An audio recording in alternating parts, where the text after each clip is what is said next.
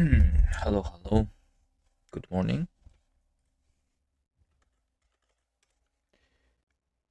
And we're going to continue casting.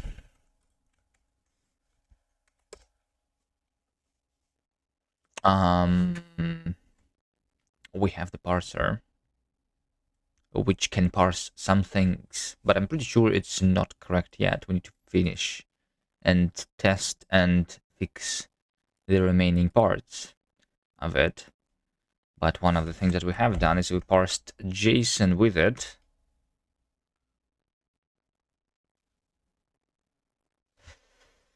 Although what we want is to parse not JSON, but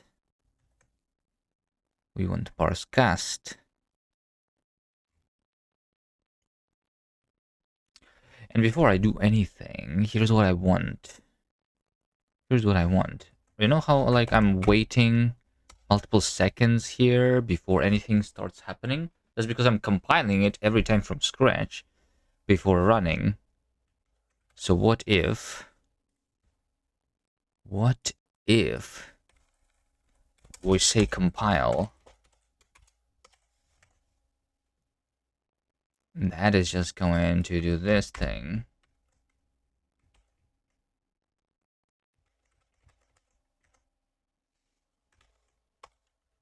Kast compile.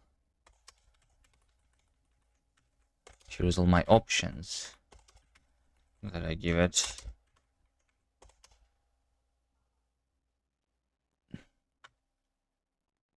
I guess I don't need quiet then. I'm compiling source main.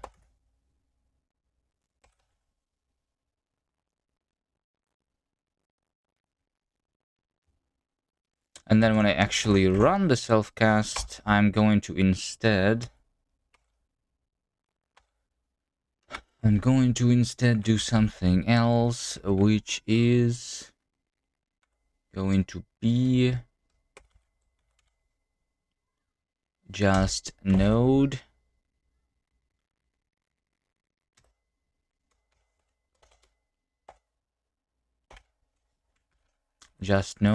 target compiled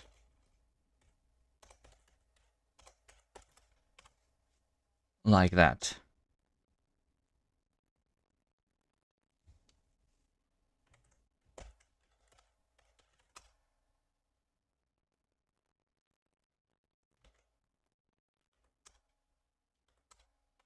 There we go. Now it's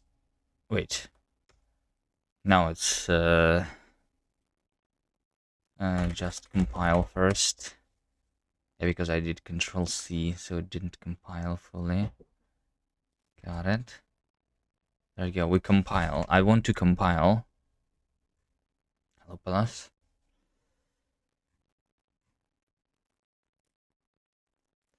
I want to compile output target compiled MJS. Right. Let's do main MJS. Main.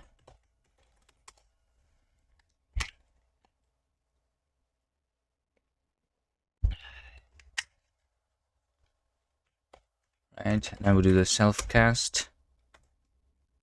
Parse JSON. And this is working a lot faster. Not instant still, because I guess there is things happening.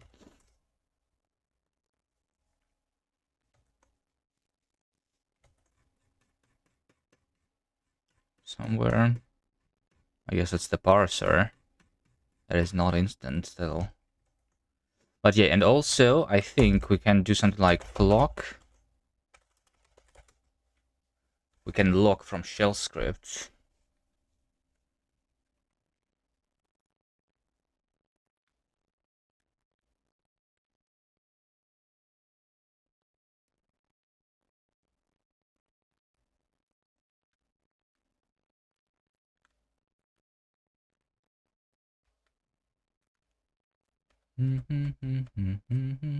When does it unlock?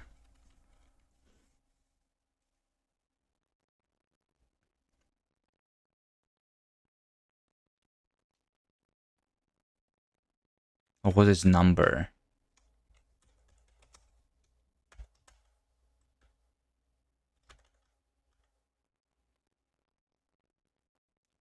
From using it as unopened file. It's file descriptor number. Yeah, I need to like give it the command, right? Yeah. So over here, in order to run, I want to flock shared target, and then we run the node there. But when I compile over here, we do flock cast compile, because this is flock target cast compile.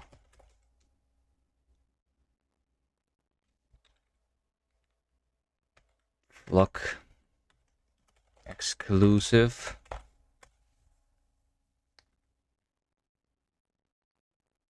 Right? So if I do just compile,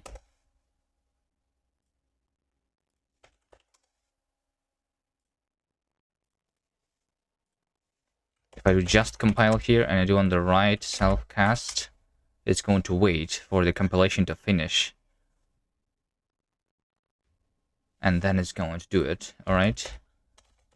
That's the goal. And then we can also, here's what I also want. Just watch. So when I watch, if we change anything, we're going to recompile. Hello, Death Razor. How do you do this? Watch. Execute a program periodically showing output full screen. No, it's not watch. I did it in project cast game example.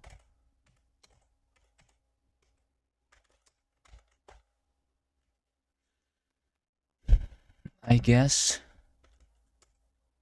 Yeah, build watch. We just do this.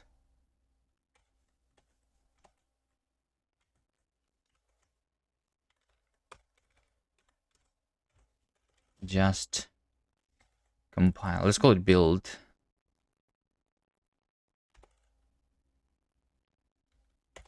Sure. So we build, and then we see if anything was modified.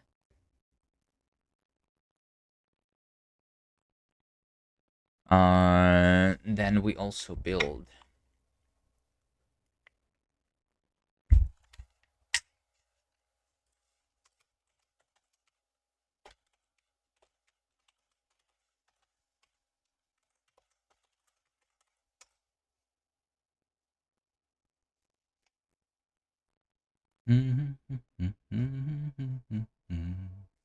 I notify wait, command not found.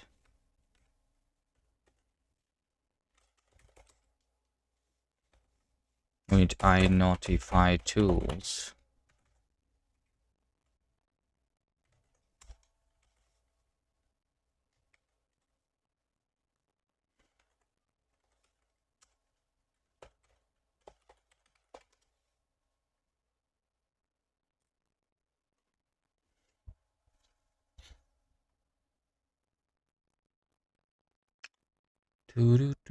What if the change happens while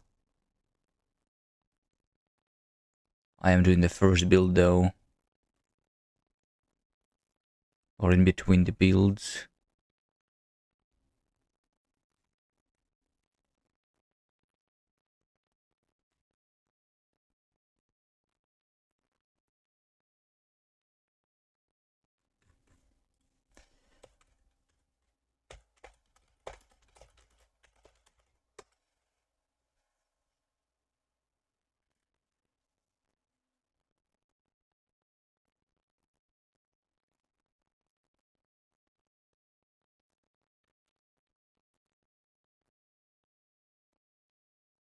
Oh, we do this. Right. We are notify wait monitor, which means that we stop. We don't stop. Okay, this makes sense. Right.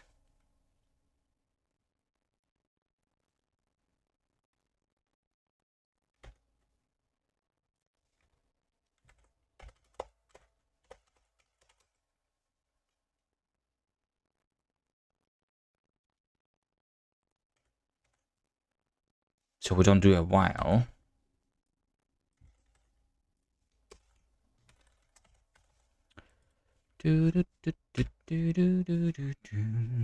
Which means that we start watching, then we start building.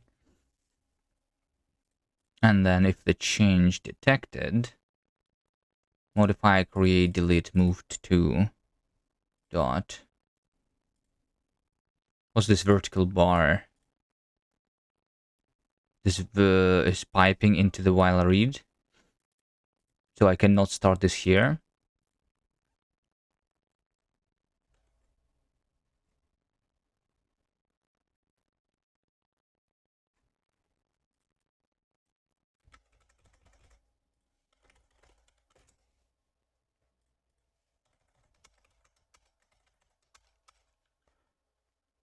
So start make before any changes happen.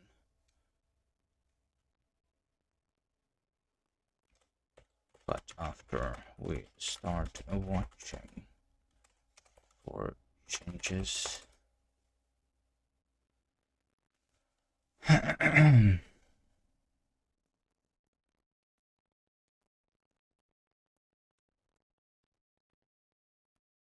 Oh, we just do this in background and then we do make.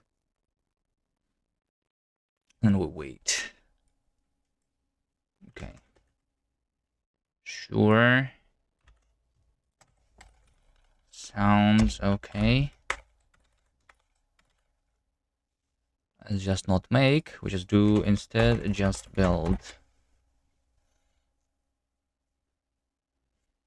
Okay. Let's see. Just watch.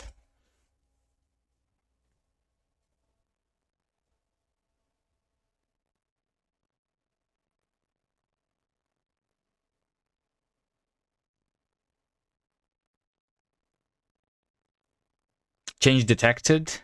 Huh? Why was change detected?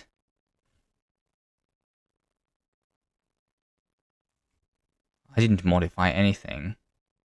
Change detected, main MGS. Oh, wait, it's main MGS. Got it. Because I'm trying, yeah, I need to like look for the source folder because this is detecting the change in the output. Makes sense.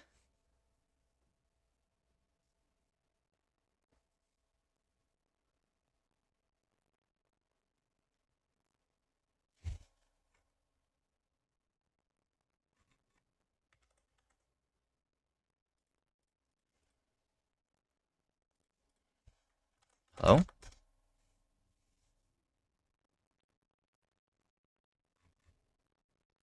Why is it still seeing the main MGS? It's not in the source.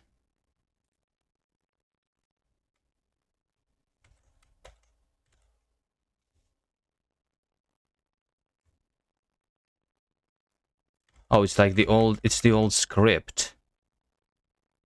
It is still running. How is the old script still running? How do I kill it?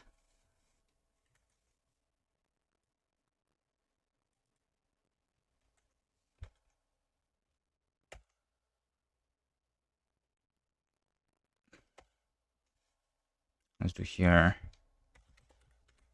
That is what? It's bash. Just watch.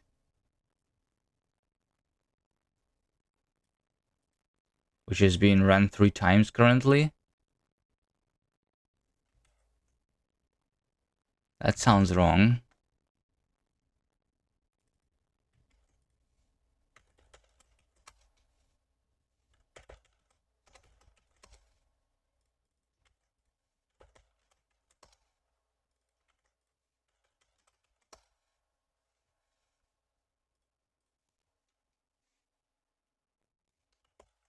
That sounds wrong. So if I do just watch.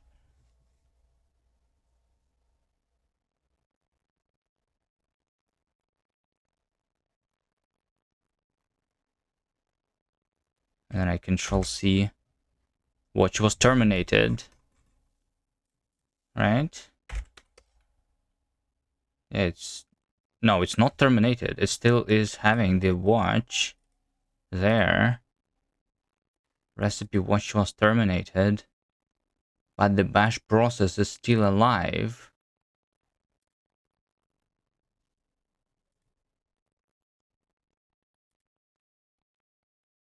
So if I change something, let's change something in the main here. 222. Yes, it detected the change and it's recompiling. Okay.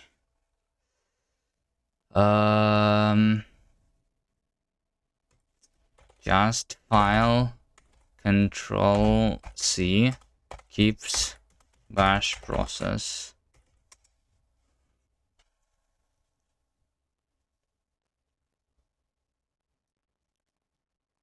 The doctor to bash subshells or commands mishandling the signal. The child process do not properly forward the interruption.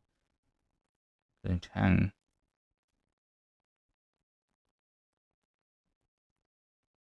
Use exec in your just file. Using exec replaces the shell process with the command rather than creating a new subshell. Ensuring the signals are sent directly to the process.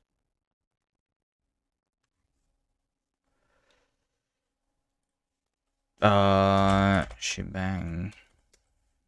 Also use the shebang command.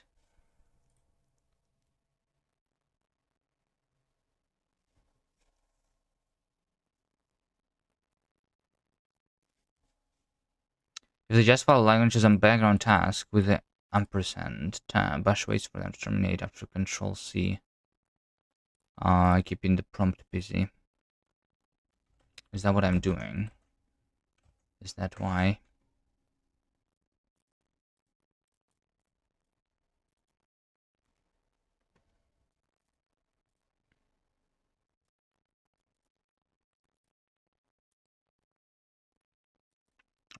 So it doesn't like wait for this. Hold on. Bash kill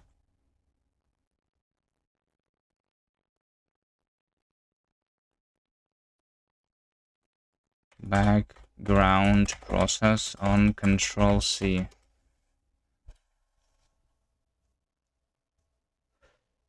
Background processes are in a different process group and do not automatically receive the signal. To ensure, you can use one of the following methods using trap for clean exit.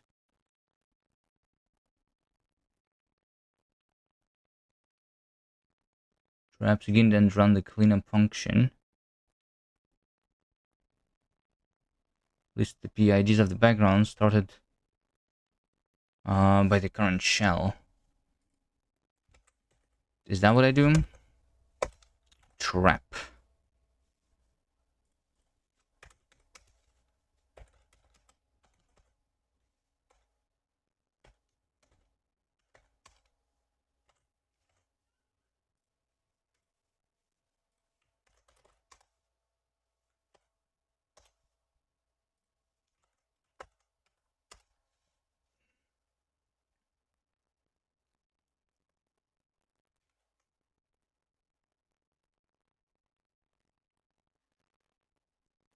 Yeah, recipe build is terminated and recipe watch is terminated because now we're doing it like yeah. Terminated by signal 2. Okay, this looks nice. Alright, so now I can just build it in the background, and then when I want to start testing it here. Bum bum bum bum bum bum bum. Watch and build in background.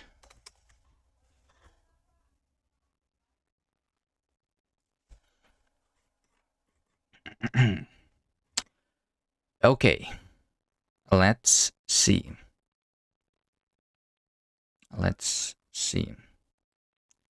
So first of all, if I do a just test here, right? So this is going to Lex all the things. Yeah, Lexing works. And the parsing. Wait, did the parsing work? Oh, it's commented out in the just file, right? this is the thing. We want to find all the Kast files and parse them. And this is not going to work because over here, I mean, I parsed the tests hello, but this one is not parsed because we have the syntax thing here. So this is the syntax extension, which we do not parse currently. Let's parse them. So we want the parser. We want the parser to be able to parse the new syntax extensions. So we want the syntax parser to be embedded here. We also want to have a new kind of an AST, which is the syntax extension. Hello, Nigel. Right, so the AST, we have empty token or rule nodes, and now we will also have the syntax node, which will have the syntax command. This is going to be the syntax command. I mean, that's what I call, right, in this syntax parser. Yeah, we have like this syntax command. It's literally over here. So this is going to be syntax parser command. And then we have the potential, after the syntax extension is done, we potentially have like the next following AST.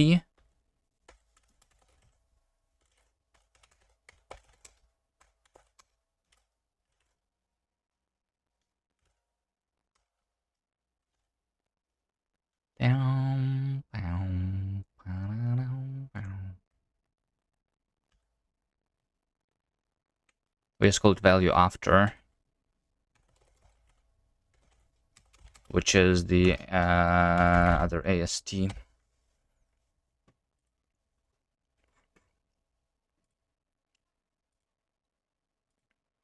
mean, I am importing the syntax rule here, so how about we do syntax rule.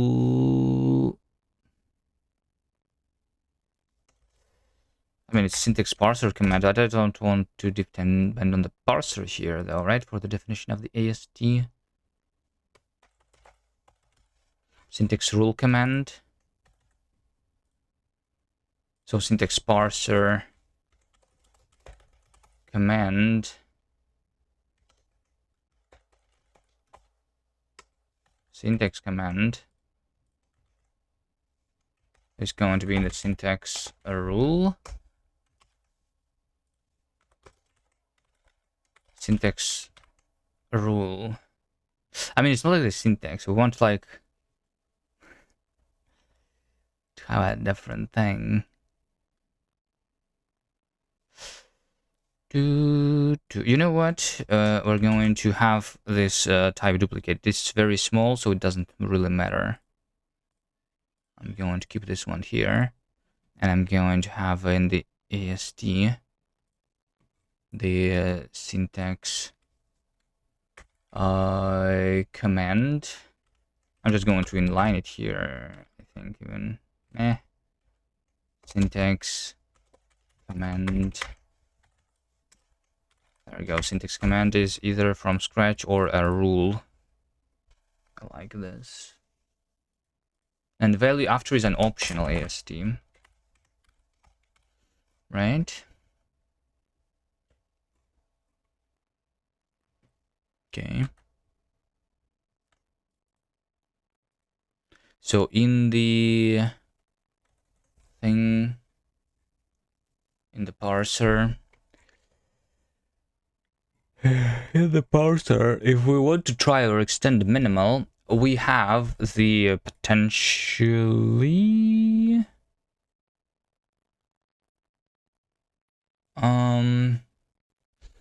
if starting value is null, we are trying to parse single token, right? But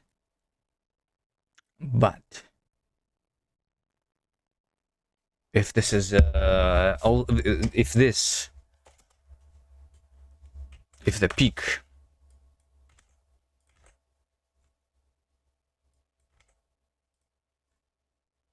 do we have peak is? I have peak is in the syntax parser, right? Yeah.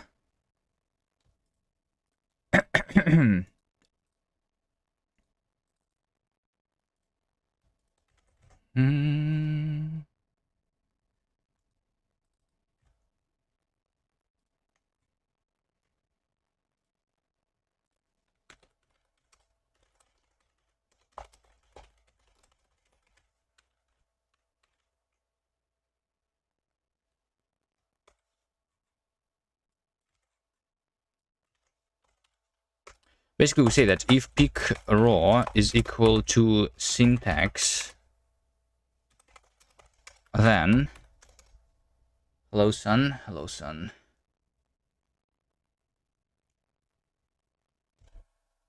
That's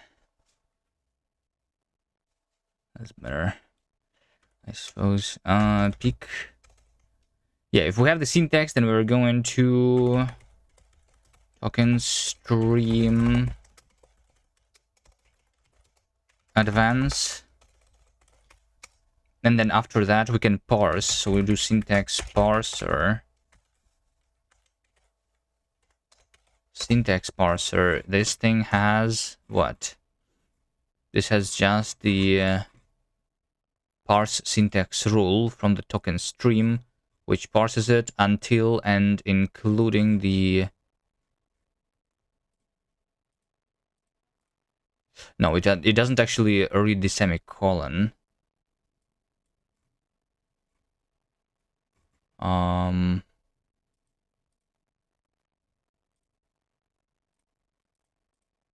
syntax. I feel like expert and advanced semicolon, that should not be here. But it should be like over here. There we go. We parse syntax command, and then we want to see the semicolon after.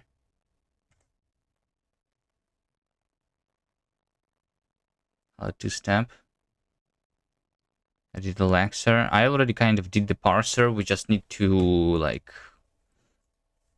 polish and fix the bugs because I did not test it. There's probably a couple bugs here. I parsed JSON with it. I parsed a couple of simple files.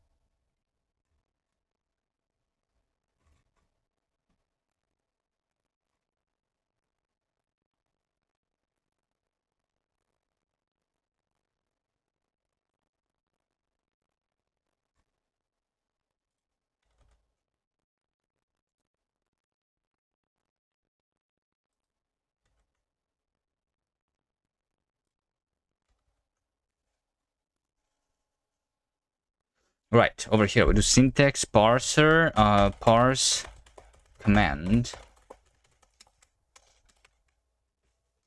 from the token stream, right?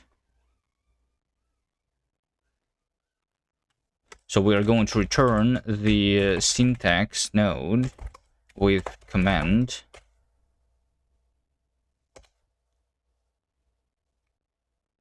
We need to match this command because it's a different type, looking the same.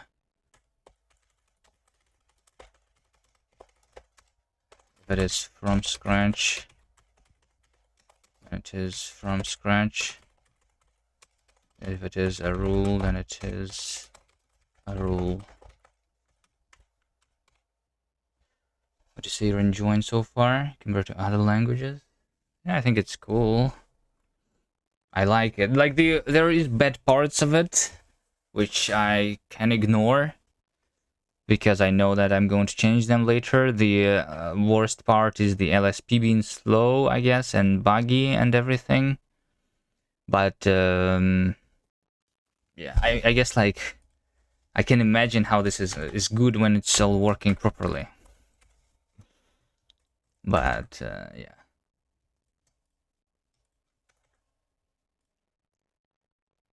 It's kind of not working properly currently.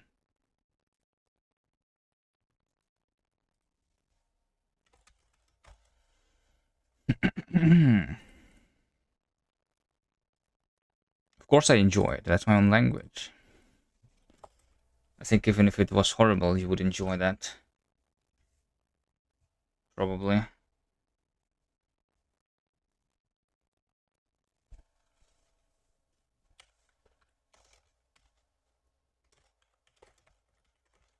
So value after is going to be the value after.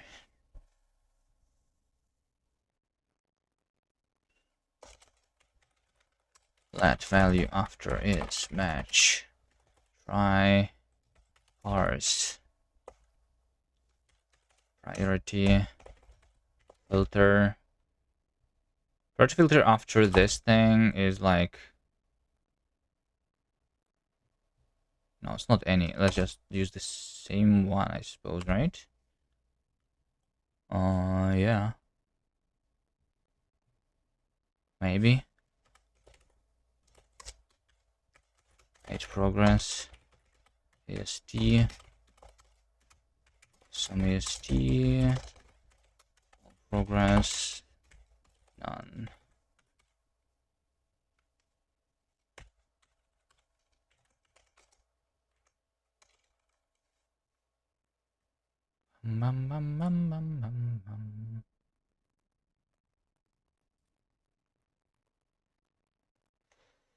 Parse result is not equal to made progress.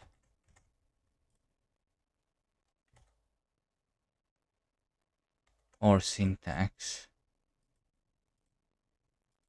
Oh, right. So this should be what? This should be made progress with the syntax node.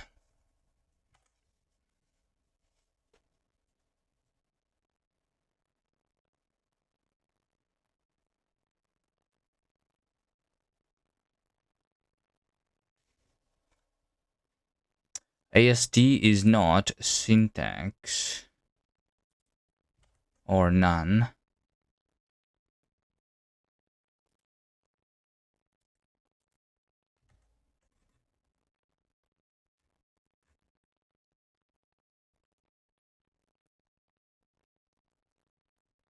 No, wait, AST is not syntax. Command value after.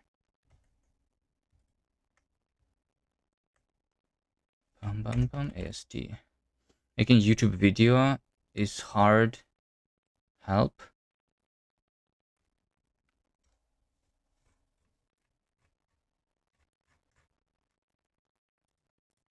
Help is hard. Help. What is the video that you're making?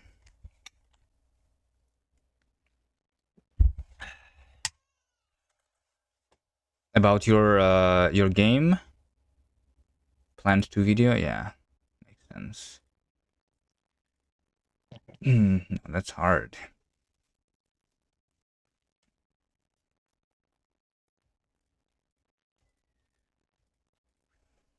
If I was good at making YouTube, I would be popular already.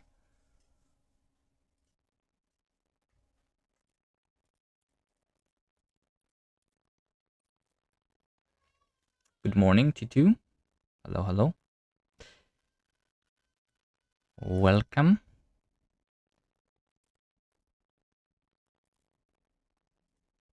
AST. Syntax. Command value after. Alright, so the error says that AST is not syntax. AST does not have the syntax variant, basically, which is Oh, right. It's not ASD, right? It's ASD shape. So we have the ASD where shape is the syntax, and then we also need to give it the span. You've seen my old videos, you're pro. Kappa. Yeah, that's a big kappa there.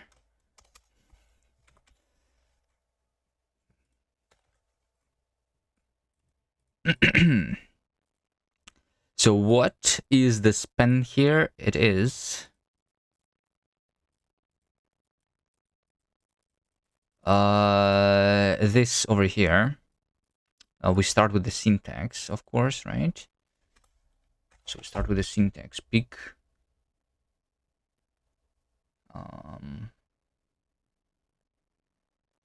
pick span. Let's not call it pick anymore.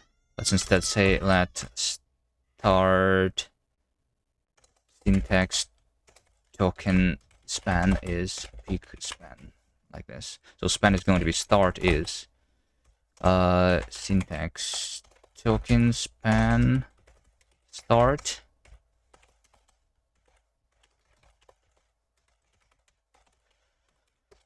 But the end, what's the end? The end is depending if we have the value after, right? So we're going to match the value after. If it is some AST, then it's going to be AST span end. But if it's none, then it's going to be coming from the command, right? And this doesn't even have it. It's almost like I want to know.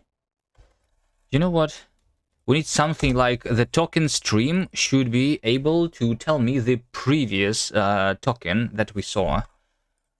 And that's all, right? So we would do just token stream token stream previous token. Previous token, it must have been there. So this would return me an option, and then I would do option unwrap.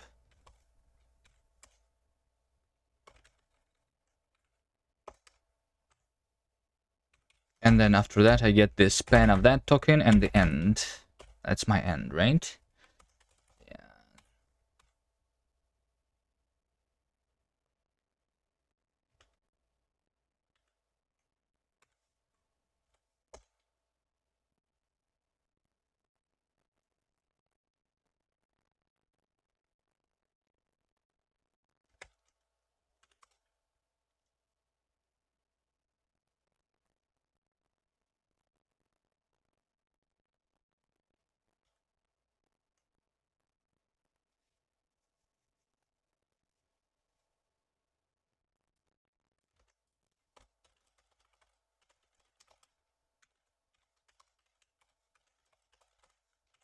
So this. Okay, so token stream needs to know the previous token. So previous is optional token, right?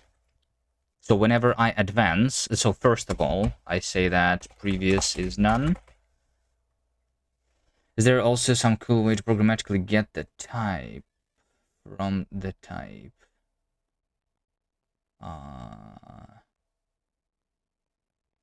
I see. The type of the variant, right? Of the variant data. Similarly with the type of currently, we will make a dedicated like functions for that though, eventually. But you can do something like this. You can do something like this.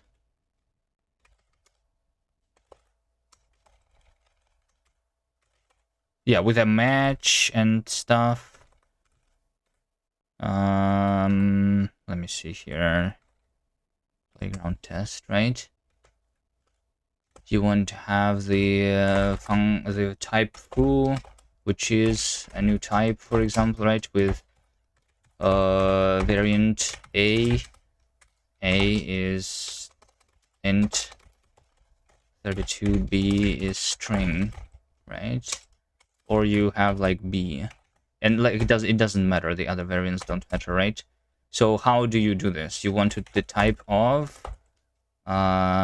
something like something like let a data be underscore of type foo, right?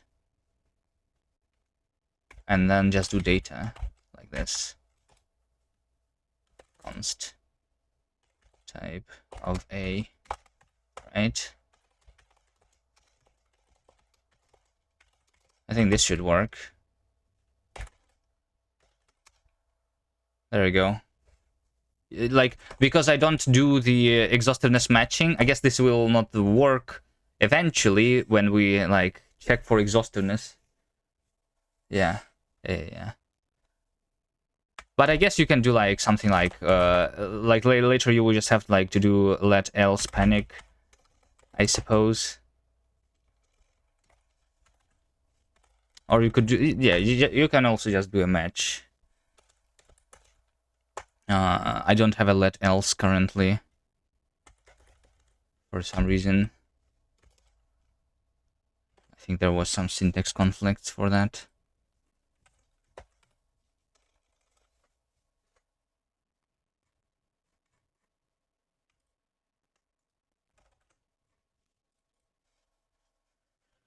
All right, so the prev is self token stream returns optional token, and this just returns self prev.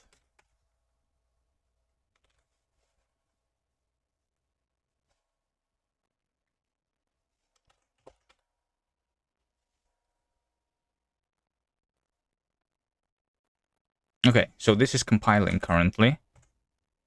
This is compiling. So if I try to parse now, we are still going to have this unwrapped none. Wait, what? I have actually unwrapped none. Probably over here, right? Token stream prev. Oh yes, because I never said it, right? So when I advance, I need to say that self previous token is the one that is currently in the peak, right? Like that. Makes sense.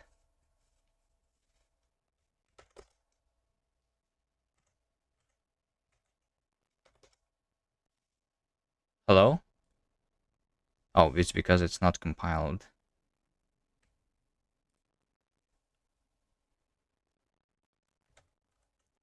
Right, because this is going to be peaked. It's going to be some peaked. There we go.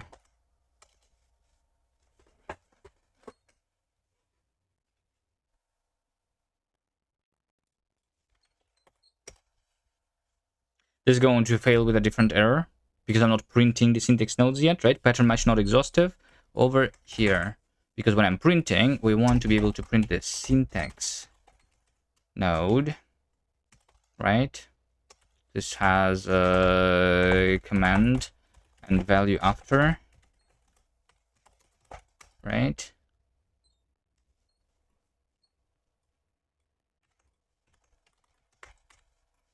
Okay, so let's say that I'm going to do the yellow thing, which is going to be based on the command. If it is from scratch, we're going to write from scratch. I guess I also do want to like write syntax here.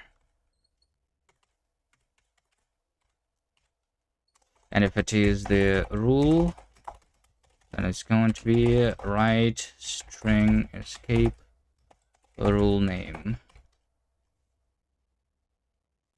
Not string escape, escape string. Right?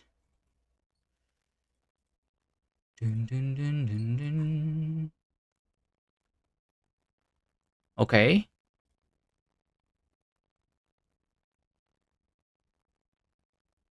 And then value after is going to be something. So we say that if value after is sum, then I'm going to I want to print it in the curly brackets probably or something. So we'll do output increase indentation, and then we were going to write the opening curly bracket and /n, and we say that if value after is some value, then we are also going to do the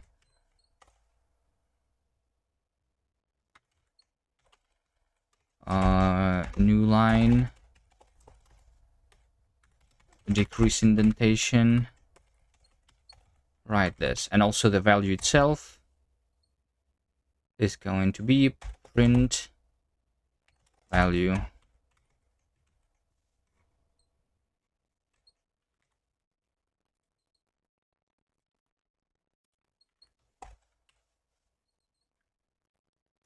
Escape string, that's in the common. Dun, dun, dun, dun. Okay, it's compiling.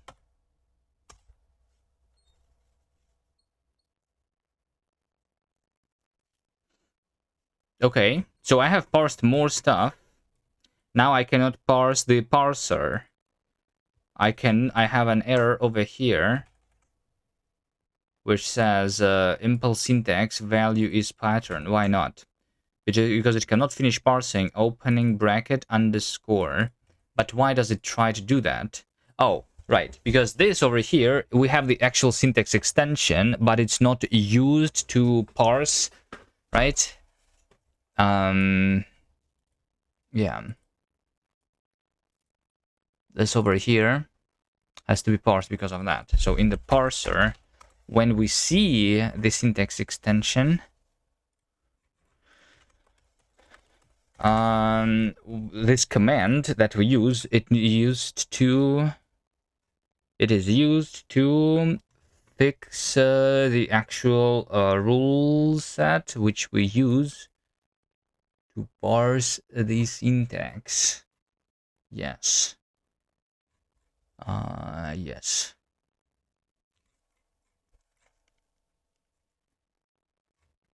So what I do here is, like, even before I try to parse the following value, right? But it also should be local, so it is like a new context. So we override the context, we override the context rule set, right? All of the other things are from the current context, but the rule set needs to be changed. Which means that I need to like copy it, which doesn't work currently, I think. Yeah, I need like a deep clone of this thing.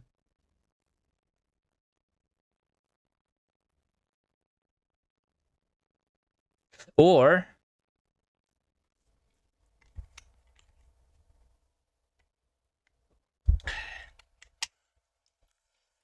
like, do I actually need the clone trait? Yeah. Like, technically, I have not needed the syntax extensions to be like local to the scope, right? If we just have the syntax extension, it just works for the remaining of the file. I think that would be fine. That simplifies this thing here. I don't need to implement the copy trait then.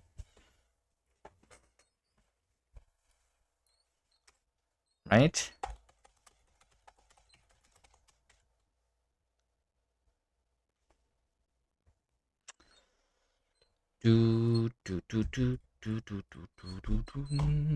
Okay, so we are going, yeah, and also over here, I guess.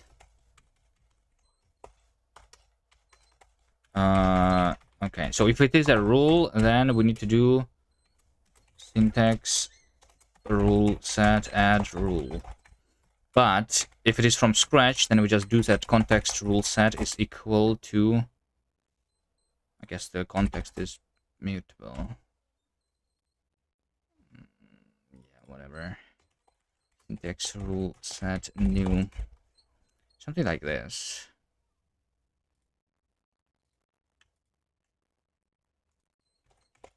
Should work.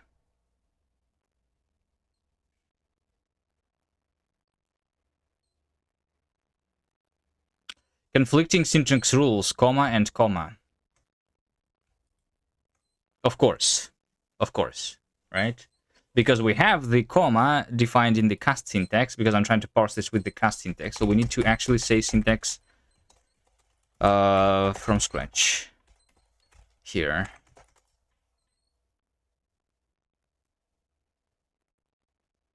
Right? Okay. Nice. Now we want to parse the source position. Also, there is something without the new line. It's probably in the main. Yeah, we do AST print, and then I want to do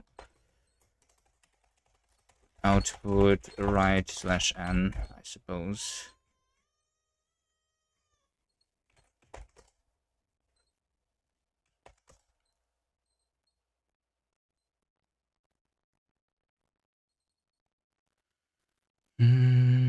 Okay, we cannot parse the span over here.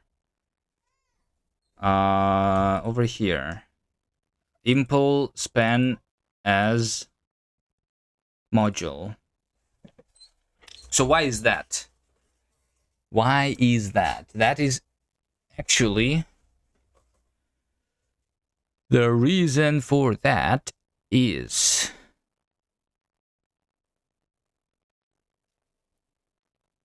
we have the syntax of ASB, right?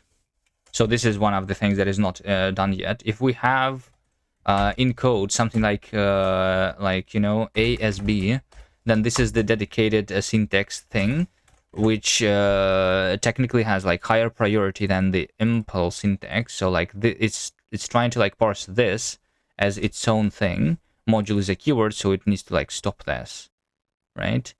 So the thing is, we have this span, and we're trying to extend the span, right, to the right. So we know that there is a syntax that starts with a value followed by the as. So we are like grouping this together, and then we try to continue. The module cannot be used to continue, so we report the error. But what we should do instead is we should use the as a continuation of the previously of the syntax that we already started parsing. So this is one of the other missing parts of the parser. We need the continuation keywords, the keywords that can be used to continue something that is currently being parsed. And instead of starting a new value, we want to use the that. Right, so our context will have the continuation keywords. It's going to be the set of strings.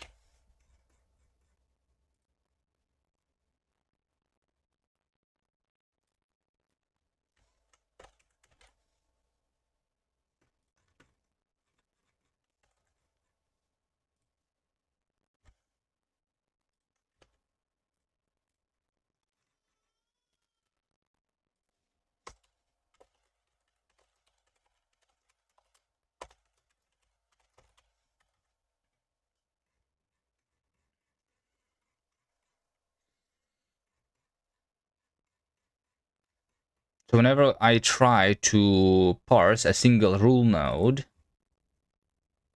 since I have not made progress yet,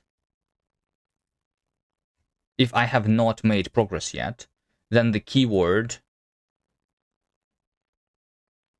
should not necessarily be followed, right? So should follow edge is if edge key is keyword,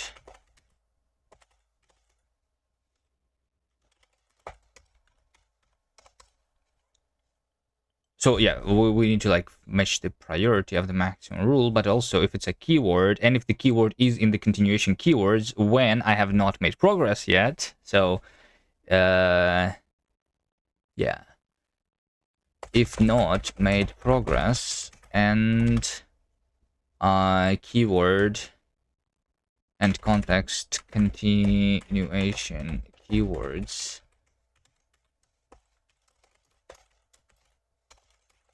contains the keyword, then we return false. Here we do not continue with this.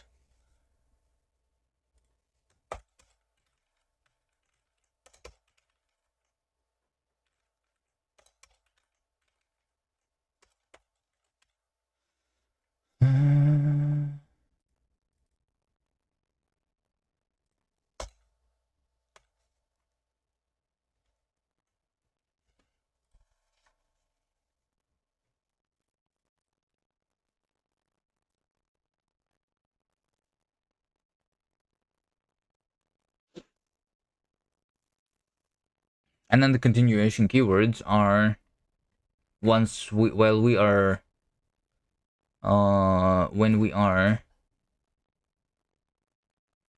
it only matters when I'm following the inner edge with the value technically. So we say that this over here should be the continuation keywords,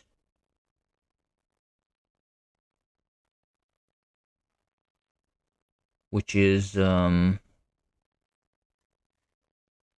current continuation keywords plus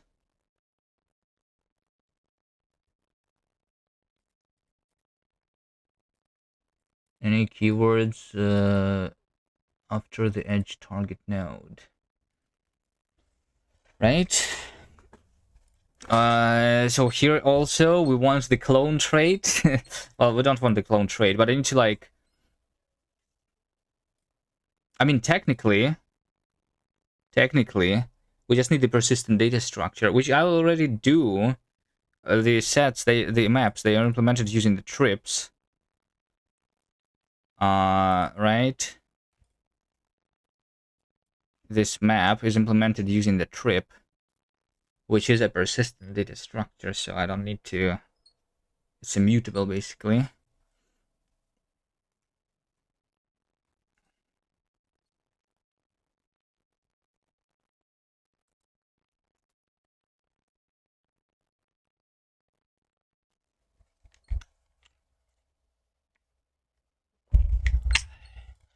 Let's have the function clone here.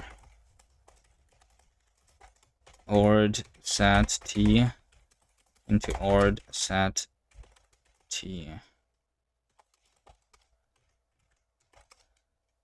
I'm just going to cheat here a little bit. We say inner is. I just need to like copy the things from self inner like that, and that is going to be enough.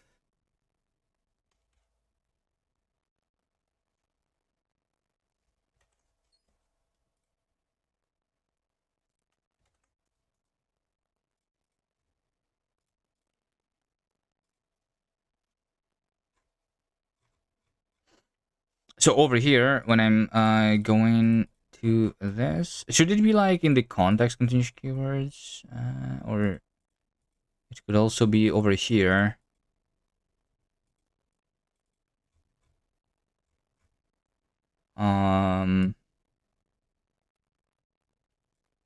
Instead as the argument.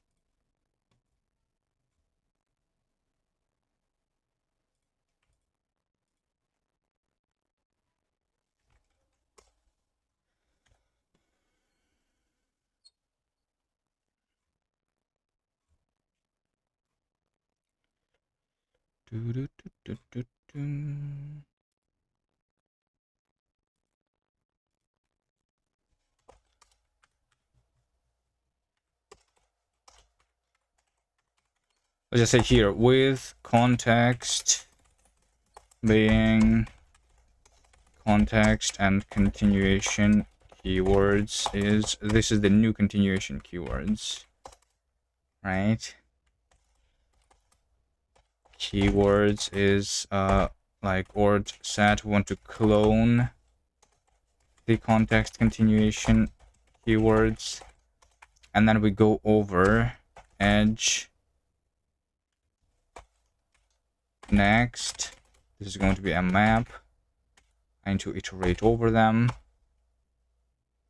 for key value can be ignored. I mean, let's just say edge in for next edge, I guess. We say that if next edge key is keyword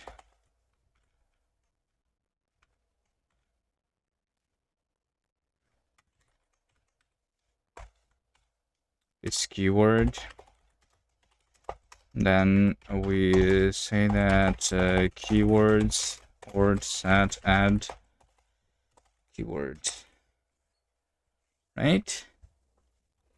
Something like this. And that's my new continuation keywords. Field next is not there. It's because it's field target next, right?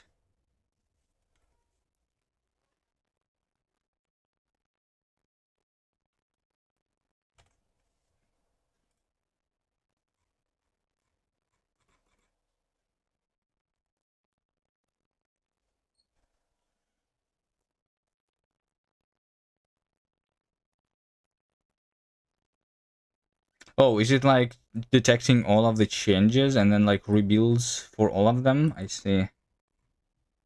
And to like skip all of the previous changes, I think. Reference to ord map is not ord map over here. I need to take reference to this.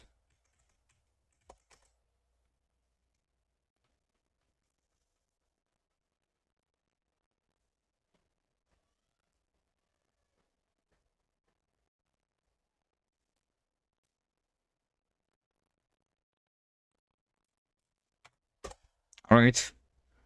Let's see if this is going to parse everything. Nope. Now the dependencies URI source lib.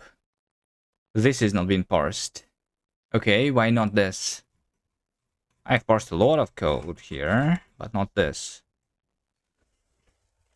Alright, it says that cannot finish parsing opening bracket underscore.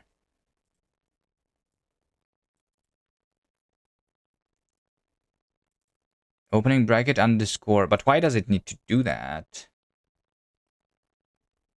Why is it trying to do that?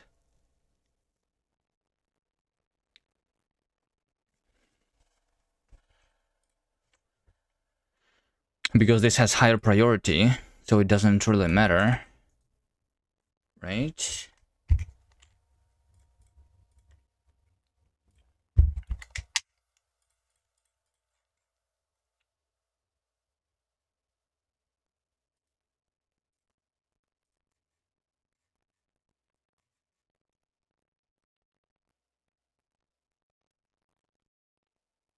Oh, wait a second. Continuation keywords is everything that I can follow with the next thing.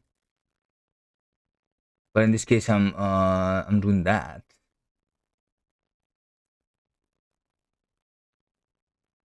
Wait. Yeah, like I'm in the value.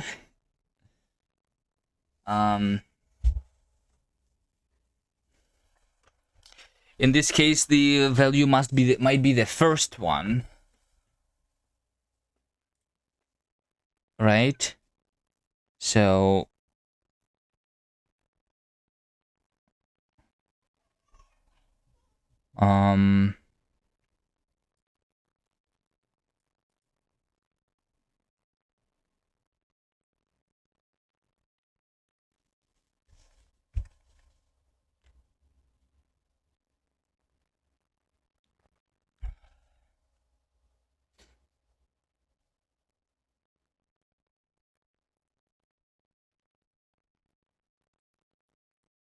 Yeah. No, this is not correct, right? I'm trying to...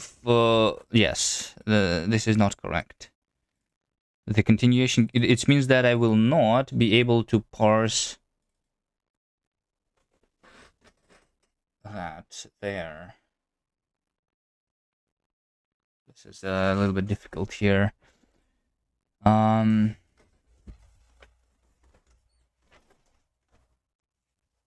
Continuation keywords. This means that I should not parse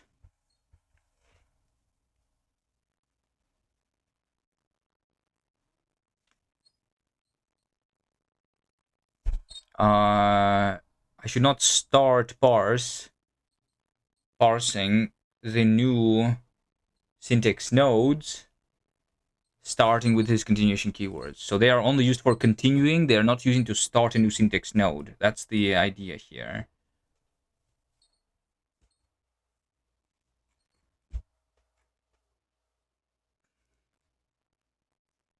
Which is why if I had not made progress, then I don't do that.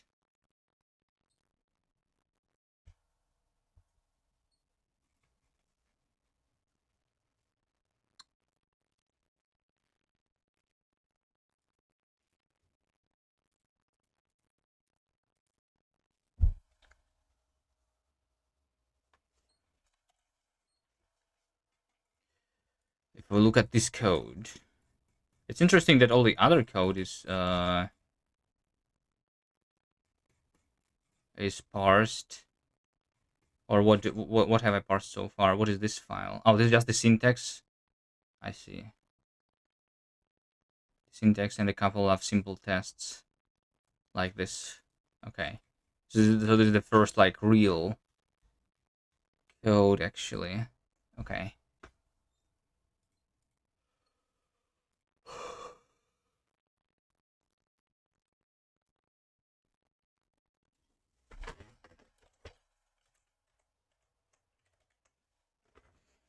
What's the correct logic here? Continuation keyword.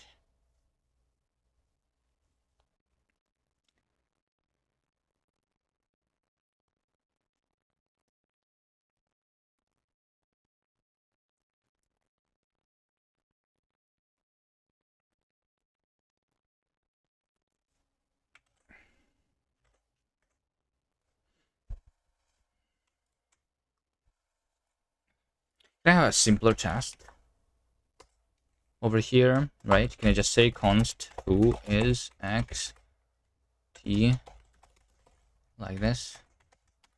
Parse this for me, please. Self cast parse tests test. Wait, no, this is parsed. Huh? Why is this parsed then?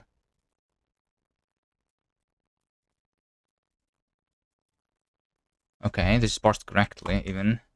It's because we have a module? No. It's because we have impl Yuri as module there for some reason. No, wait, no, this also is being parsed. Okay, let's copy paste this code to fully.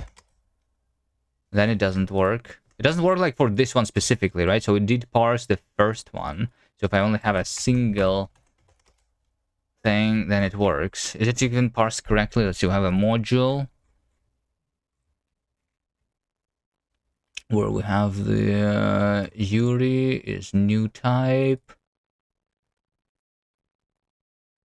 with trailing comma. We have path is string.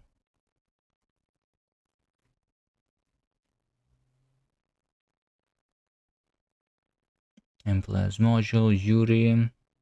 Implementation is a module. New path is argument with path being string. This seems correct. So like, okay. Let's minimize this then. Or wait, is it? Can I like simplify this then by saying something like this? And this is also not going to be parsed. Is that right? Yes. Okay, good. What if I say const foo is 1 and I comment this? Then it works. What if I say const foo is 1 here? It is still doing that. Okay. So the question is, what have I parsed then, right? Let's see what I have parsed so far.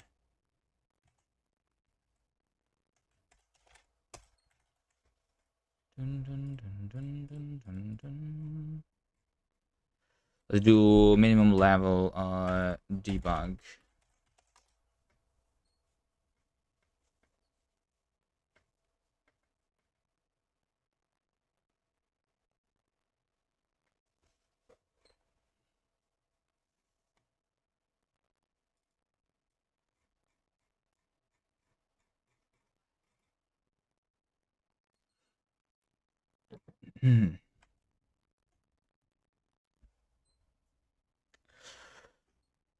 Try parse. Mismatched keyword. That's that. Those have been collected for the core scope. We parsed this thing. Hold on, okay. I need to look at the parsed, right? Yeah. Parse this, parse that. Then we parsed this thing. Then we parsed that thing. So this entire thing has been parsed. Along with keyword semicolon. Try parse. Okay, so what's happening here? We're trying to follow with the keyword semicolon. I'm trying to parse the new thing over here. So we are having the const to string.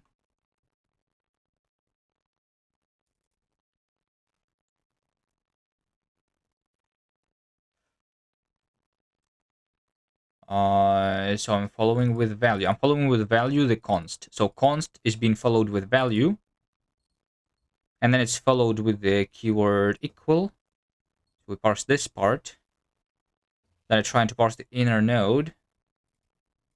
Parse single token self.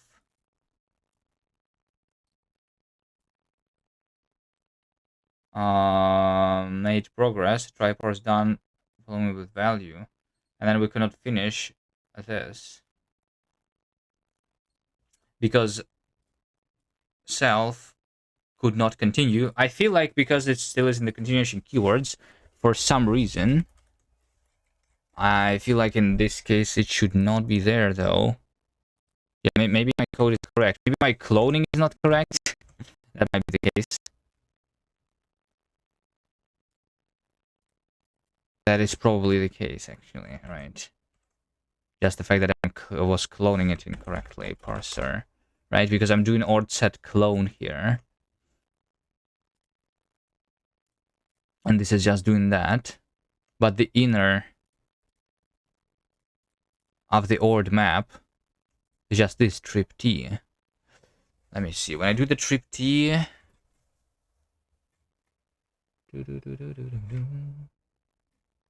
Yeah.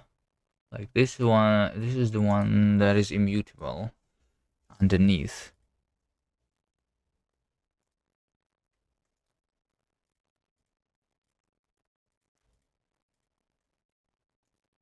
So I was thinking if I clone this, it should be fine.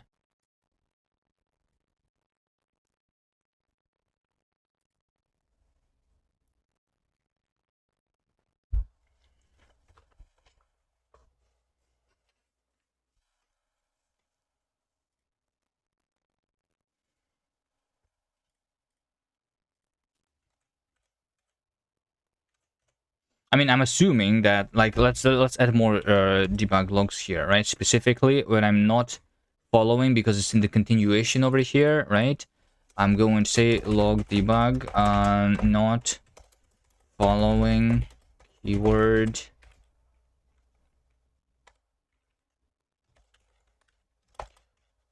escape string keyword.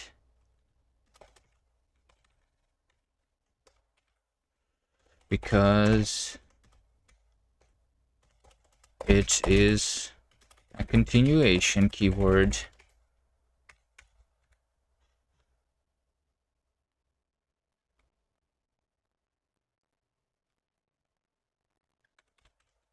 Right?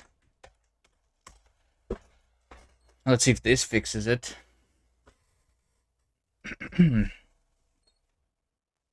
Yeah, see, it says not following the colon because it's a continuation keyword, but why is it in the continuations? Well, I mean, oh, wait. No, I know exactly why. It's because, okay, this is the one other thing that I forgot about. Over here, I'm trying to parse this value, right? So this value can be followed by a colon over here, right? But at the same time, we're opening the parentheses, which resets the priorities because we can parse anything. And when we can parse anything, the priority, the continuation keywords should be reset because I can start parsing anything literally again, right? Yeah. I can literally start parse anything again.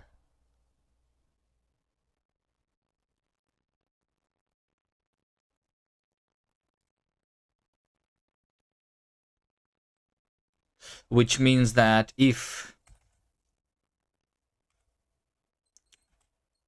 if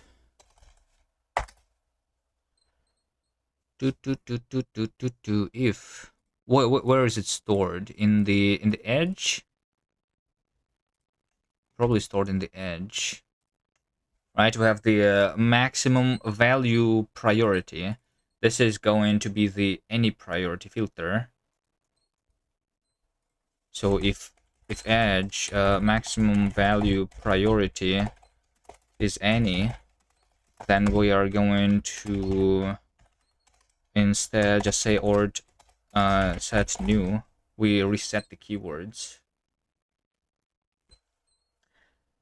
Do you have bindings to patterns? A at none. No, I don't have that yet.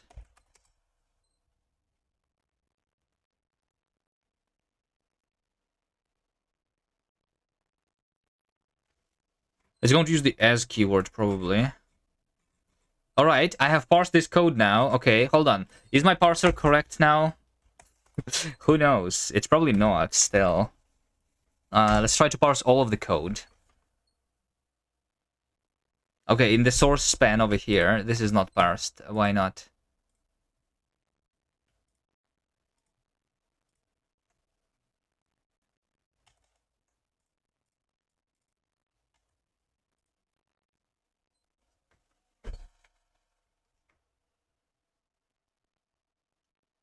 I'm not following the opening bracket because it is a continuation keyword. That makes no sense. The last thing that I parsed was this thing. So this thing was like the its own value for some reason. But before that, we parsed this. And before that, I parsed this, right? So when I parsed output right, it says that opening parentheses is a continuation keyword. Something is wrong here. Why is this one a continuation keyword over here?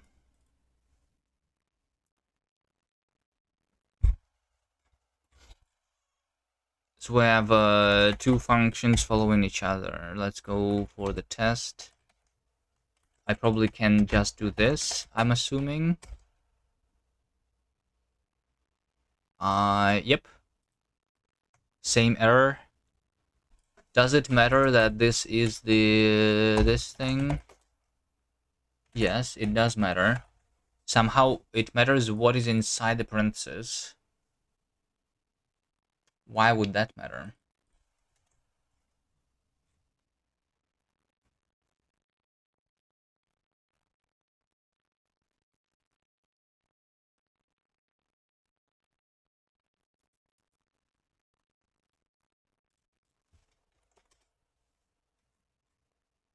Why would that matter?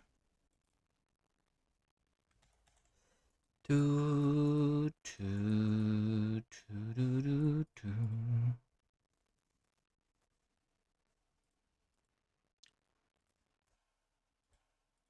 Well, this here is almost like I'm not resetting my continuation keywords after I call this. This is supposed to be the local context to this scope. So when I'm out of here, I'm supposed to see the previous continuation keywords, right?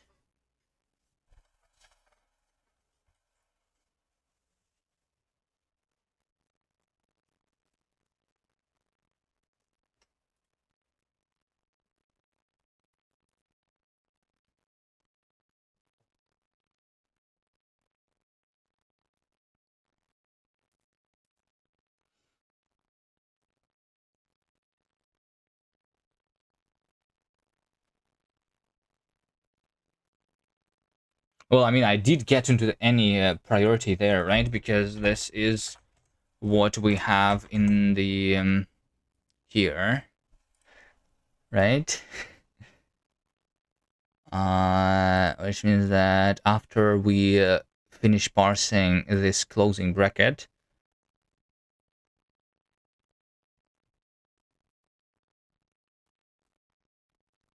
I mean, after we finish parsing this value inside of the parentheses, basically, even before we see the closing bracket, the continuation keywords should go back to the original ones.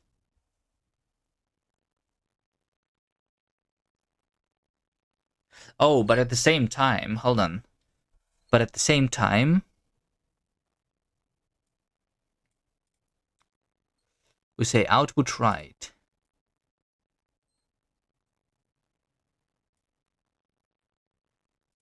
Right, so this is followed by that.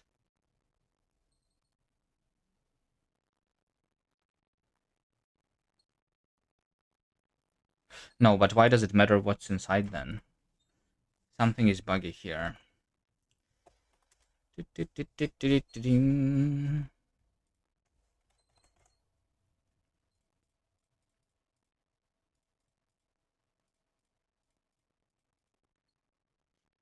I can try looking at my previous implementation, but I think it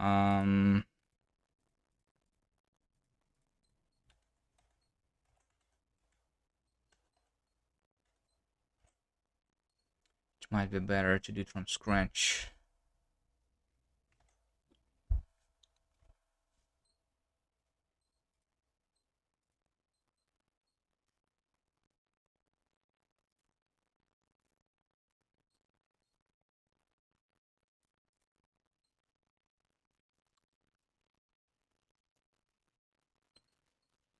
Do, do, do, do, do, do, do, do, do.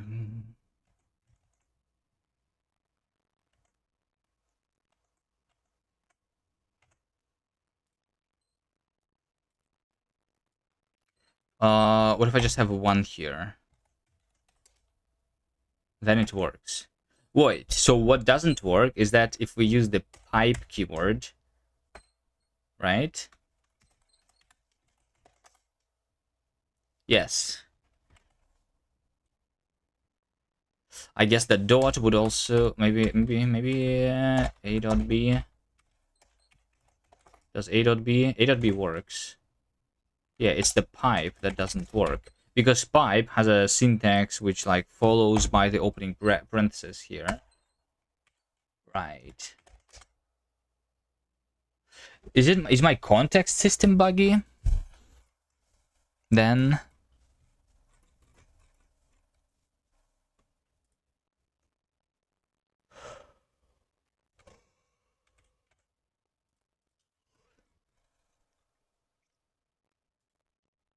all right, let's do this thing here. Log debug. Looking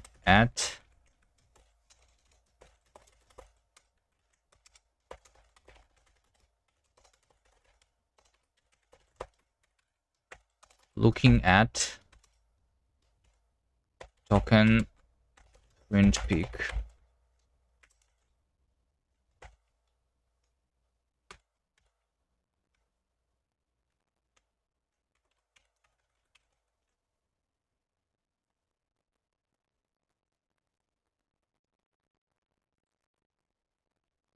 right?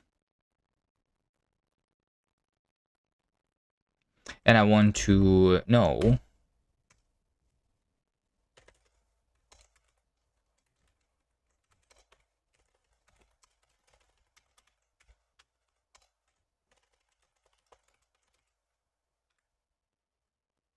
continuation keywords. And then I just do for keyword and context continuation keywords or set iterate output right escape string keyword. Let's do that.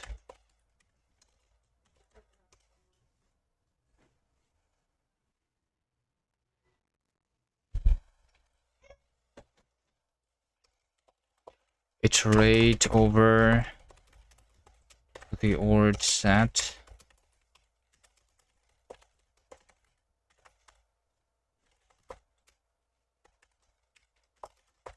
That's just going to be self inner word map iter map. We just have the key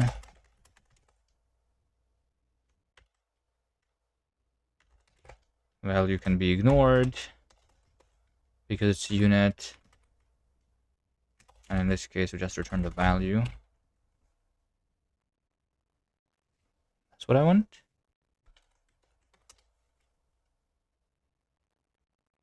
All right. So yeah, I'm looking at this. The only continuation keyword, by the way, is the opening bracket, which is weird, right? Wait, hold on a second. When I'm looking at this semicolon over here, the continuation keywords are empty.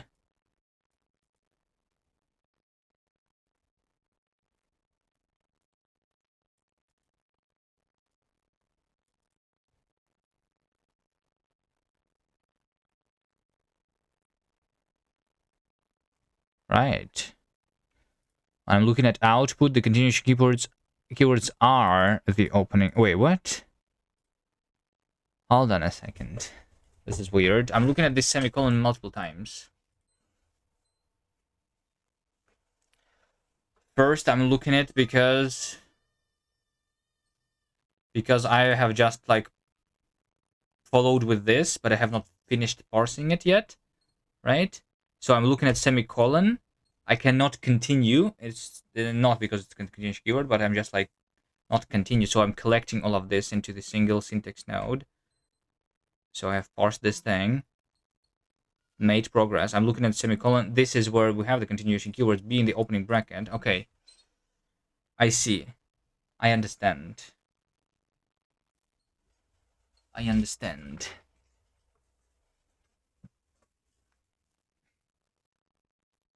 Although this is correct, I guess, that the continuation keyword is the wait. Yeah.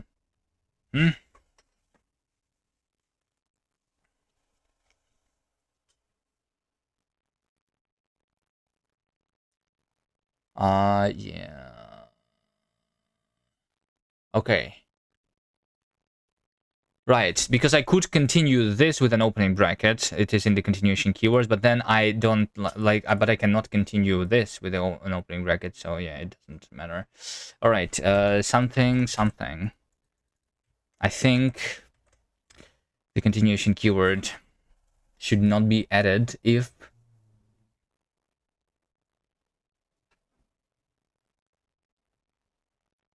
like I should not add the keywords which I can follow if something.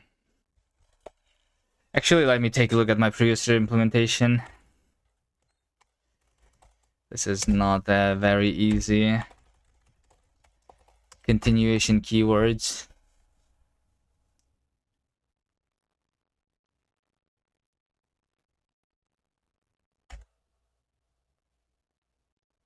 So when I'm trying to continue with value, we say the continuation keywords is if the next node value filter is any.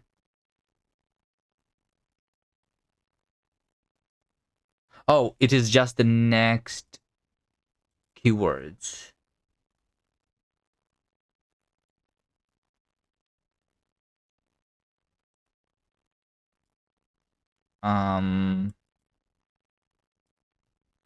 That's next keywords.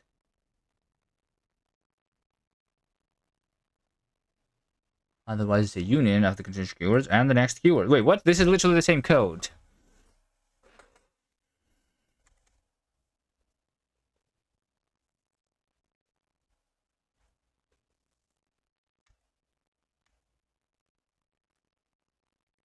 This over here is the same. This over here is almost the same.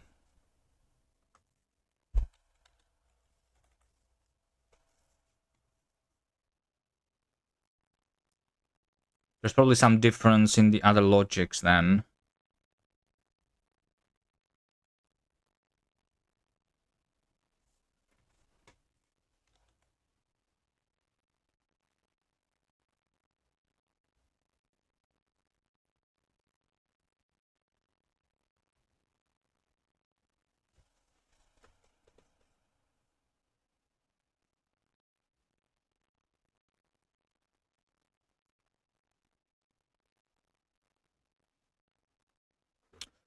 Like the only difference is that this over here is not new, but it's only the next keywords.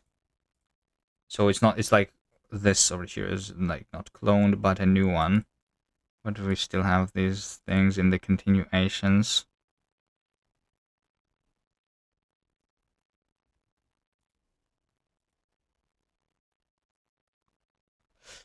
Which actually makes sense, I suppose.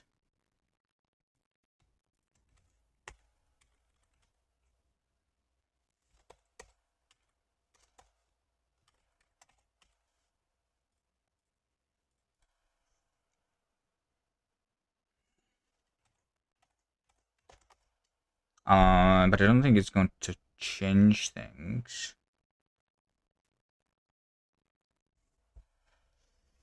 It's not.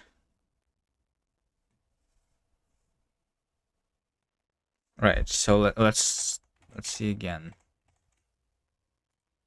Like, it is a bug somewhere. I'm not sure if it's the bug in the parser. Let's see it again. Oh, wait.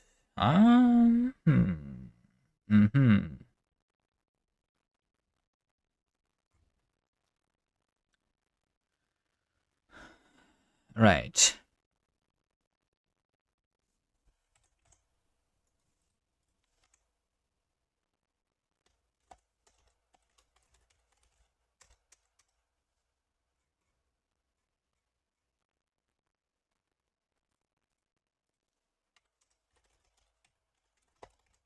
Let's just slash n here.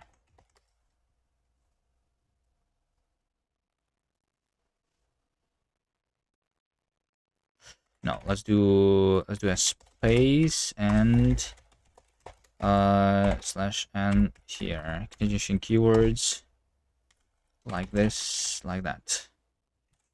So they're all going to be on the one line.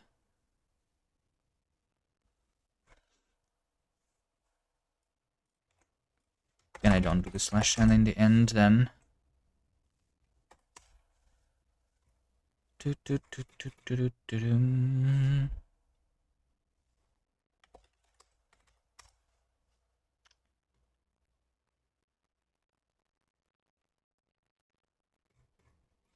All right, let's see here. We start.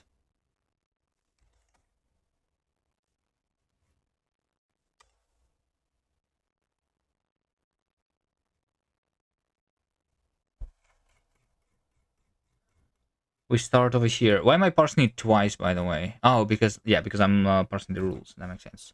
Okay, so when I'm parsing this, we look at this dot. We don't have any continuation keywords at this point. All right, we're looking at right. We don't have any continuation keywords here. we're trying to parse. We parse this. So the first continuation keyword which has something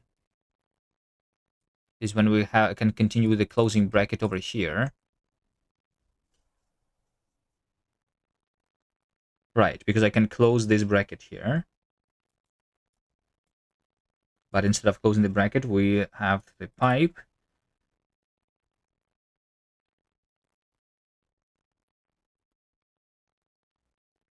So we start the new one with the pipe. We do this. So I've parsed the token B. Now after A and B, there is potentially the opening bracket here that I can continue with. So I have the continuation keywords, which are both opening and closing brackets, right? Now, after I have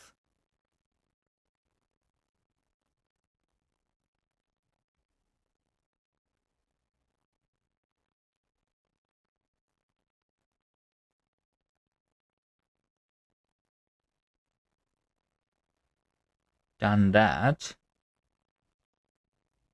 try parse is done.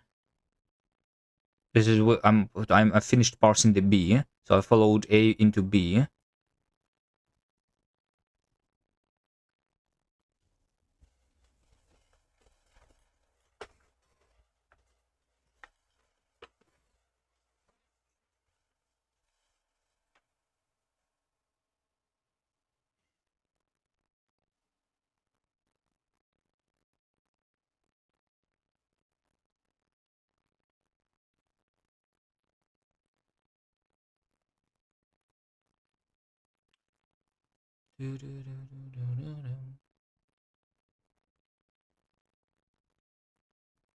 Why is this the order? Collecting values for the pipe.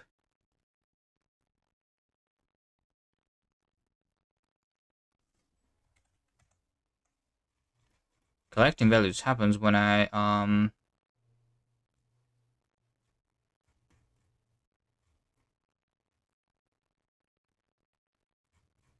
finish this loop, right?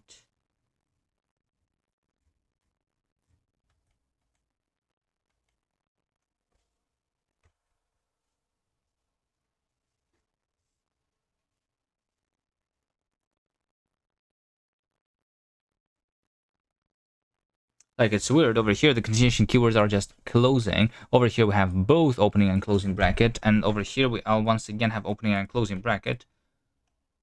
When I'm looking at this closing parenthesis, for some reason.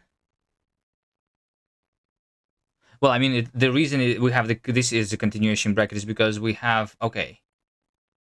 Right, it's because we have the value, and the value followed by the non-opening bracket is like focal in a function, I guess, right?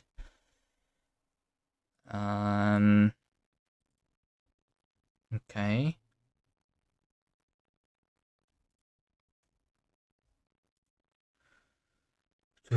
So now we only have this. We're looking at this semicolon. We have 0 continuation keywords. So I have collected the values for the core apply. Matching group. I matched a bunch of things. I've parsed this thing, calling the first function. Now I'm looking at semicolon. Okay, now when I'm looking at this semicolon, I have the continuation keywords being opening and closing bracket. That makes no sense. That is actually incorrect. This one over here is actually incorrect.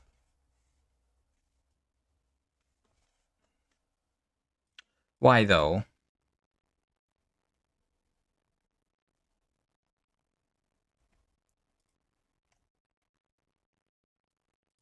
They were empty over here, and then they are not empty over here.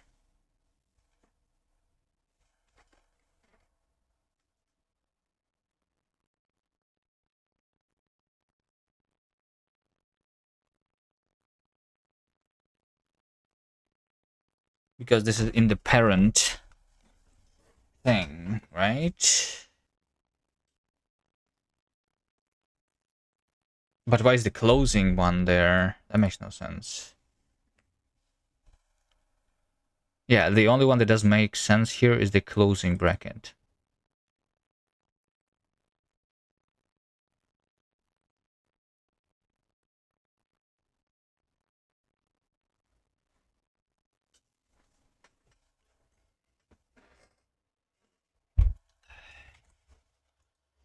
Bum, bum, bum, bum, bum, bum, bum. How about I want to like know what are the partially parsed things here, right? I want to know what are the partially parsed things here so we can like print them properly. Like print the current parsing state including the recursion, right? That's what I want. So I want to have the context.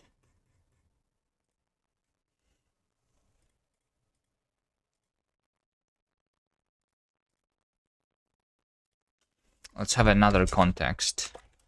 Parsing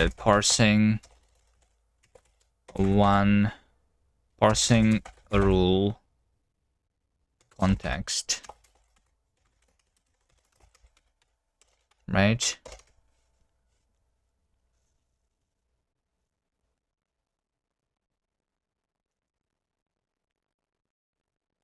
Where I would just like, you know, have the print function, which just prints it, and that's all.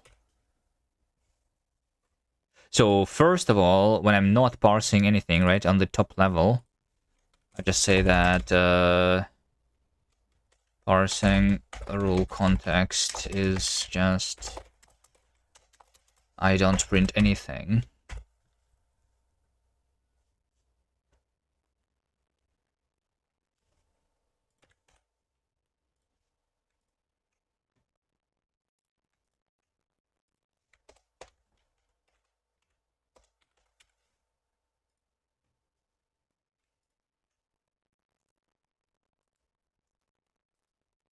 Right? But when I'm trying to parse a rule node over here, we have the parts. Here's what I'm going to say. I'm going to say that with let parent parsing the rule context is current parsing rule context, right? But then I say that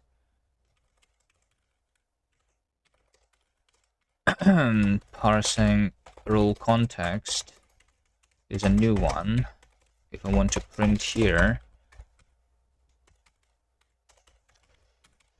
then we do something like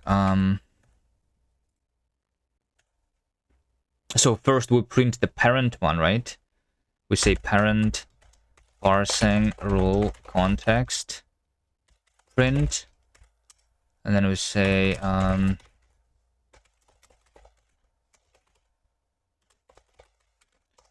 output increase indentation.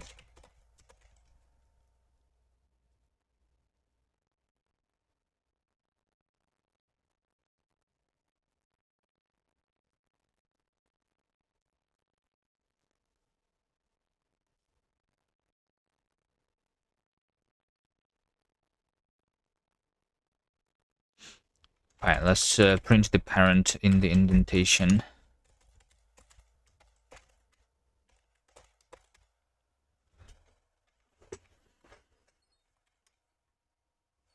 Over here, I just want to print all of the parts.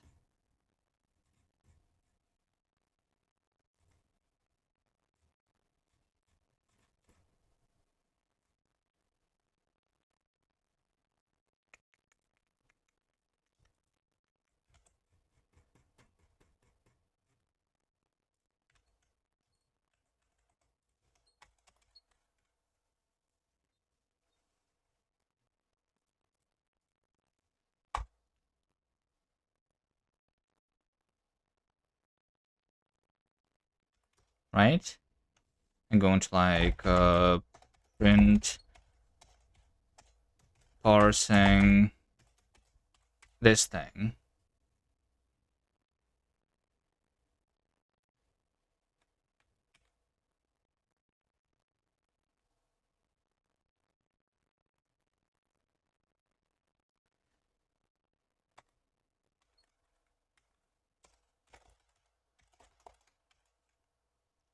in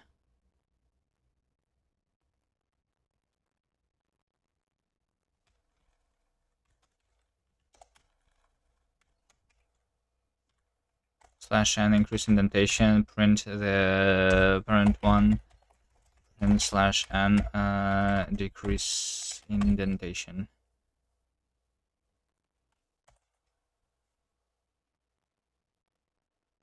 Is that what I want?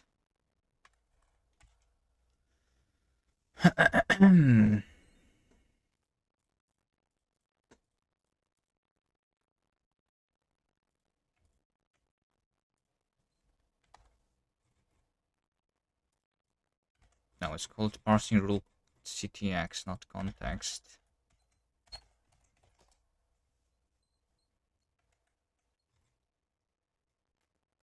So yeah, let's say looking at this, and also over here we're just going to say current parsing rule context print. How about this?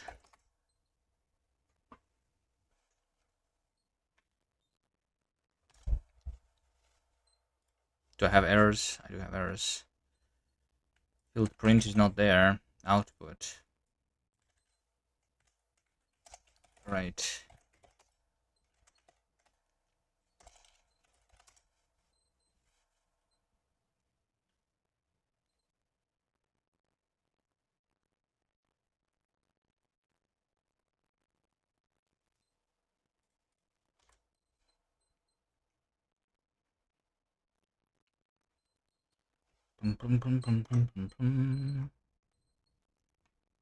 Okay. Parsing underscore and parsing underscore and parsing underscore dot.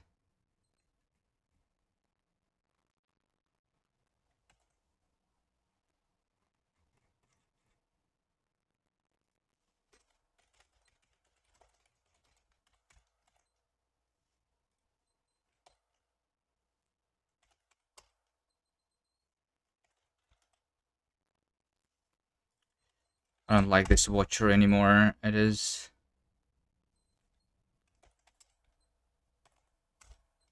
just wrong. Somehow.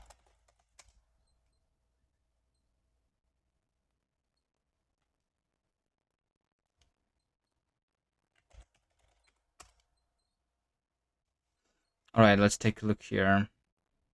Wait, this is doing a bunch of extra lines.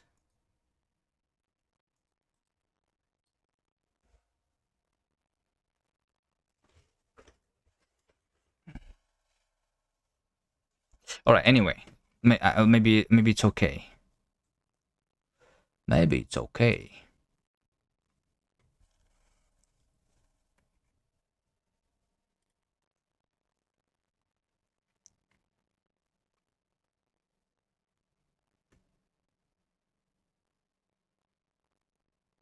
Alright, I see the issue, I think. So we were parsing something dot something. Something dot something.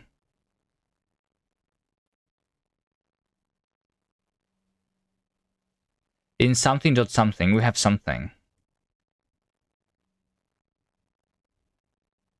Which is this last thing, I suppose, right? And this last something is something opening bracket. So this is like on the right side of the output. That's not correct.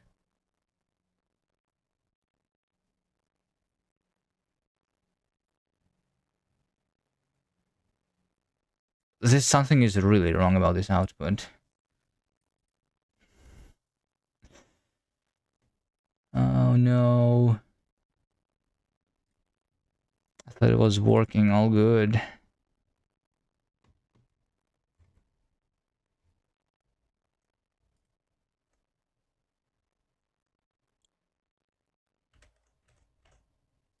Let's say parsed at sprint print. Let's do this over here to output. Right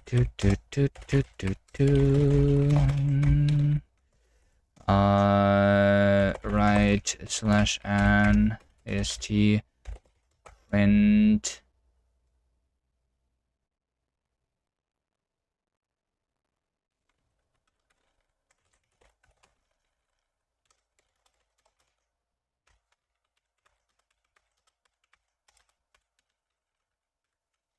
ast.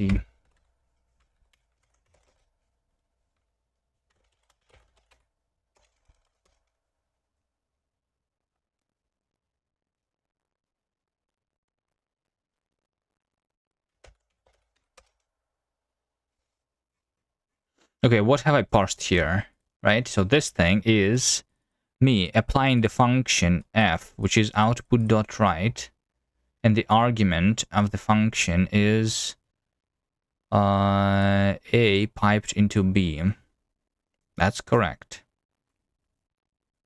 And then after that, we just get the output.write field. This is actually parsed correctly.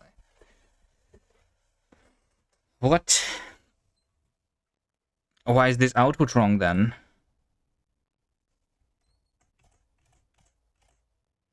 Is my context system broken? That's like what I'm trying to understand here, right? Because that's what the output is also suggesting.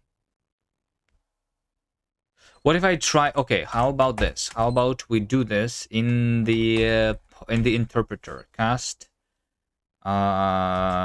source main. Do this with the interpreter. It's going to be really slow, but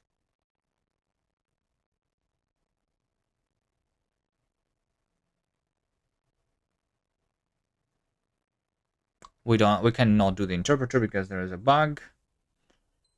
Forget about it.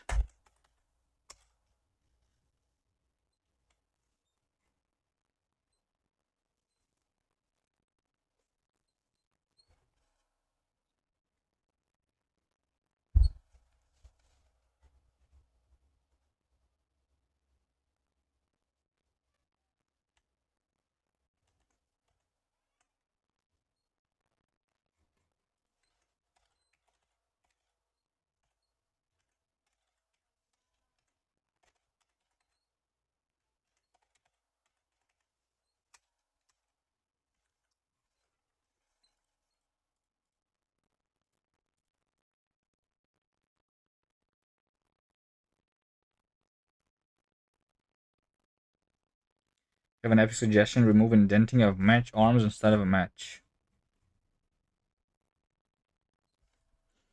Do it like this. Yeah, maybe it's fine. Maybe that would be fine.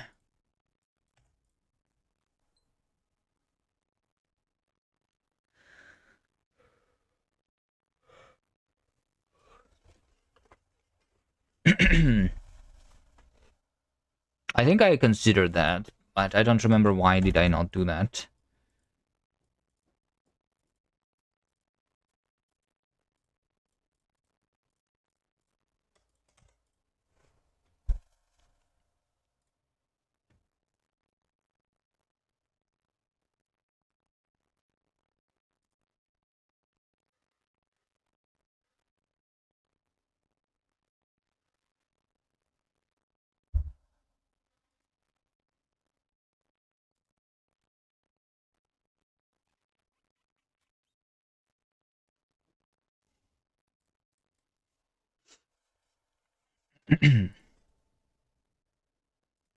Okay, what's wrong with this code? I'm just trying to like print my current parsing context, right?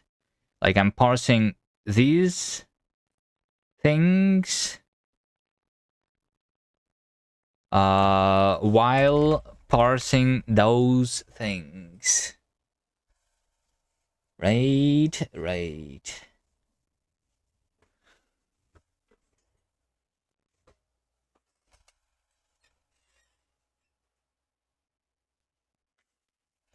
You know what? Let's just not do the indentation here. We're just going to say like while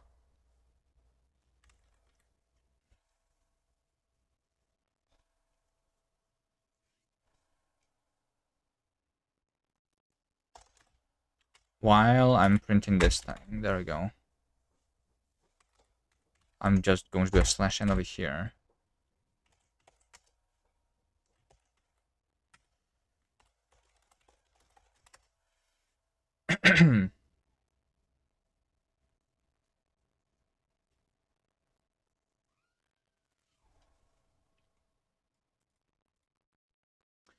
Like, why am I parsing underscore while parsing underscore?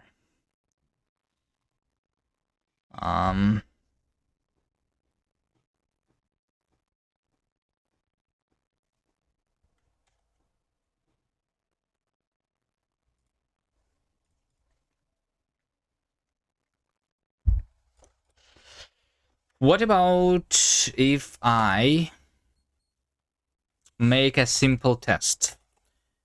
Just to make sure that my context system is not broken. Let's do this. Let's do a module.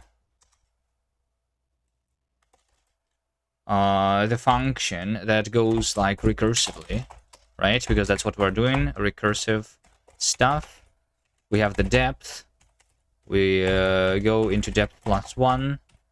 I'm going to start calling this function with depth 0, right? I'm just going to stop the thing if depth is less than 10.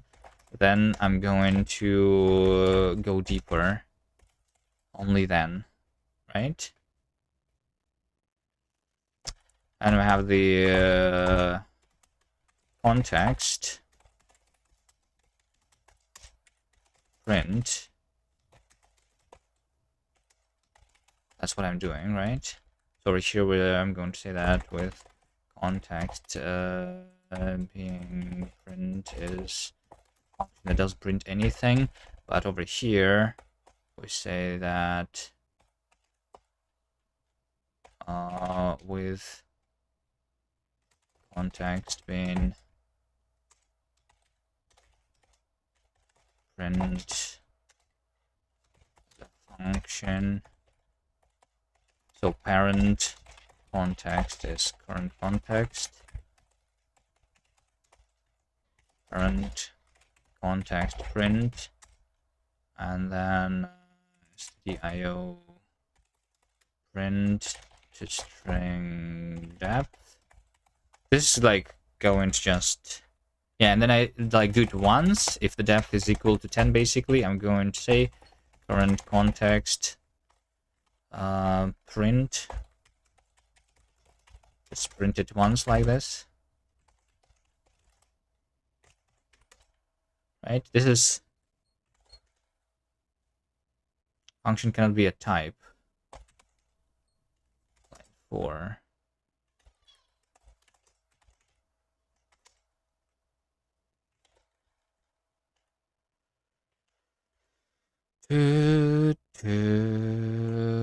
Expression is not inverted, cannot be 23. Yeah, because I did not give it the type, I guess. Let's give it the type int 32. Right? So this is just prints all the numbers from 0 to 9. Now, what if happens if I do this in the JavaScript target? It still prints the same thing. Okay, I think it should be correct. So it's my logic that's not. Surely, right?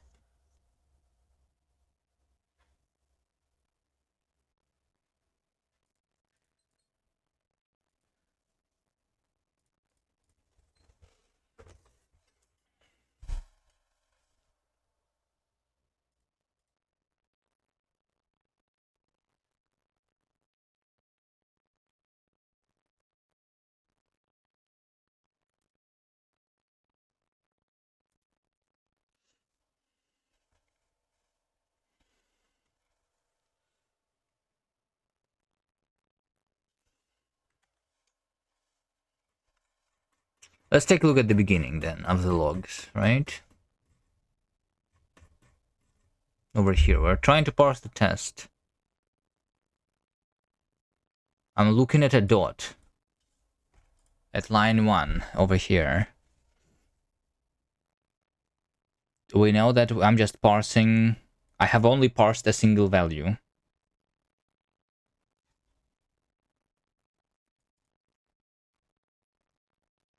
here. Then I followed with the keyword dot, right? So I'm looking at right, so I'm parsing underscore dot, right? So value followed by dot here has been parsed. I'm looking at opening.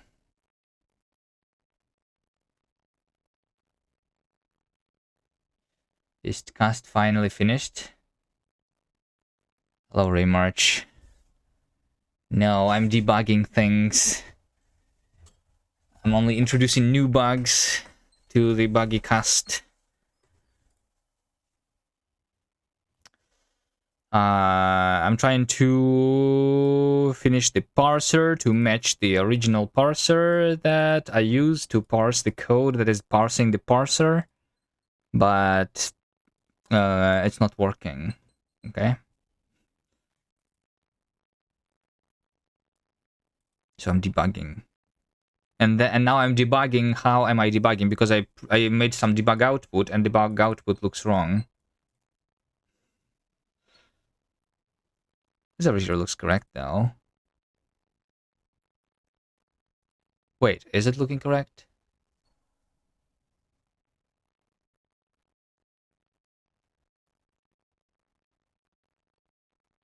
No. Yeah. Yeah, I parsed like a value right. So this is right. This is output dot. Right. So now we have output dot right. They have been combined.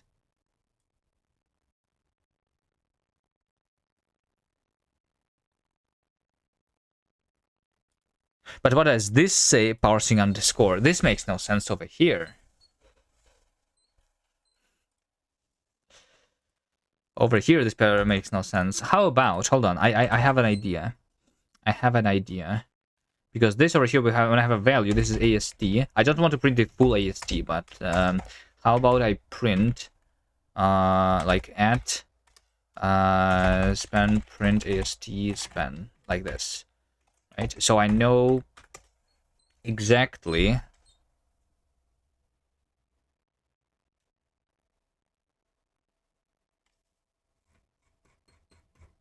I want to look at the beginning. Right? So first, oh my god, I want a space here.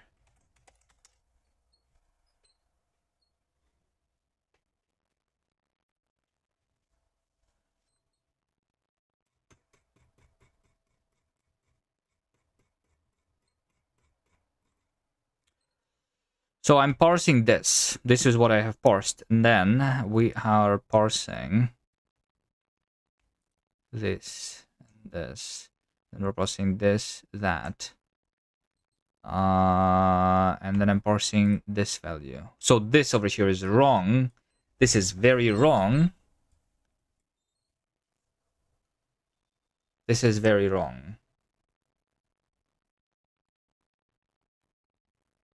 It says that I am still parsing this thing.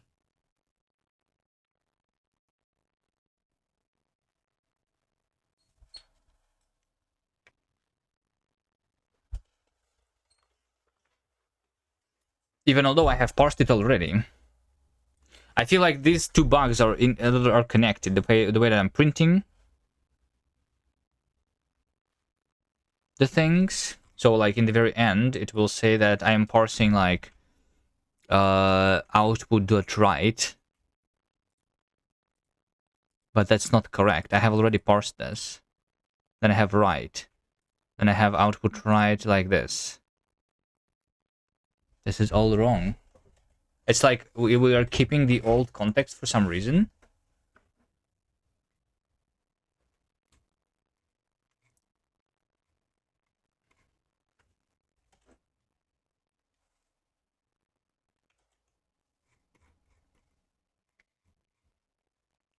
How do I minimize that to understand what is happening? And why does it not break here then?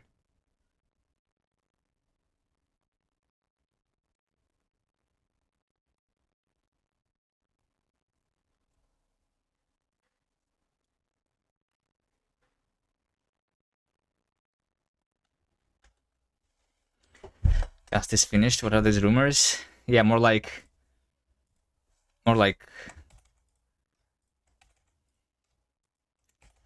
We're like done. We are done with Kast. We're going to move on and go back to Rust or something. Too many bugs. I cannot handle it.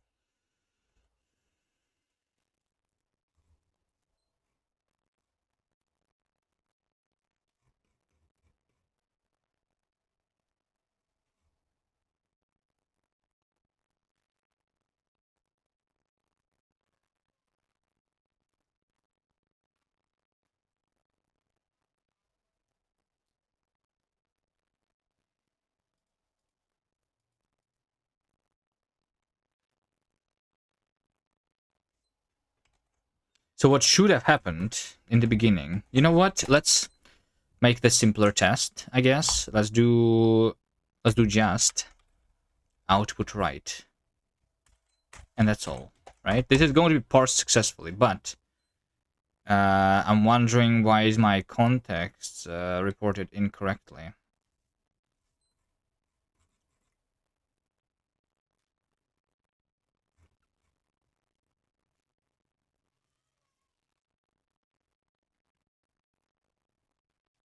This specifically over here, when I'm looking at the end of file, it says that I'm parsing the right while parsing this dot that. Because like this value is already belonging to the parent thing, and when I'm parsing something inside, it's like that is weird.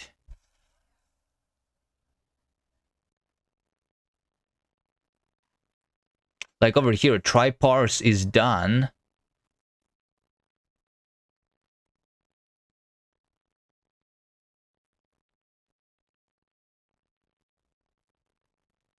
Wait, maybe, hold on. Maybe we do something like this. I want to have depth, and I want to have like, you know. Okay. Let's do this. For B in. Like I want, you know, like I want to have a function which has a boolean, right? So that we like do, let's limit the depth to like 3, right? But I'm basically going to call this inner closure twice, first with true and then with false, right? So what we're supposed to see is, let's not print the depth. Let's instead say that printing the context is going to be like string, you know? So over here, I will say parent context plus to string B. How about this? That's what I want to do here. And over here, we say print and then like stdio print. So we're supposed to see all of the binary strings of length 3 then, right?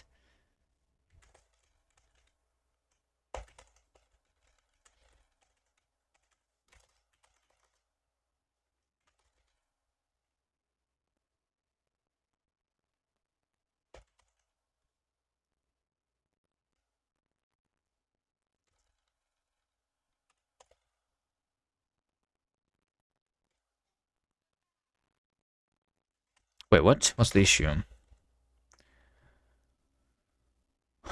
A function is not a boolean at line 22. Oh, it's false? Yeah, it's inner. Of course. Still error. String is not unit. Because over here, right? We start with the empty string. There we go. Right? You know what? Maybe we should like say over here if B then 1 else 0. How about this?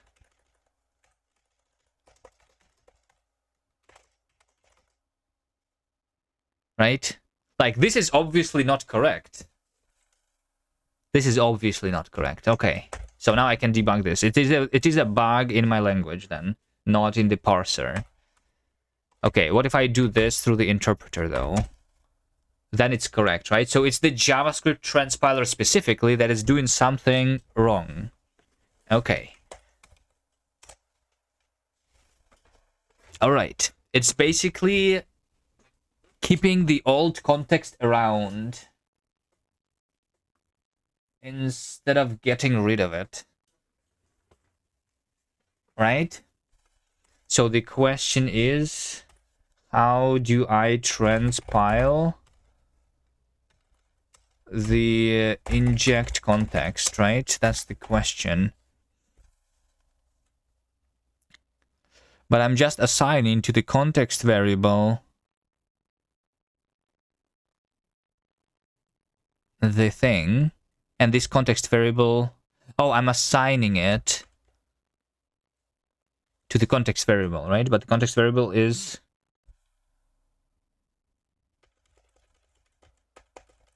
local to the current function, is it not? I want to, I guess, look at the target compiled code, right? It's not going to be that easy. That's a lot of code here, right?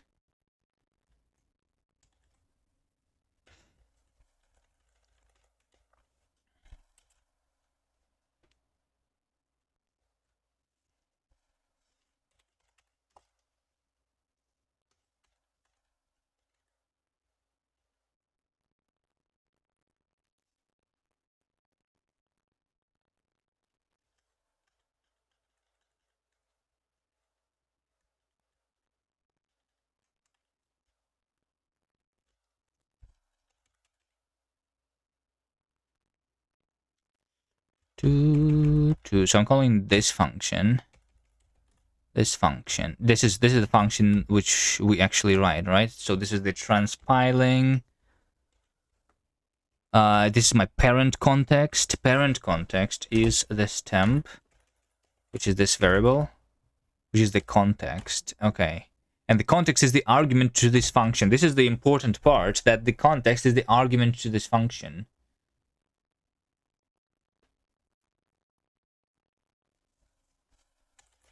Right? And then over here, oh, wait. Oh, I am changing the field of this. Okay, that makes sense, actually. Okay. That actually makes sense. Okay. Transpiler. Right? I'm not reassigning the context. I am instead saying that I'm changing the context field. Right? To the new thing, which means that it's no longer scope local. Okay. So what I need to do is then to basically copy the context object first. Right? Do we have this in the object? So I'm going to create a new object which has object parse, which has unpack expression. Yeah. So what we want is I want to assign directly to the context variable here. I will assign directly to the context variable here. And the value is not pure value. The value is going to be the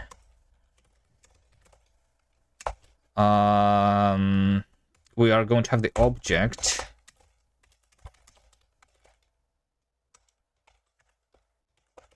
where we will have the field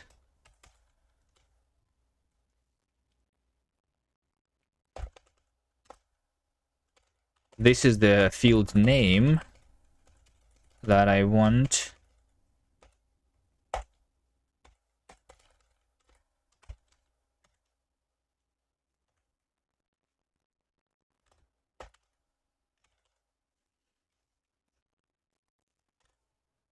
Field name value, right? So it's field Name is this. Value is that. Value is pure value, right? And then we want to unpack.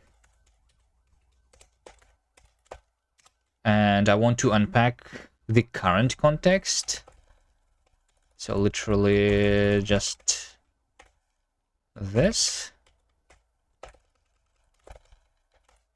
And that is all. I think that is all. Let's try.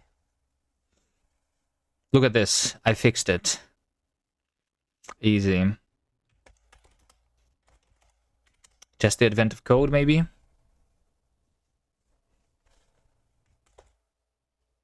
No such file or directory.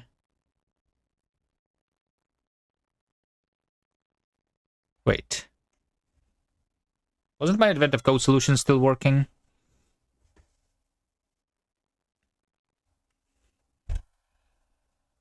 No such file or directory.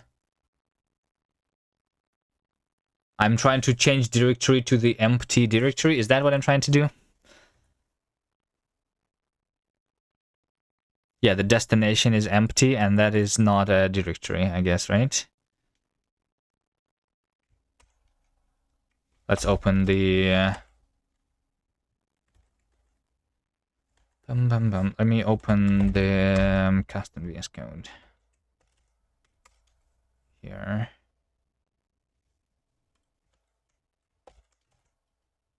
I want to do a test advent of code.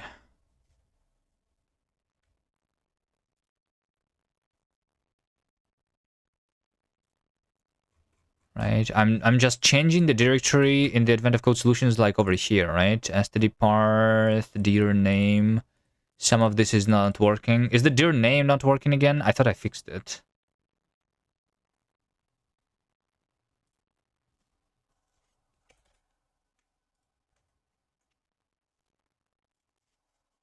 There's a dbg print file, by the way.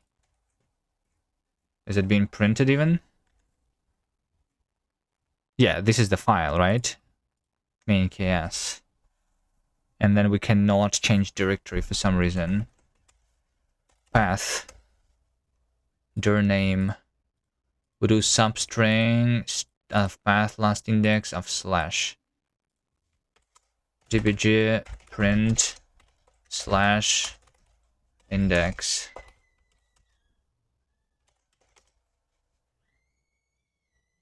Slash index is 0. That's not correct, right? Because the last index of slash is not 0 for sure. Maybe I did not fix it properly. What is the last index of? I remember doing something about this. String ks last index of. This is just iterating over the string. And yeah, and doing that. dbg print I c at I.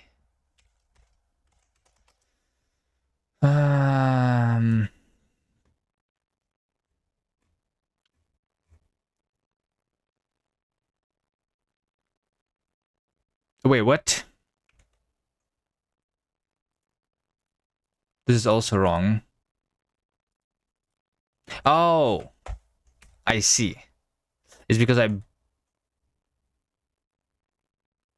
it's because of the asyncness. Okay. I'm going to just disable these things in the JavaScript transpiler. I have these optimizations which don't work. Ref vars false. Async functions always.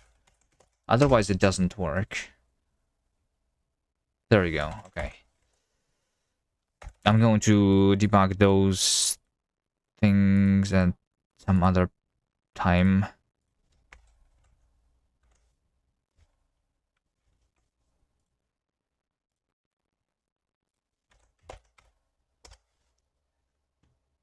Right. Let's test advent of code only examples. No?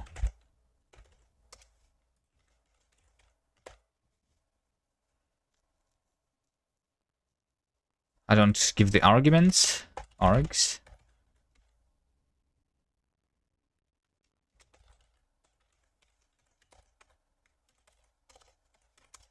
Because I should be able to test only on the examples, so it's faster.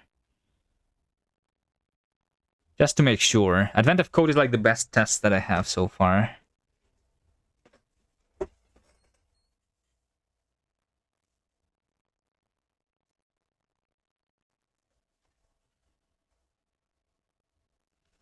Alright, it seems like it's working. Fix, inject, context, JavaScript transpilation.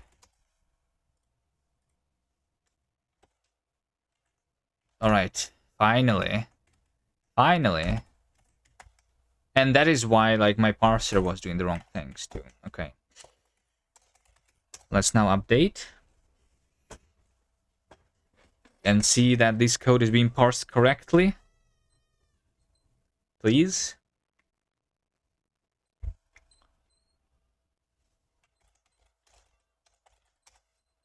Let's make the minimum level to be info again. Don't want to see all the logs.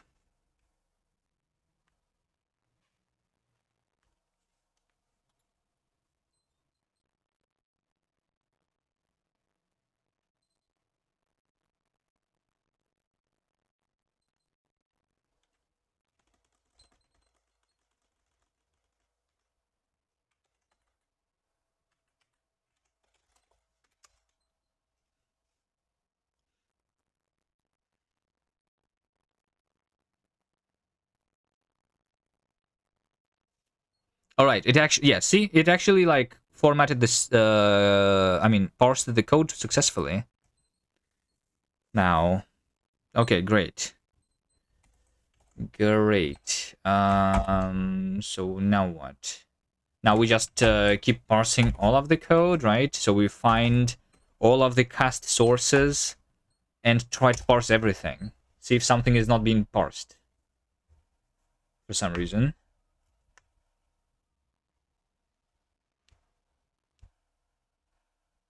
No, I actually parsed all of the Kast code. How about all of the Kast code in their Kast standard library also?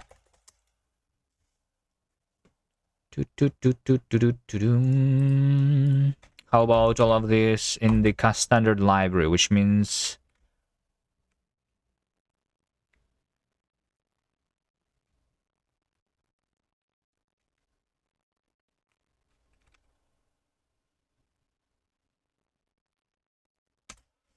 Then I need to do this in project Kastlang Kast.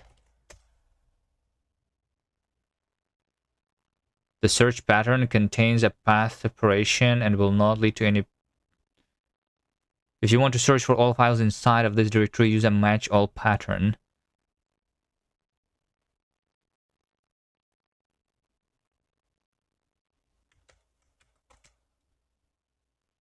What? Dot and then this? Yes, we have to do interpolation, right? So I'm not doing the... I have not made the string interpolation in this new lexer and in the new parser.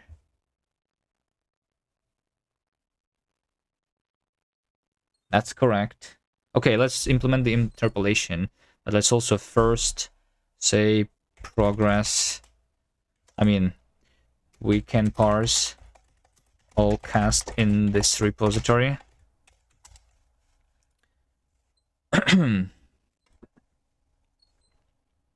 Let's do string interpolation. This means that we need to change the lexer, which means that we need to change the token. So the tokens are going to be token trees instead, where the strings are going to have the parts, which is going to be a list of a string part instead of having the raw and like these things. So string part is either the content part, right? Or It is the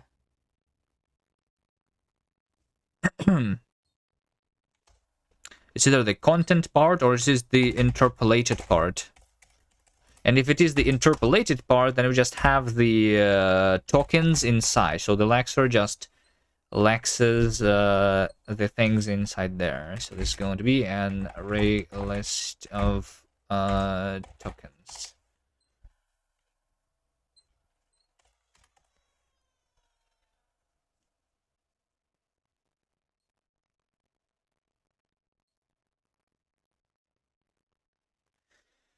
Right?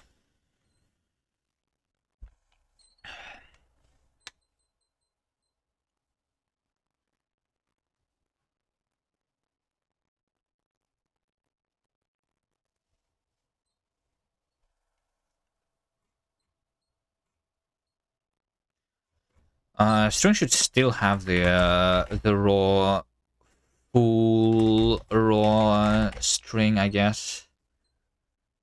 Sure. So when I'm printing the string, we just print the raw string. It's okay. I'm going to get rid of this code.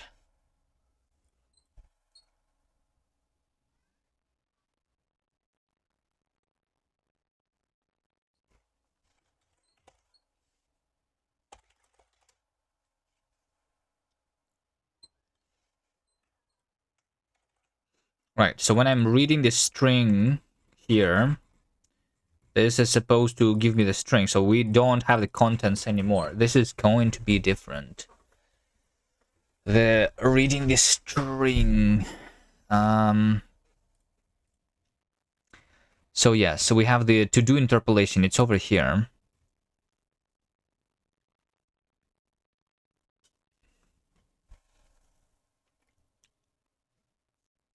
Let's first figure out what needs to happen here. We have the lexer. And all I need to do is to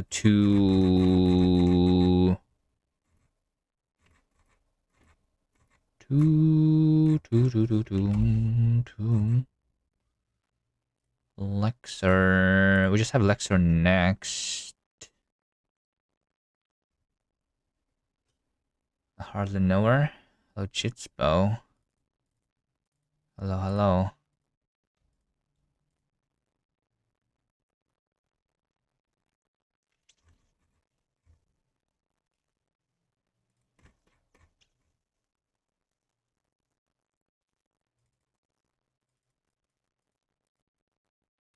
What am I trying to do here?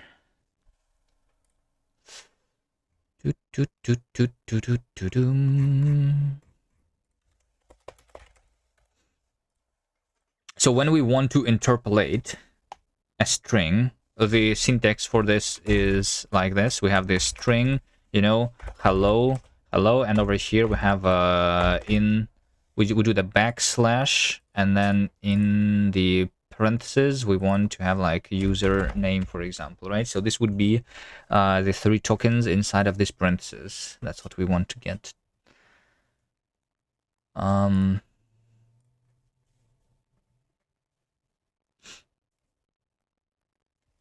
So this is the peak. We're going to first advance the reader so that we skip the opening one, right?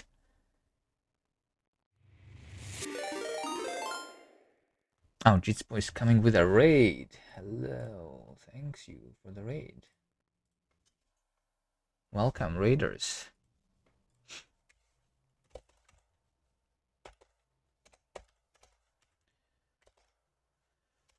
How are you doing? What was what were you working on? It's been a while since I looked at what you were doing. Did you finish your games, the Cook or the Fist? Is any of those released already?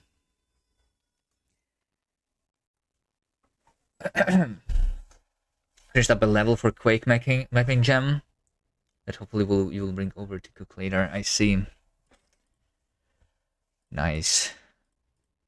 How long have you been working on those? It's been like multiple years already, right? On both of those games. What's the estimated plan for that for the games? Or is there no plan? I also would like to release my game, and I don't think I have a plan. The links either. I think because I have a finish a game. What's that exactly, right? Because instead of finishing my game, I'm working on a programming language here. For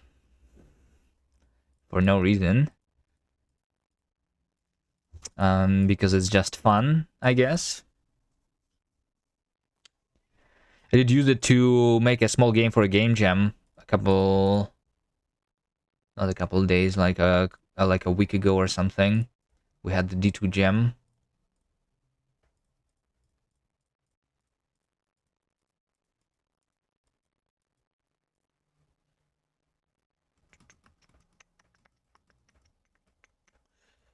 Because the cook has exceeded 500 days of dev too, yeah.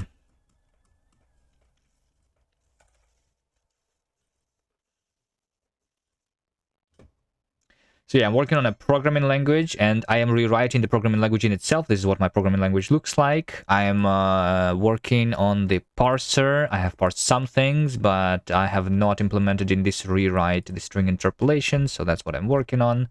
I want to parse the string like this, where we have the interpolated part inside of this parenthesis after the backslash. Which I think what Swift is using also, the same syntax, maybe some other languages too. So we have this, we will have this working in two parts. One of them is the lexer, which is just producing the tokens, where the interpolated parser is going to be done in the form of the tokens. And then the parser is going to also convert these tokens into the parsed syntax tree.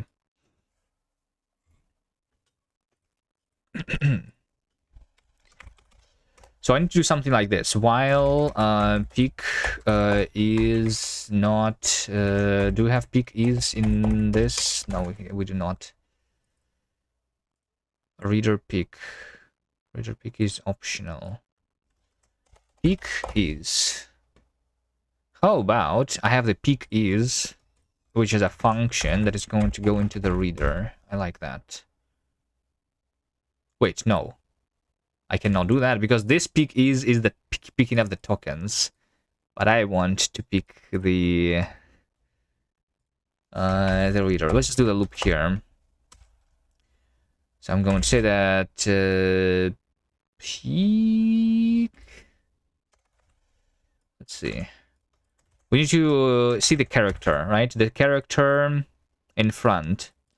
If it is none, it means that we have the end of a file, but we wanted like unfinished sk interpolation. Just say unfinished interpolation. That's good enough, right? Now I say that if the C is equal to the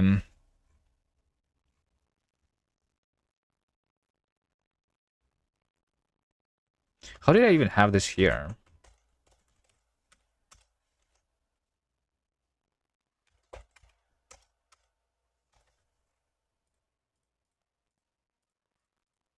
Yeah, I guess, yeah, I'm reading the white space here.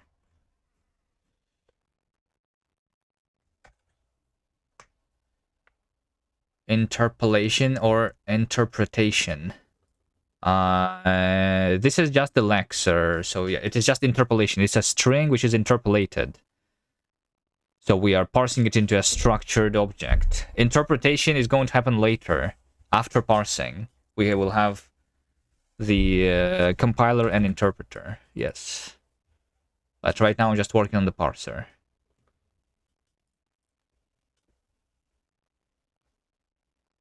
Parser is just taking the code and converts this into a structured data structure, I guess, instead of just being text, right? So, for example, this code over here is a record which has a field called roots, which value of roots is a record. which is just a single string, something like that. What about integration and immolation? That's the first time I saw the word immolation. What does it mean? I'm going to look it up on the other monitor just in case. Is it an American death metal band? Does this word mean anything else?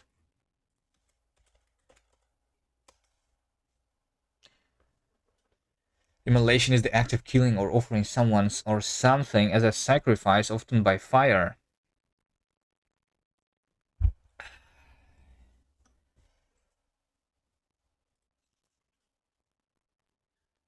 If we keep asking these questions, we'll get the irritation.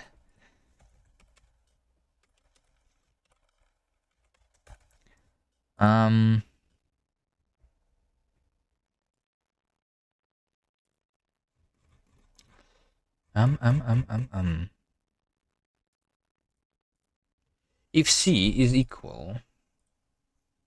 Well, first of all, I need to skip the white spaces here in this loop, right? So we need to read white space. It's called skip white space.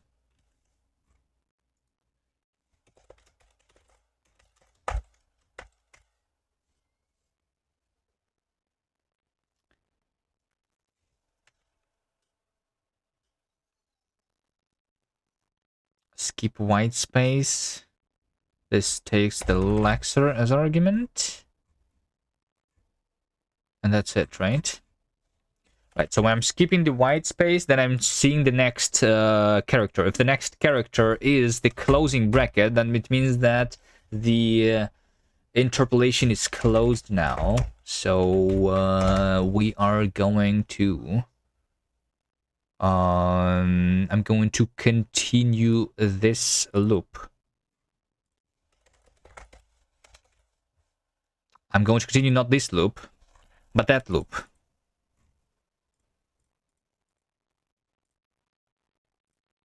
How do I continue that loop? Would this code pass peer review?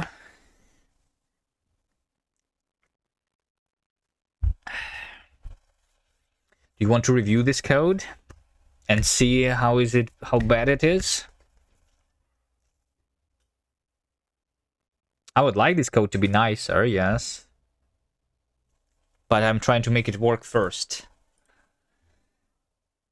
How good it is. I think it's like not too bad, but it could be better. I suppose, like over here, this maybe we could extract into a function the reading of the interpolation instead of like writing this in line, maybe. Like mostly, but other than like extracting parts into the functions, I think the code is kind of okay. That needs an investigation.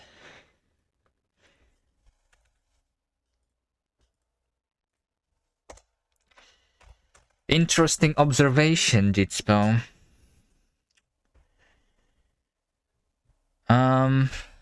Continue. So over here, I want to continue this outer loop. I don't have a way to like give the names to this. Yet.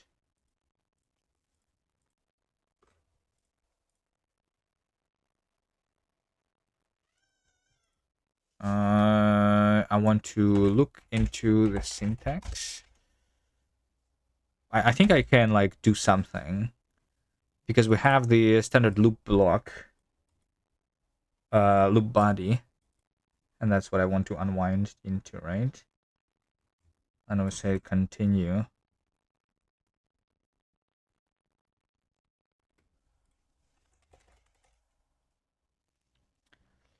Unwind a binding current loop block. Right. Like I feel like I can do something like this. Const outer loop is current std loop body outer. I mean, I want specifically the body. I mean, I can also in like make a named block here and stuff. But over here, instead of continue, we say unwind binding eval binding current. No, binding outer loop body. Right? With nothing. It's a little. This over here is a little bit weird. Maybe we should do it in a different way because of that.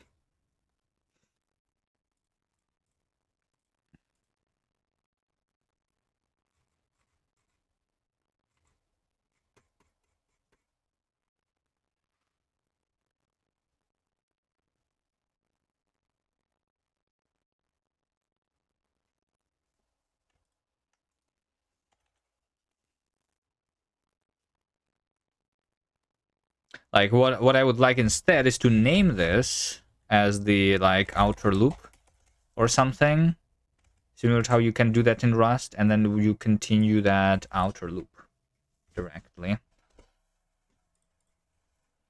Let's keep it like this for now. So we have the opening the closing bracket. I'm going to skip the closing bracket, and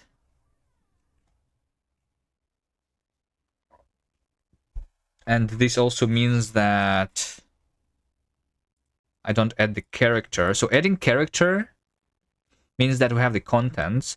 The contents is the content part, right? Adding the character, that's this thing over there. And then we also have finish contents part, where, so like, because I need to create a string which doesn't have the contents, right? We have the parts. We have the parts of the string, you know? Parts is array list new. And when I finish the contents part, I say like parts push the contents which has contents, right? I'm also going to say that contents are going to be reset to an empty string.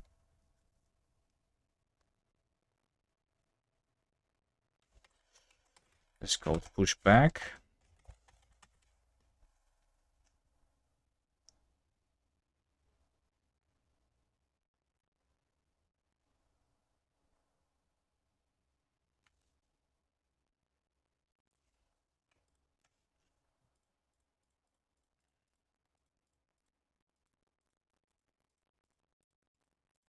But for the contents, I also want to have the row. I want to have something raw there.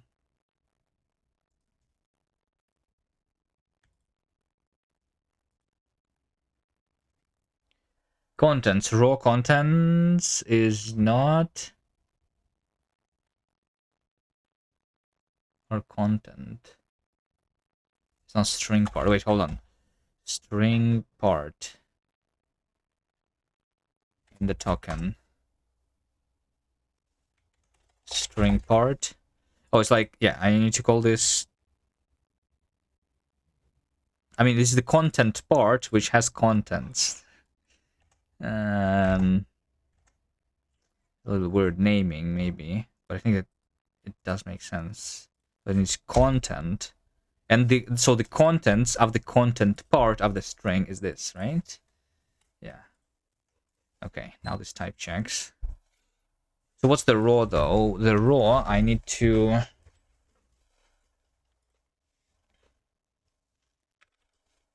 let's call this over here content part, right? Content part.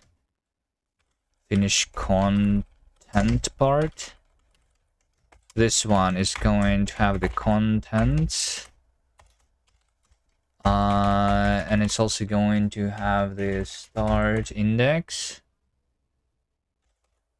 And start index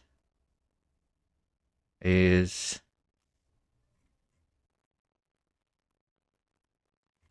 reader position index, right? When I reset, let reset content part is a function that returns this thing actually. So we like reset in the beginning. And then I also reset here.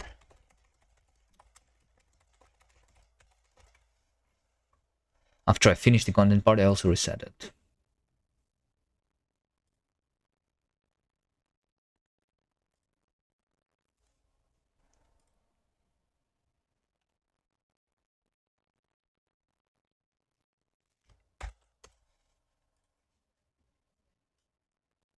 So this allows me to figure out the raw part. It's going to be the substring of reader contents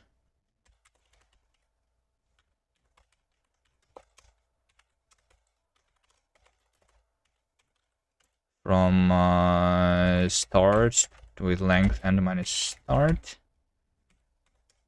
Start is content part start index, and is reader position index. Is Kast going to be the future?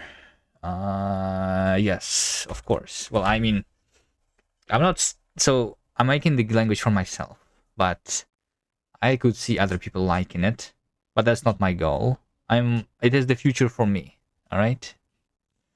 But how far into the future are we looking here? I don't know. I mean, I'm working on the self-hosting, so maybe in a couple years it could be a usable language, like properly usable.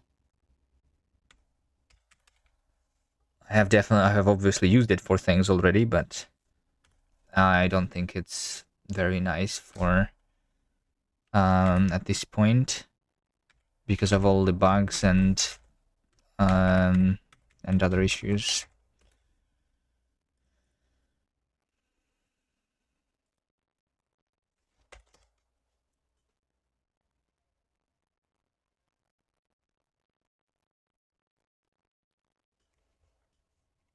All right, so here we go, right? We have the finish content part, which also we don't do this.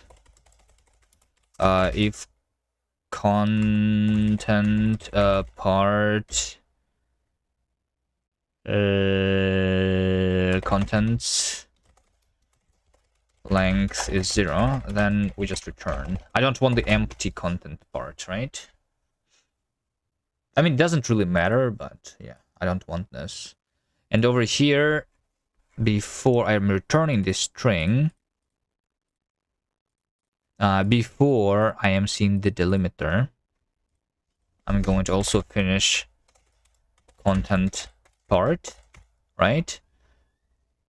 The only thing is I never want my parts to be empty, so I say that if parts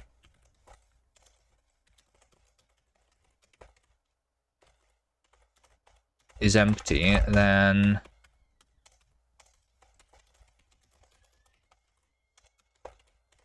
I'm going to push back a single content part with row being empty, I guess, and contents being empty. You have a Linux activation key? Give it to me now. Or else.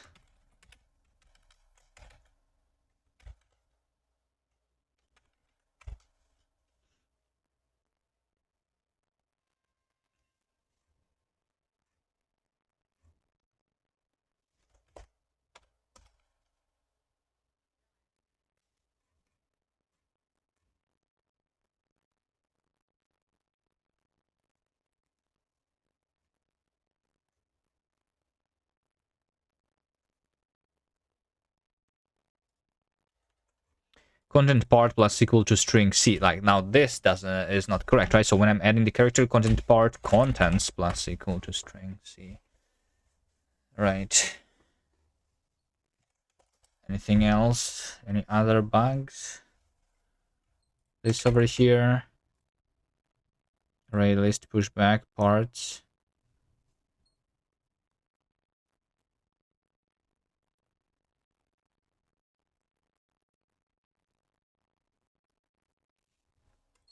Hold on a second.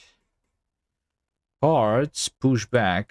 Yeah, this is not content part. I need to parse contents. Is content part contents. There you go.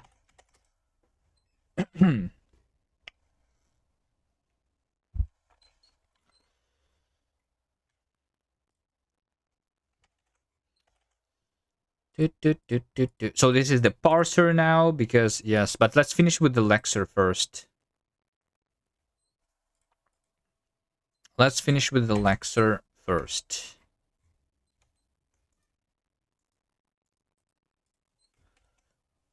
Because lexer is not done yet. Because when I am doing the interpolation, I need to say that if it's not equal to this, then I'm just going to read the next token. Right? Just literally next. I just need to do next lexer. And this is the token. So this is going to be my interpolated tokens.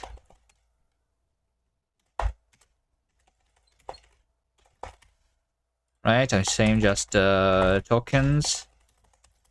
Push back this. Alright, and before I'm continuing this loop over here,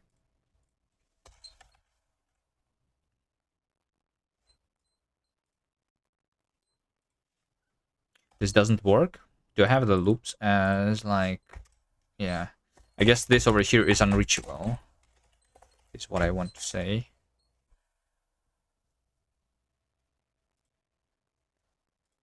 Because I'm supposed to exit this loop by unwinding.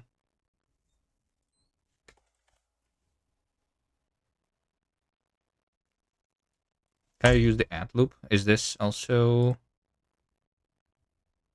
Yeah, this can have...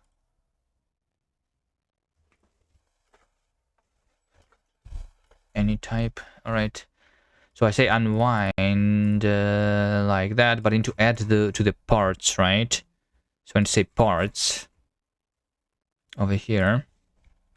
I need to say parts. Push back.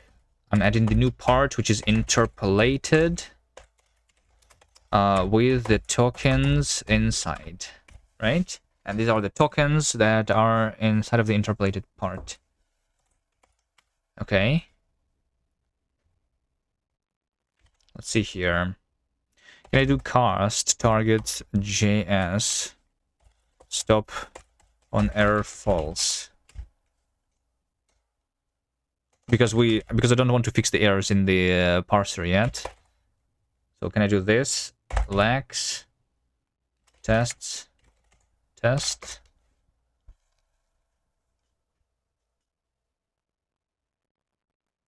Right? So we have some compilation errors, but we can ignore them. And we can still see the output of the lexer. So let's say that over here, we're going to print. Let's say just say print hello. And over here, we have the interpolated part, right? User name.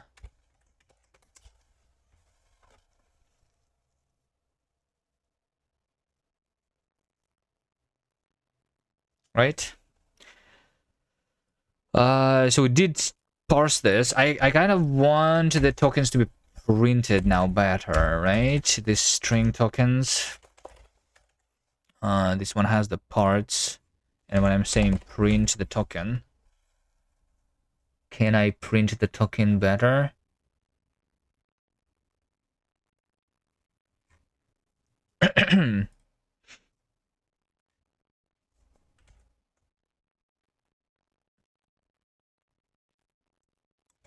Okay, I feel like what I want. I don't print the entire raw string here. Let's do instead something like this. NC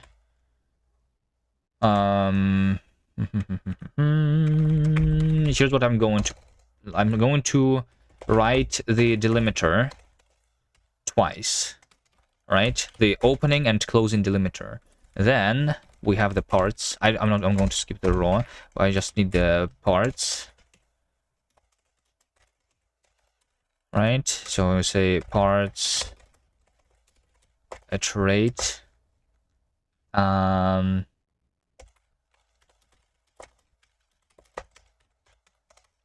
And over here I'm going to match part. And if it is content part, this one has raw. Then I'm going to also print the green raw contents. But if it is interpolated with the tokens inside, right, then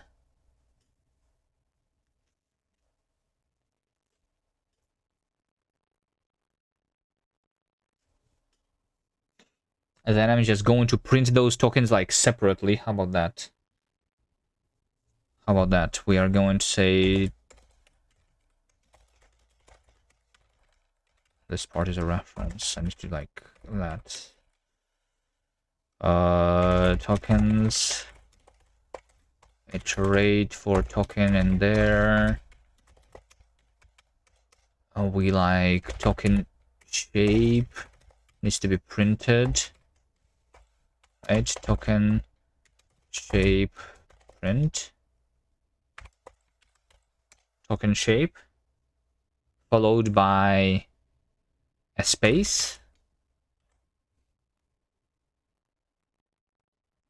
right? And also first I need to print the slash opening like this, and then I need to print closing parenthesis. And this can be not green, some other color. Let's do yellow, so it's obvious that it's not part of the string itself. I could like do the same for the other like escaped characters, I suppose.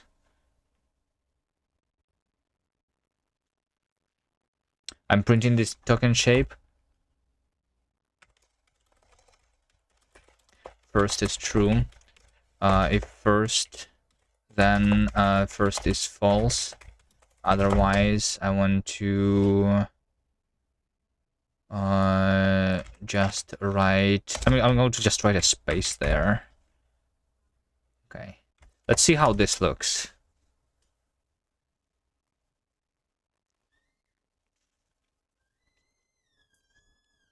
Right? This does not look correct. It looks like I have this interpolated part before the string content for some reason.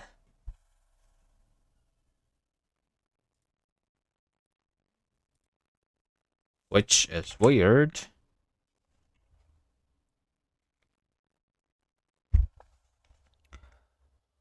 Oh, I do understand why though. It's because in the Lexer, when I see the opening thing, I need to first, even before advancing the reader, I need to, what is it called? Finish content part is what I need to do. Right?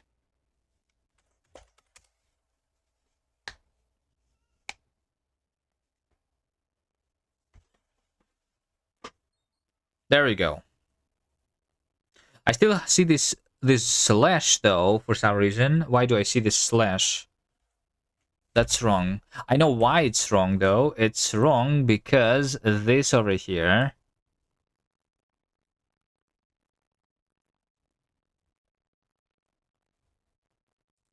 is advanced, which means that it's part of this content part.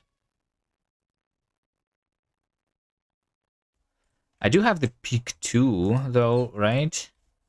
How about I peak 2 here? like in all of these cases, like this is a very special case, so I don't even need an else because this is going to be unwinding and stuff, right? But then instead of advancing the reader here, I'm going to advance it here. And in this case, I'm advancing it twice. Is this cursed?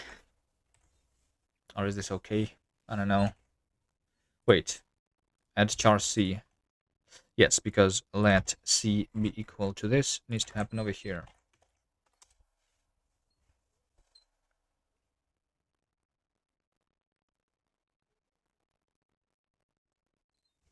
All right, look at this. We have hello user.name. So those are the 3 separate tokens. We see them being parsed successfully in this interpolated part. Let's do a couple more tests. So like over here we have exclamation mark, for example, after this. Let's make sure that that is parsed properly.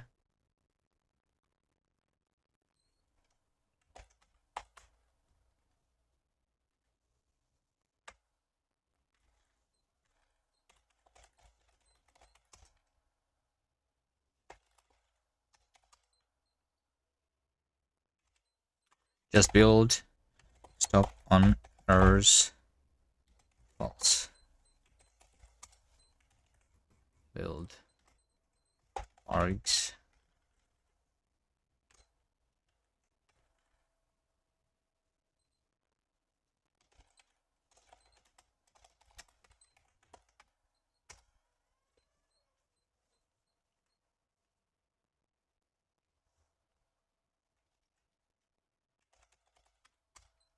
There we go. Okay. Yes, this did not work properly. Okay, this did not work properly because I finished the content parts and I reset like the start of the content to be here, but I should instead say that reset content part, I guess, is what I should do after I have successfully done this.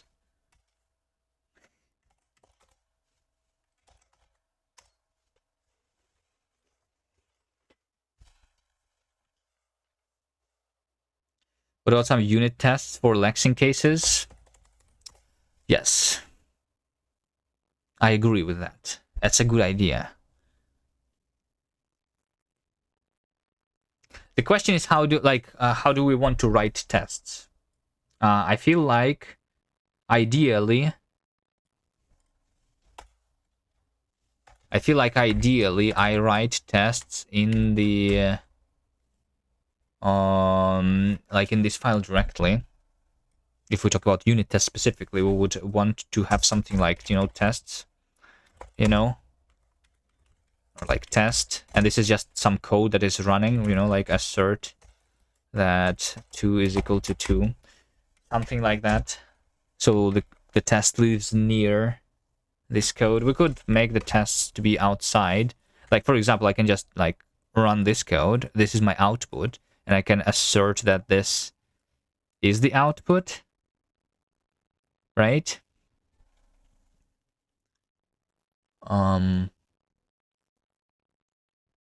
Like that would make it not the unit test, kind of.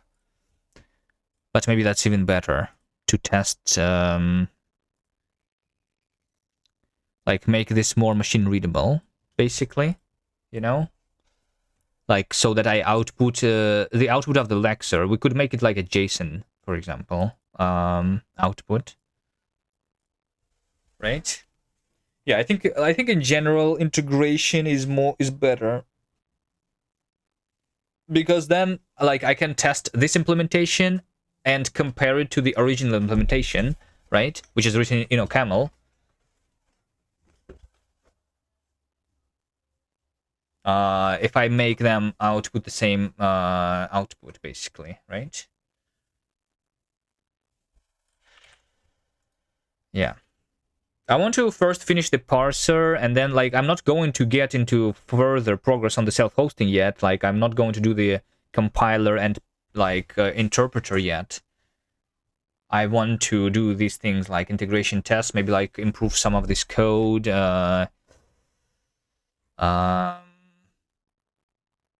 Like, the only thing that I was thinking of making is the bare bone, like, LSP, so that we can have the syntax highlighting and formatting after the parser. Yeah.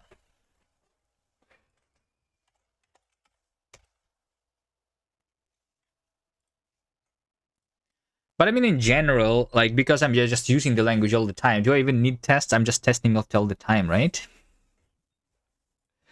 Who even needs tests?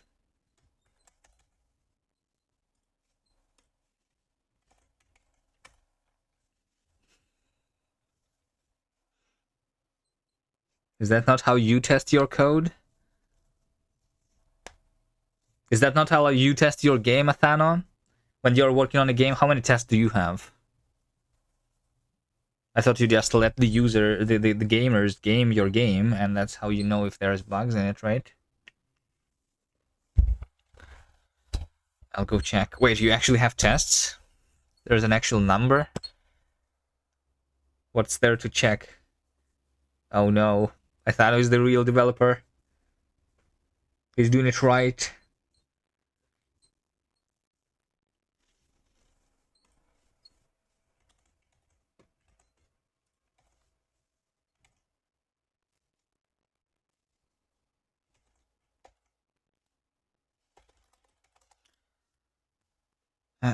Feels strong, man. Test-driven development. Yeah. Alright, fine. Now that Asana called me out that I don't have any tests, we have to do it. Fine. Fine. Okay? Fine. Successfully bullet. Yeah. Here's what I want. Here's what I want. I want in my main, I want to say over here, this is my command line arguments, right? And I want my command line arguments to be, you know, like, what I call the argument, like output mode, and this is going to be either, you know, it's either the mode, it's either the mode for humans, or it is JSON, right? Then we can write the test in any language, I think, right? Something like that. So over here, I will say that if argument is output mode, I cannot do that, right? Because of this for loop. Let's say let I be equal to 1 while I is less than this. It will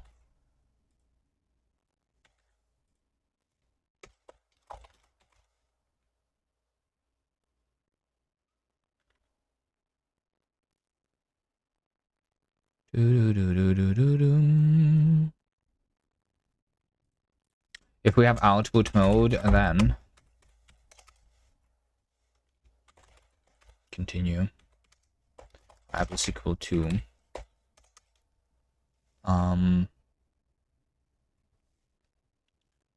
let mode be argv add I plus 1. Mode is equal to human. Let mode be human. If mode is equal to JSON, then JSON. Else panic. Unknown output mode. Mode.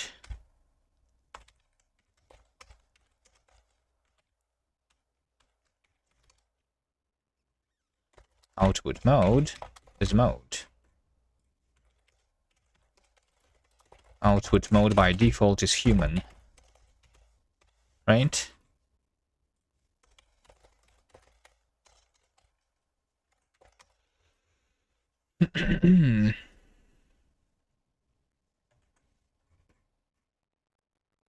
Escape string is not found. It's in the common.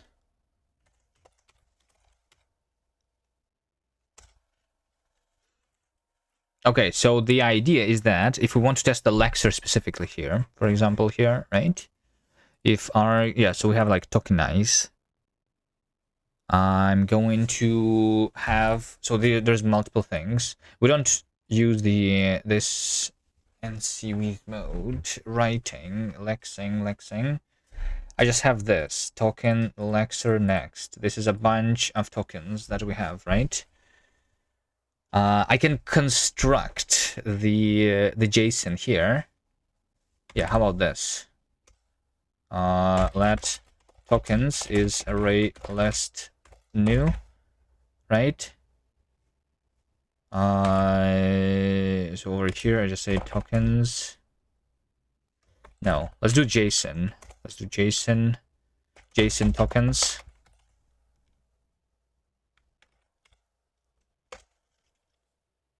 So I should convert this token to JSON.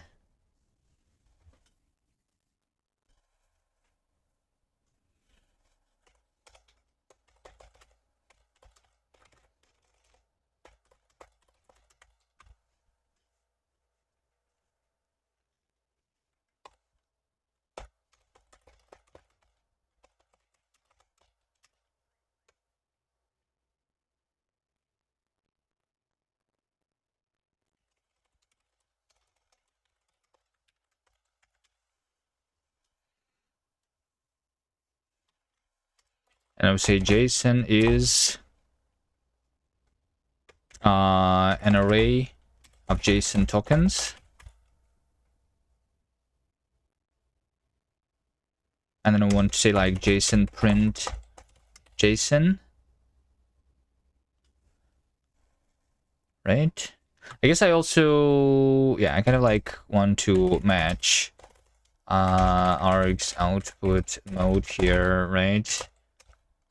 If that is human, then I'm just going to do all of the things that I was doing before, maybe.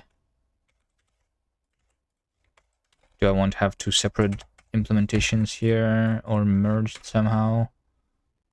Like in this case, I don't need to construct the JSON tokens, right? But if it is JSON, then I'm going to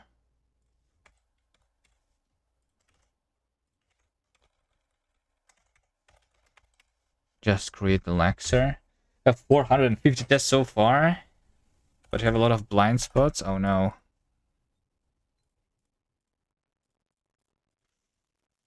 Can we hire Athana to write tests for Kast?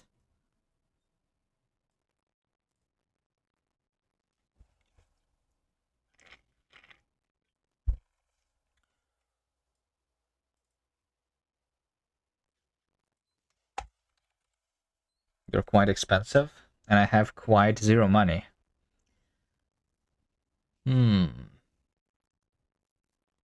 Interesting. Means that I will have to write the tests myself, huh?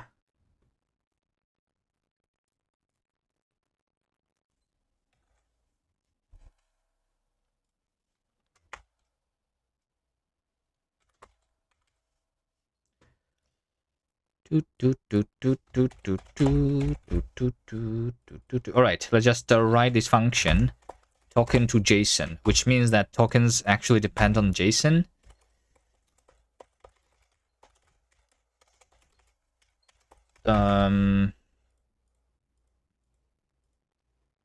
Wait, what is JSON dependent on?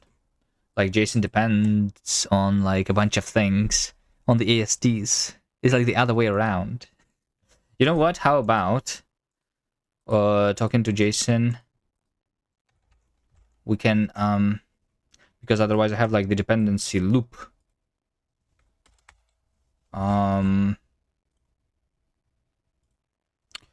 JSON serialize.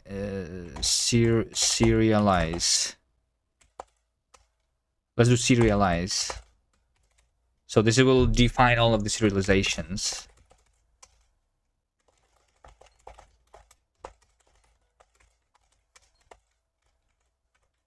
You know?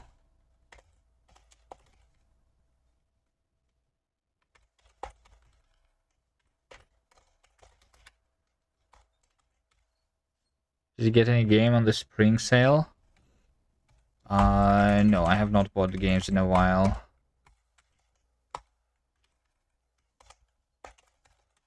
So serialize. Serialize is like, we just serialize to JSON for now. So we serialize token, which is going to be, you know, token, which is token, and then we return JSON, right? I feel like, actually, you know what? This is the job of the compile time macros, actually. Yes.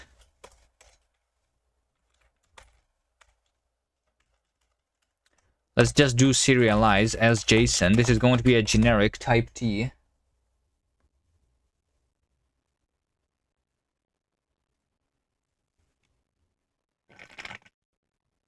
I cannot do generic. Well, I mean, I can.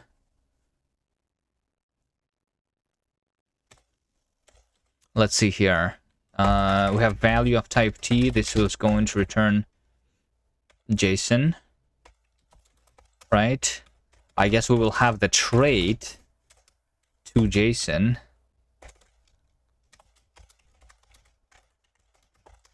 Which has the to JSON itself into JSON T. And over here we just say something like TS to JSON value. Let's see if that works.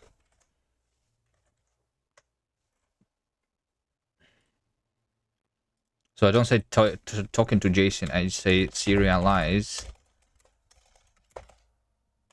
as JSON token.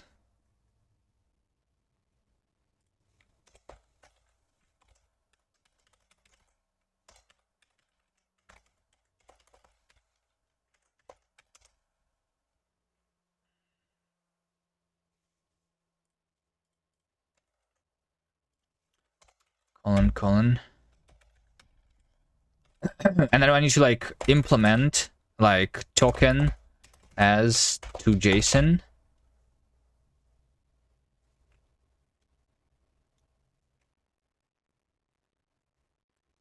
As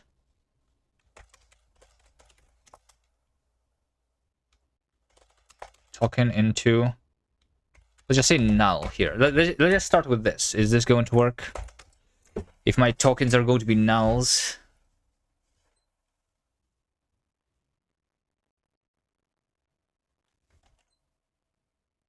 expected a type, got token. That's not true.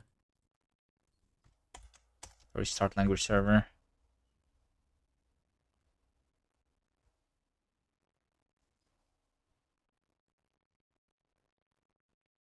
What? Expect to get type, got token. Well, token is a type. Is it not?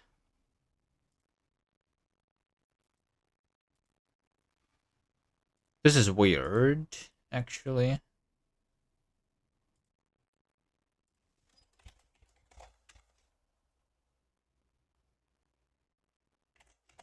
It's been a while since I tried to do the trade stuff.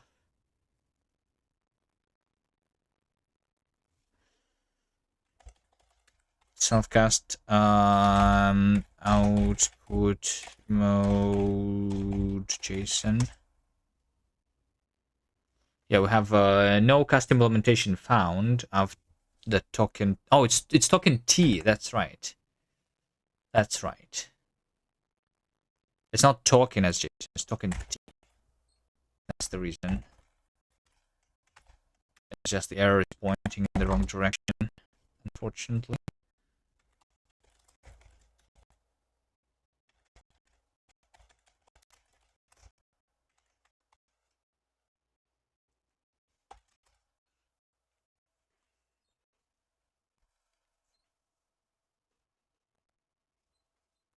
Right? So yeah, there we go.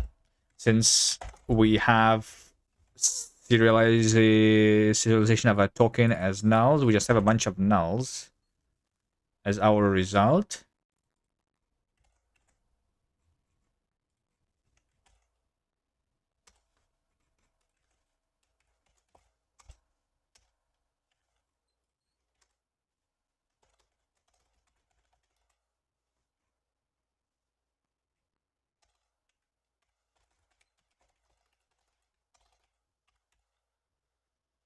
Okay, so what I want is to write this code here.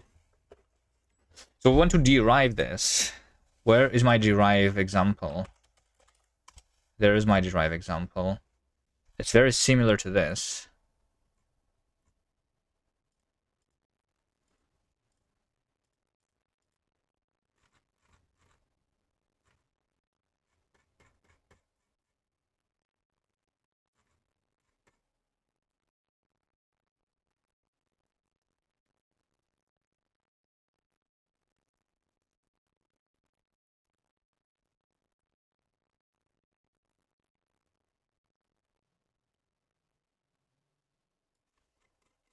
Let's check this code over here.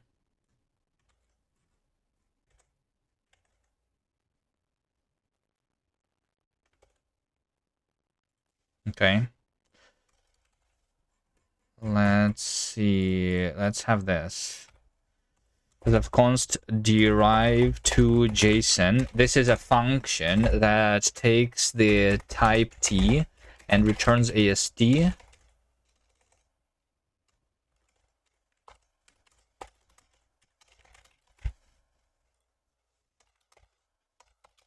Right?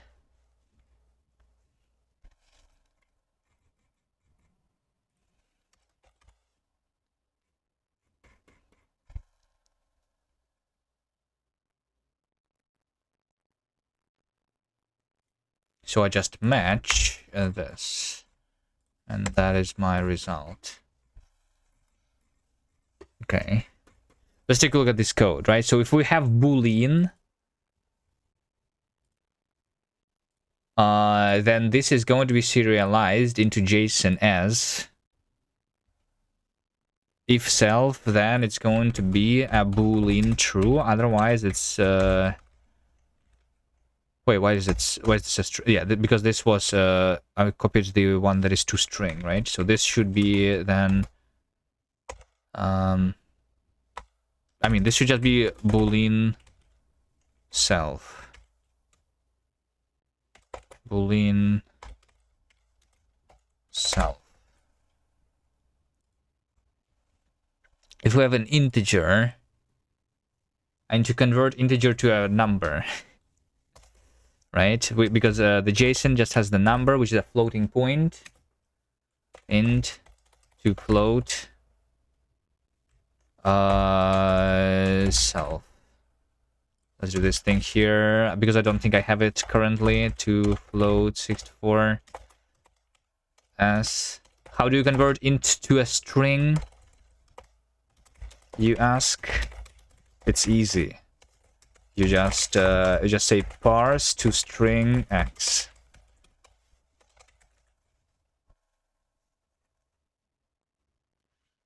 Obviously.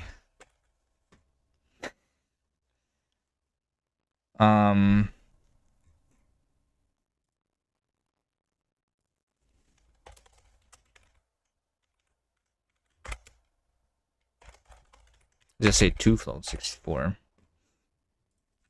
So that it works with this too. But if we already have float 64, it's just going to be number self. Where's parse coming from? This is in the standard library.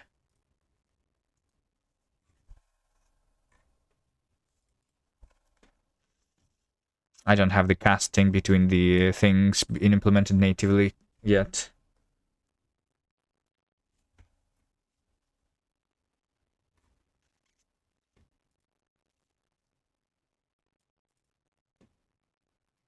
All right, if we have string, then we just say string self.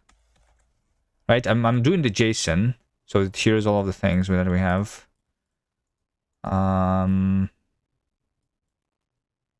If we have a character, this is going to be what? This is going to be just still a string to string self, right? Because I'm converting the character to a string to store it as JSON. If I have a reference, this should not work. Panic. No refs. Variant. To do variant to JSON. I mean, maybe to do. I don't know. Should the reference just be serialized as like the value? To JSON ref. JSON variant. If we have a tuple, unnamed names. What is this? What is that?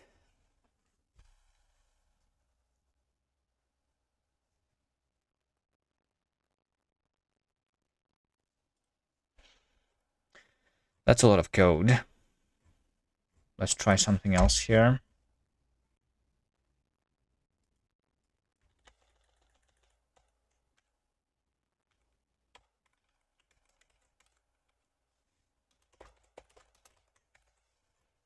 Okay. The tuple is the only one that actually matters. Right? So this will... So I want to return code which is doing something like what? I want to create... Actually, it depends, maybe. Right? I say that if named...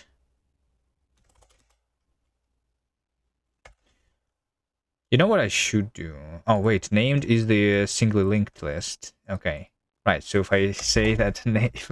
Okay, if named is nil, then we don't have any named ones. Otherwise, we are going to do something else.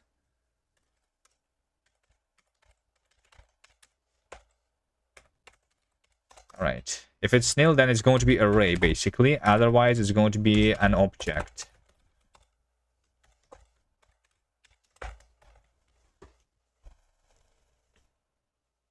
Right? I mean, I could always make an object. It doesn't, like, really matter that much.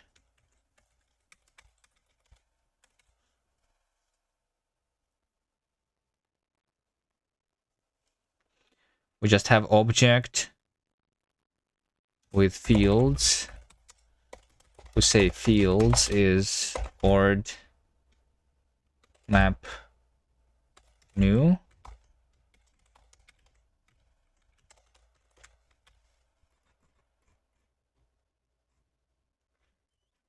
So over here, by the way, I will just say like this: include AST derived to JSON for token T instead of this. And by the way, this is the implementation to JSON impl, right? And I will return code something like this: implement to JSON, implement TS to JSON as to JSON is self into to JSON impl. That's what we want.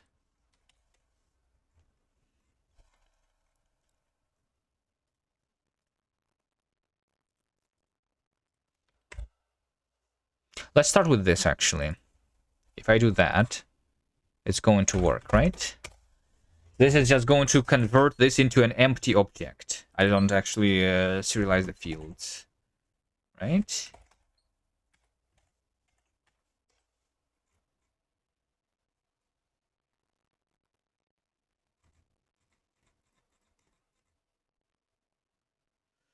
Cannot await function to be compiled. Oh no. Direct to JSON is not compiled. I cannot include it here directly. That's because I am... Yeah, okay, this is in... Yeah, how do I do that?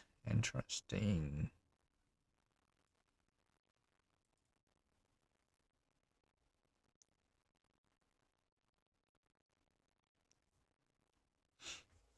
Like, because include AST means that this should be invocable directly at compile time right now, but it does not, and the reason is because I am actually accessing some symbols outside of this module.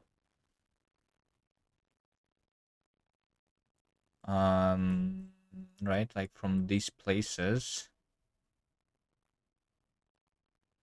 And in order to... Yes, it's the reason is because this is a module here. You know what? We should just do this. This inclusion of the AST should happen like later.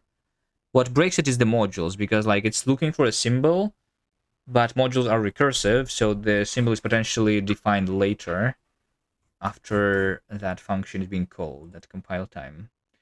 It's a little weird.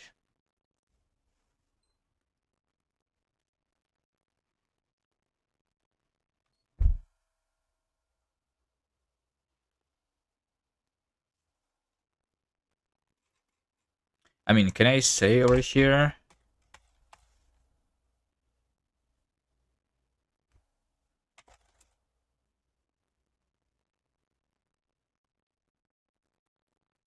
Can I say over here, implement for, I mean, I don't know, do impl something something. This is a function. Can I like call this function? Then does this work? Because I don't call this function immediately, do I? I'm not sure. There is a to-do in the transpiler 1300. Oh, because it's quote AST? That makes sense, right? Because now I'm trying to... now I'm trying to transpile this code to the JavaScript. Target name is interpreter. Only then I am doing this. Otherwise, panic. Comp time only.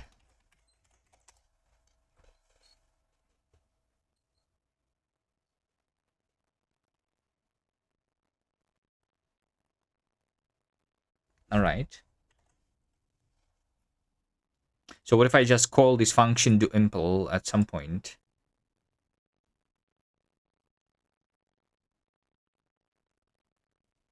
Maybe I just call it in the main for now as a workaround. Can I just say serialize do impl? Like this should be called as compile time though, so I need to eval.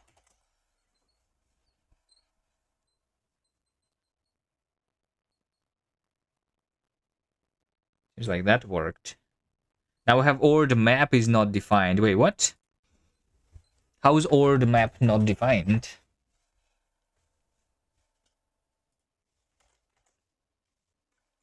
This ORD map over here. I mean, it's not defined, right? We have the inference. Yeah, because this one is called object, by the way.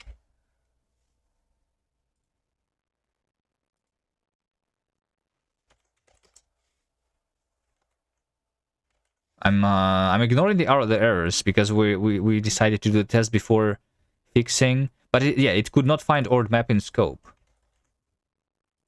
Yes, because this is in the standard library and it's not in the prelude. STD collections ORD map. It does make sense. It does make sense why it's not working. I feel like I should do the tests after I like fix the compilation though of the other parts. Yeah, there we go. So now every token is the empty JSON object, right? Now over here, I want to generate code that is like doing all of those. This is just a list of types, and this is strings. All right. So I guess I want to do something like this. For is this the singly linked list? What do I have in the singly linked list? I do have iteration there, right? Yeah. Okay. So I can do something like for index in unnamed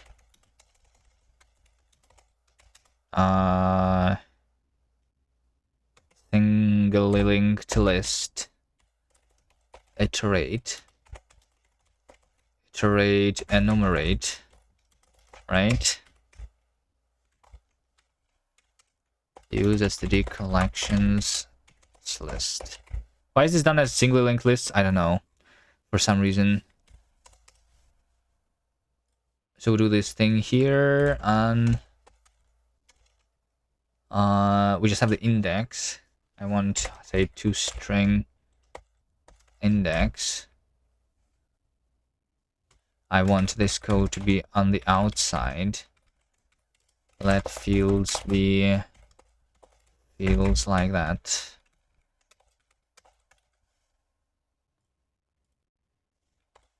So field name is just toString I. Hello, Barchek. Hello, hello. Thanks for the raid. I'm trying to write a derive macro here to convert my objects into JSON so you can write tests. Do you test your language? Is bedtime for you? You probably don't. I mean, you use AI. AI probably just generates the tests, right?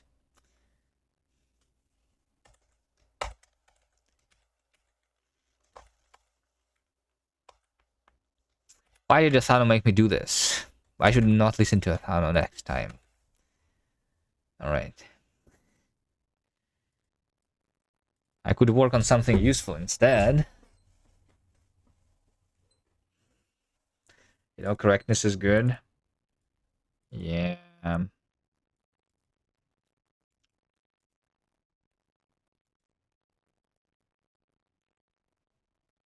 Your JSON parser is parsing? Nice.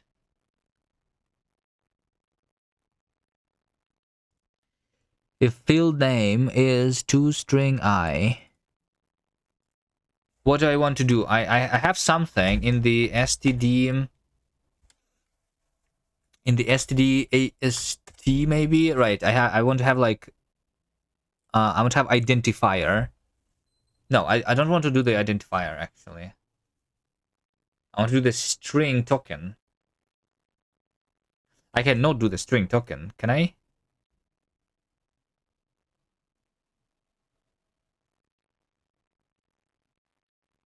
It doesn't matter because this is a yeah, okay, because field name is a string. It doesn't have to, I don't have to convert it to the AST because we can capture this thing directly. Let init fields is empty AST. What we're going to say is this. This is a mutable AST. We're iterating over the fields. We say init fields is a new AST, which is taking the init fields that we had before, and then followed by fields. So this is a mutable fields ord map add. Right, so I want to add the field name, and the value here is going to be the type as to JSON, and to convert the field to JSON, right? And that field is what?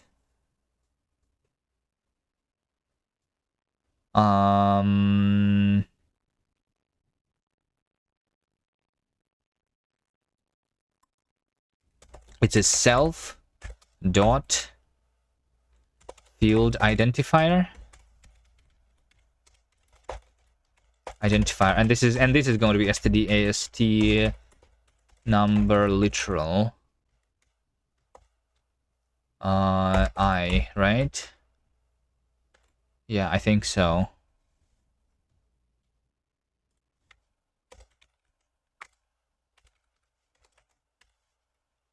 All right. So this is the unnamed fields, which I don't know why I even started with those, because I just want the named fields mostly. So named fields is a list of string and type, right? So this just literally has field name and the field type. So in this case, this is going to be the field type. By the way, this is the field type too. So I can do field type, right? I just don't have this. Field identifier is... Now I need to convert that. So just do ident I. I have ident field name. This is the same code.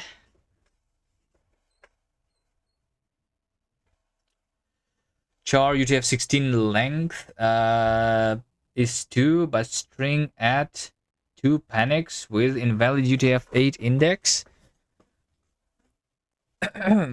Right, but why should it not panic? It depends. Like the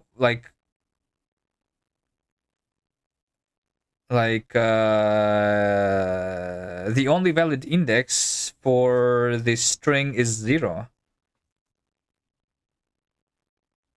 You don't encode strings. You want to, like, the index that you give to the strings, like,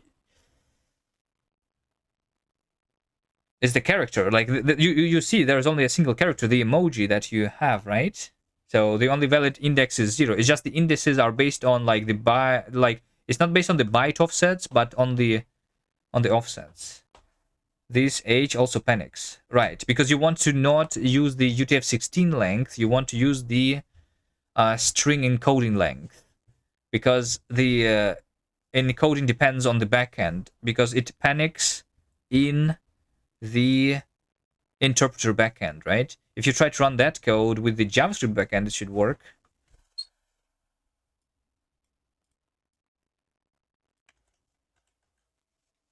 Because the indices are different based on the backends.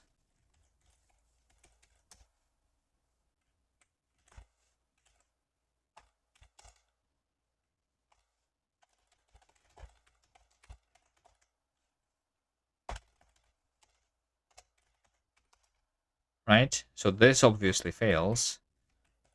But if you say target.js, then it will work. Because JavaScript backend uses UTF-16, but native backend uses UTF-8. You are not supposed to do this here.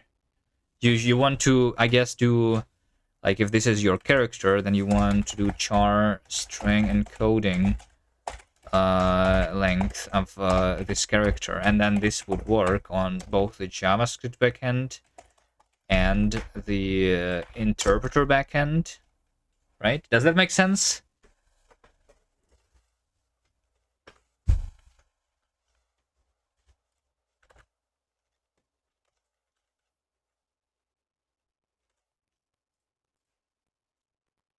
It's not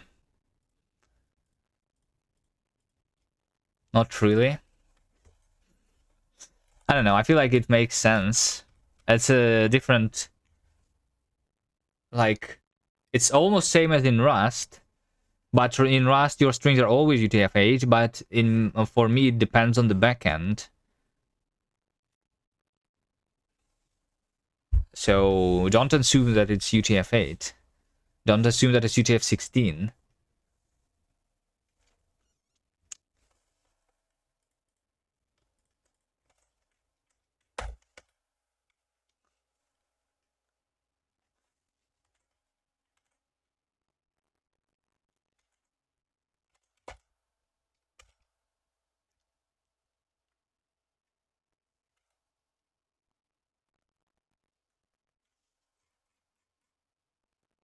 Syntax.ident expected string arg.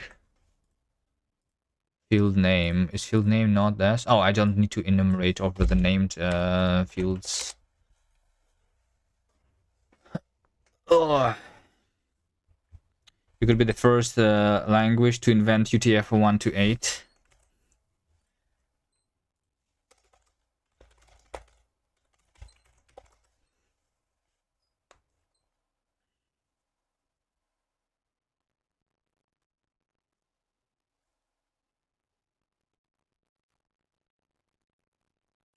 While transpiling value shape to JSON is token into JSON-T.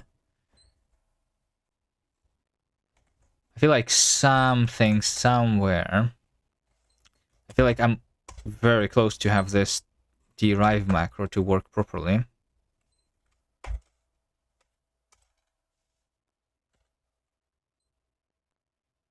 Oh, did you forget this? Okay, that could be the reason. I suppose, yeah. I need to fix my pipe operator. This also doesn't work then?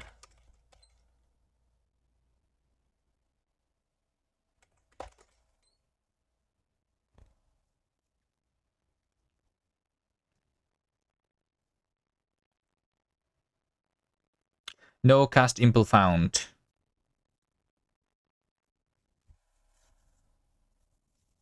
For the token shape T. Oh, for the token shape, right? Okay. No. This is correct. So now, in order to we don't need to only derive this for the token. We also need to do the token shape, right? And then we will need to also have like the other types, because token shape, they contain spans and things, right? Token shape is not token. Something is wrong. Oh, we have an exception in the reflection. Hold on. Mod reflection. We have exception in line 130. T variant. Oh, yeah, because I actually have the variant types. Okay.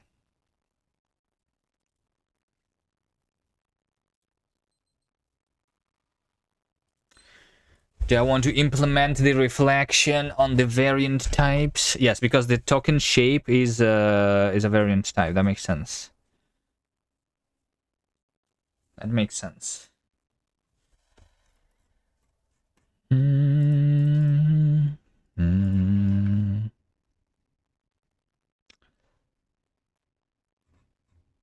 Let's do this real quick.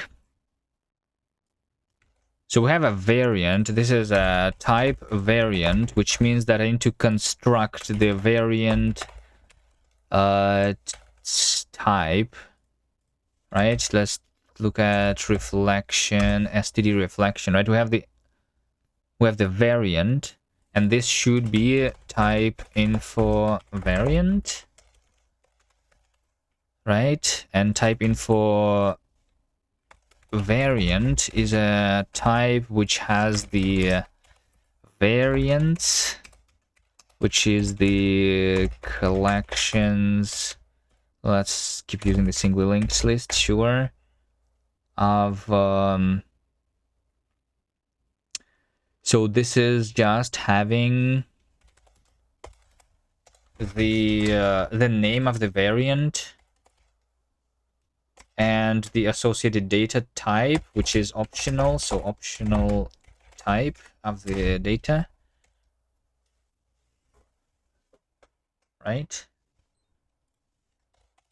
Name, data.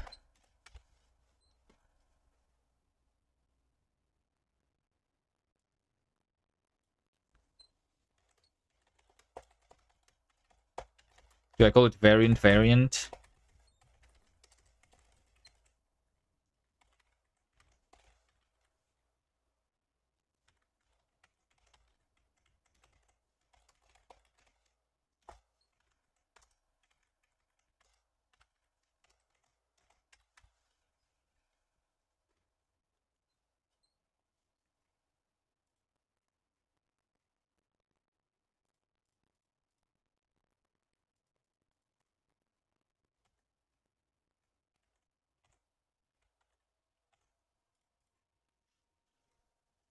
So I'm trying to construct the variant, right? Then we have some data type. I'm constructing the tuple of the data type, which has no unnamed fields, has a single named field called variant, which is supposed to be a list type. And the list type is what? Type variant. Oh no, this is a row also, right? Row await inferred to list. That's what I want. So I want type variant variance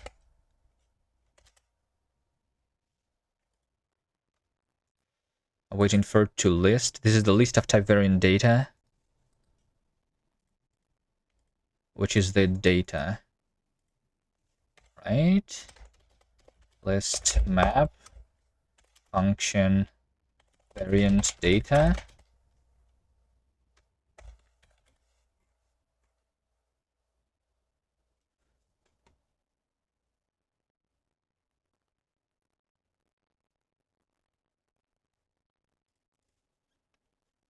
And over here, I will construct a tuple.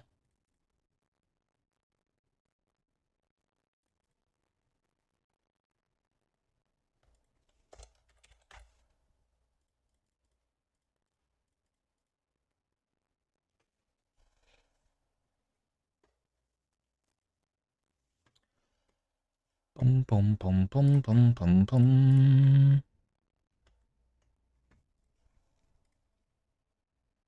So variant data is label and type variant data. Right. So let's say variant label and variant data. Right. This is label. This is variant data. So the name is going to what is this? Tuple make.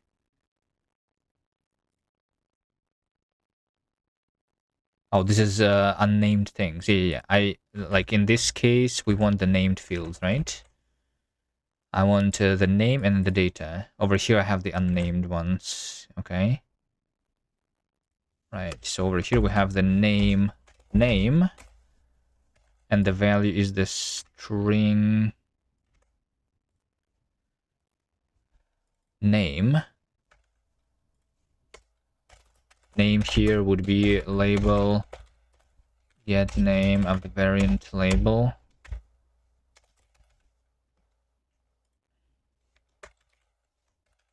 And now I construct tuple.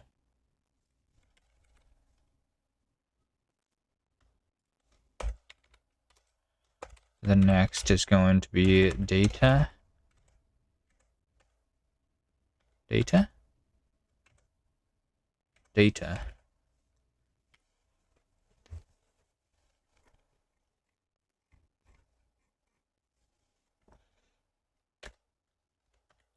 Variant data.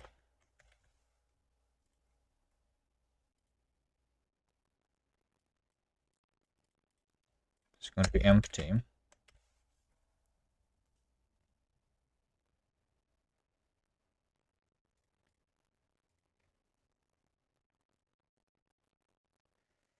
This expression has type label.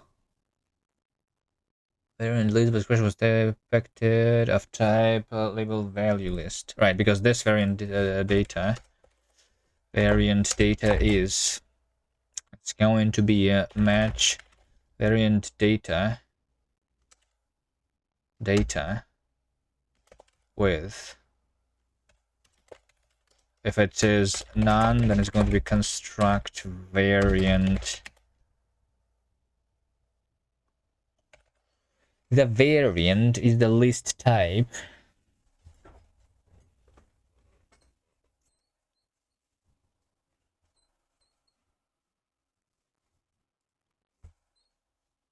This is the element type.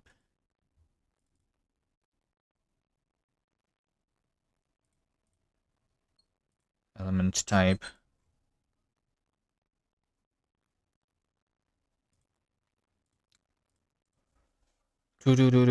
Variant data type. The variant is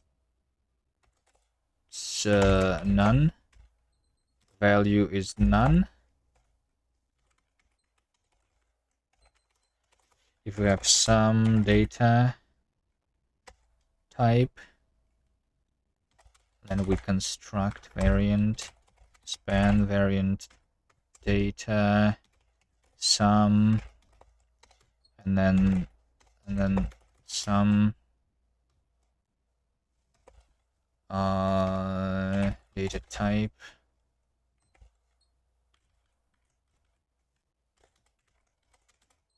into some value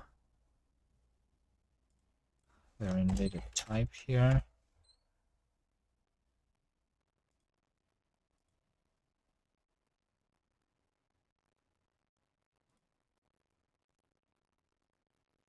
Right, in this, because this is like the type, right? Like this data type is supposed to be the type, so it doesn't really matter. We want to return value type, data type,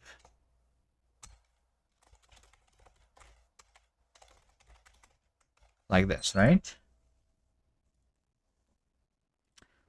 Variant data in this case, label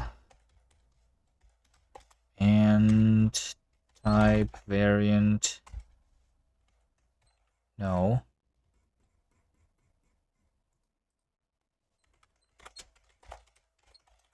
Variant data.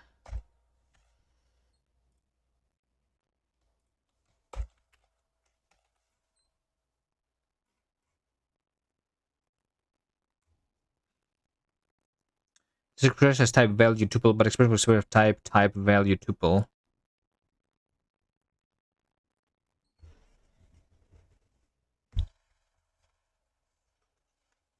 Value tuple, but I need a type into value tuple.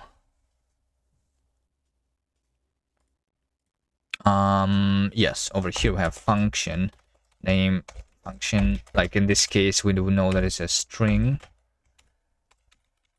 Yeah, and over here, over here we have the function, the variant data type,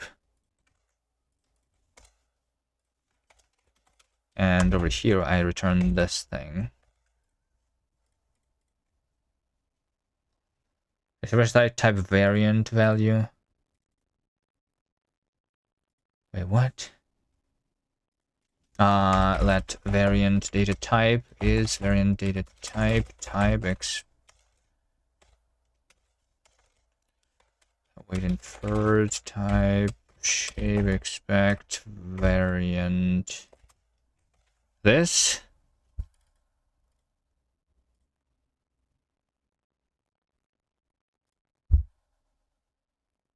Value variant data type is type variant option. Yes. Option unwrap. Oh my god, this is so annoying. Is that what I have been doing? I mean, yeah, that is what I have been doing. Okay. Well, this compiles now. Let's see if this works. What I want is something like this, right? Kast. Let's see.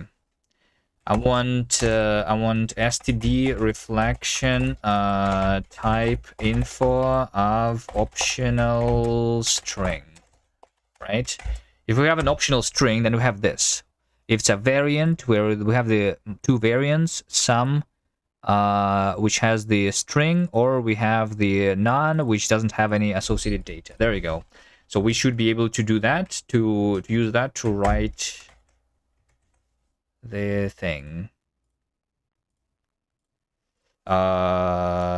Support variant types in std reflection type info.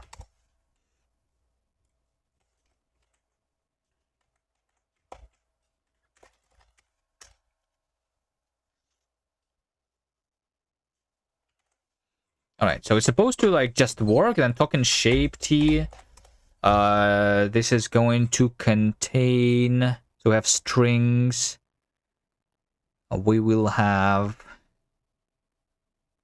we'll need to have lists. It seems also. This one is a native type, yeah. So I think it's just then the span also. And the Yuri, I suppose. I think I will need to do something else in addition.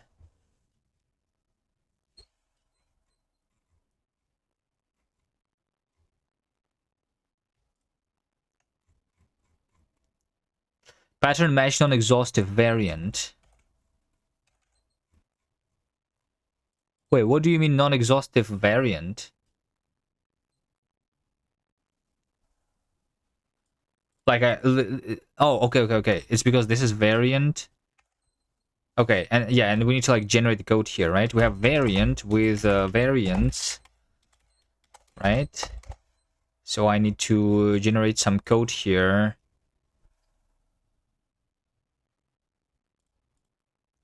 I need to find the name of the variant, right? So how do we serialize the variant thing?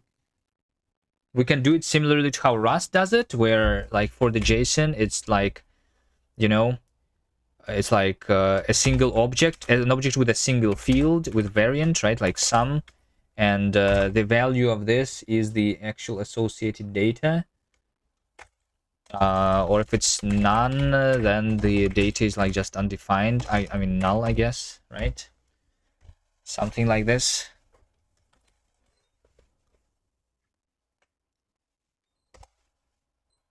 Right. Okay, so I need to generate code. It's going to be an object. Ord map. Object with fields. Fields. Ord map add. So I will add. I mean, and this, yeah, okay. This over here is right, match variants. Right, match variants, which means that this is going to still be this. Fields is fields. Match variants is empty for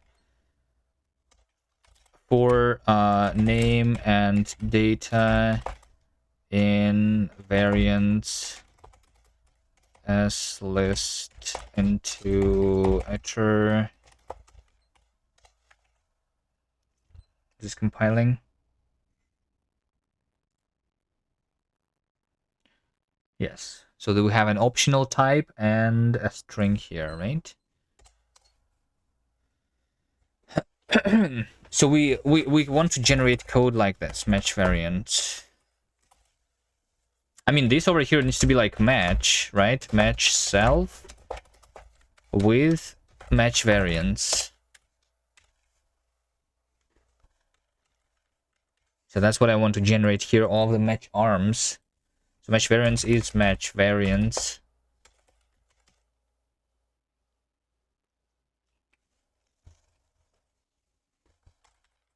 Is match variants, or we add a new match branch, which is this, in this case, going to be like variant identifier. Variant identifier is std ast identifier name.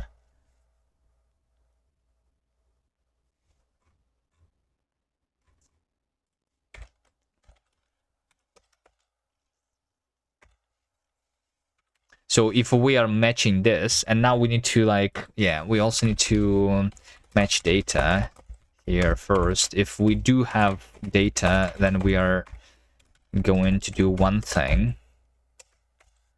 And if we don't have the data, then we're going to do another thing. let match variant.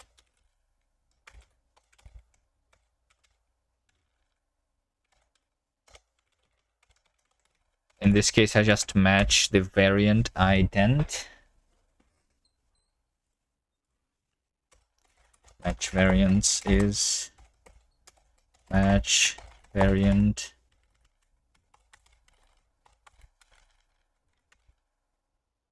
match variance or match variant.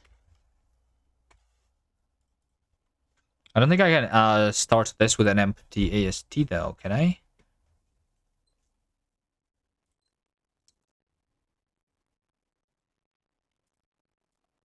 So if we are matching the variant ident here,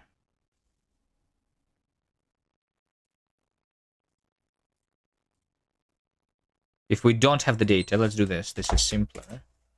If I do that, then I just need to add to the fields.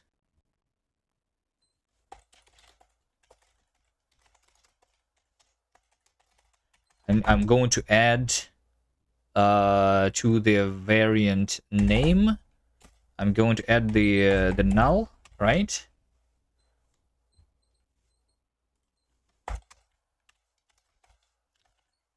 That's my branch here. And if I do the and if I do have the data,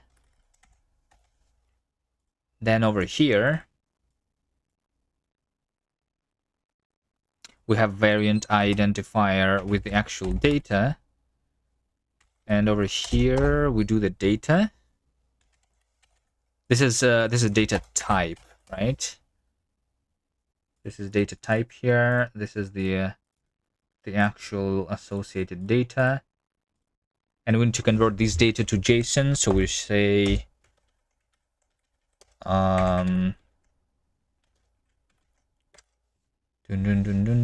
we say data type as to JSON data, right?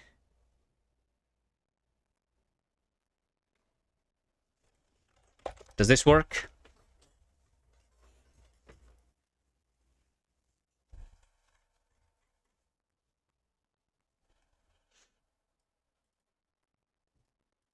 Unit is not ASD.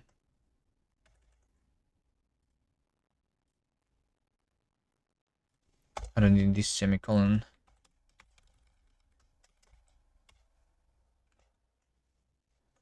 What is this? Did you forget? Of course, yes, I did forget. I did.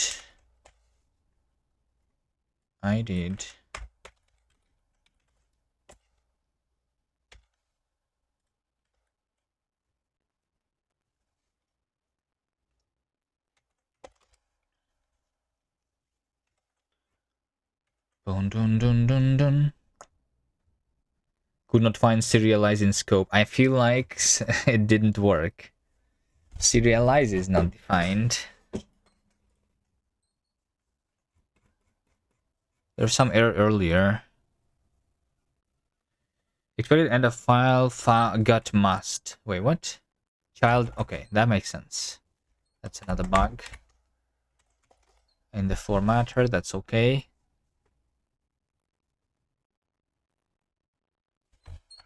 I see another red line over here. Yes, mesh branch must use the FN syntax. So like, what do we do here? We have a to do in the transpiler. Hold on. Another transpiler line 374. If we have a tuple which is not named, then we have some to do here.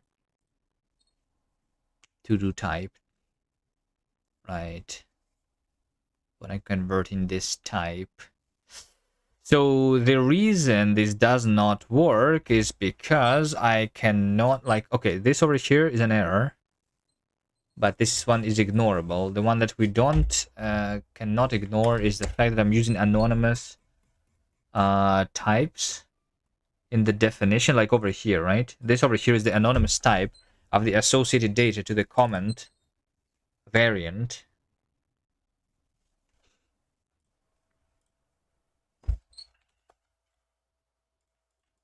Type named.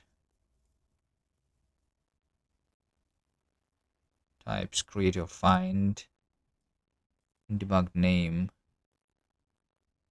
Right. And you can only do the single names. Only simple names, please. Of course.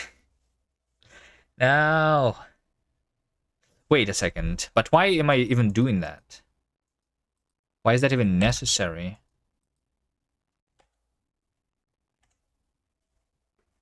Because I'm converting the type here? Yeah.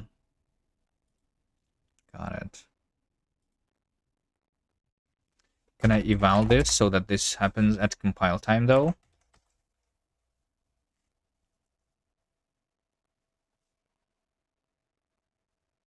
No, it says no implementation of type raw string name as serial. Yes.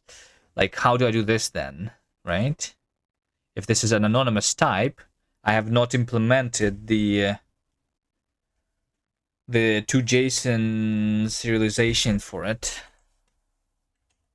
That makes sense, actually. Right? Because in order, like, I can derive for this type. It should, like, recursively derive for all of the types that are inside or something, right? That's what I should do. Automatically derive the trait for all of the types.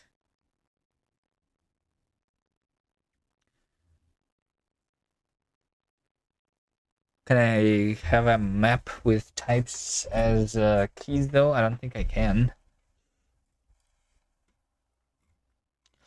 All right, this is a huge derailing. Let's. How about we just ignore this? How about we just ignore this for now? Let's go back to the something else. I mean, I could like write the serialization manually. This would be nice.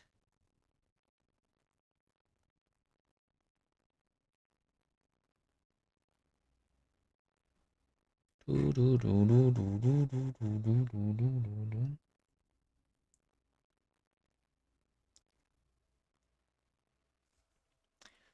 figure out. Let's ignore this. We do not do the JSON output mode. Whip JSON output mode and string interpolation. Let me finish the string interpolation first, right? Which means doing this in the ASTs too, like over here in the syntax parser. Big shape is string.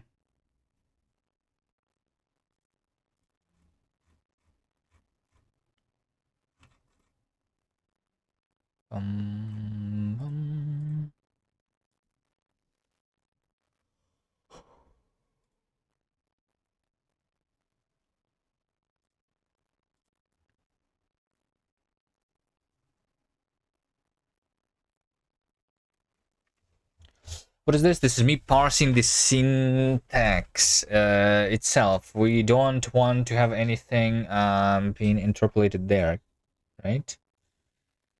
Crystal fun stuff. Hello, hello.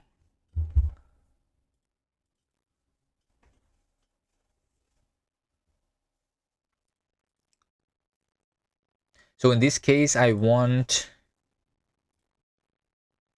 string s. Let's say let contents be unwrap string contents. Hello, Brainoid.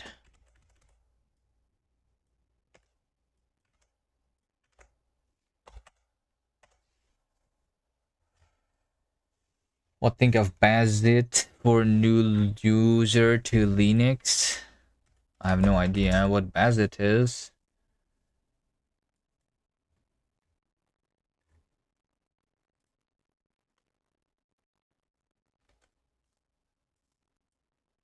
The operating system for the next generation of gamers. Play your favorite games. Steam is pre-installed. HDR, VRR support.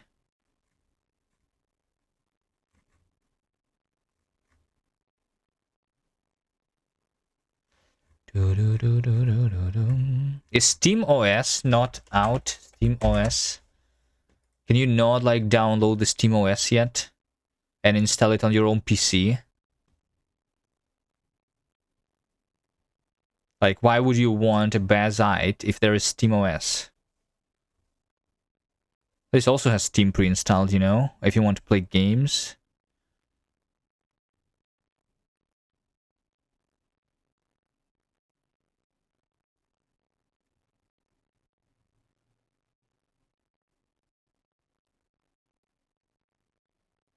Yeah, I guess that you don't, right? Oh, wait, if you are interested in installing SteamOS on your device, you can follow the instructions here. So you actually can install it on your own PC. Is this Hyperland? No, yes, I'm on Hyperland, but I'm not on Arch. I'm on NixOS. By the way.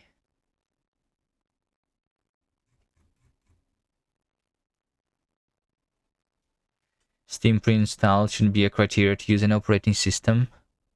Yeah, you can install Steam on any Linux. So I have Steam installed. I can play it on Nix. You can play it on Arch. You can play it on Ubuntu. You can use any Linux. It doesn't matter.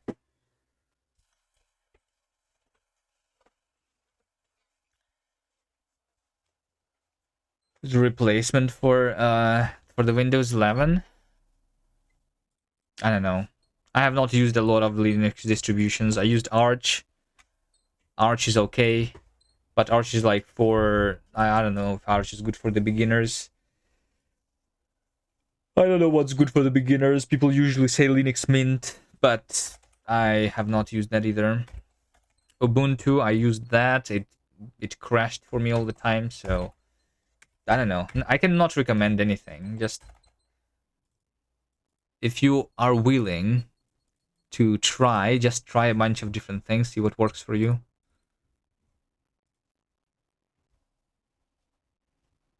If you are not willing to try, you can stay on your current operating system.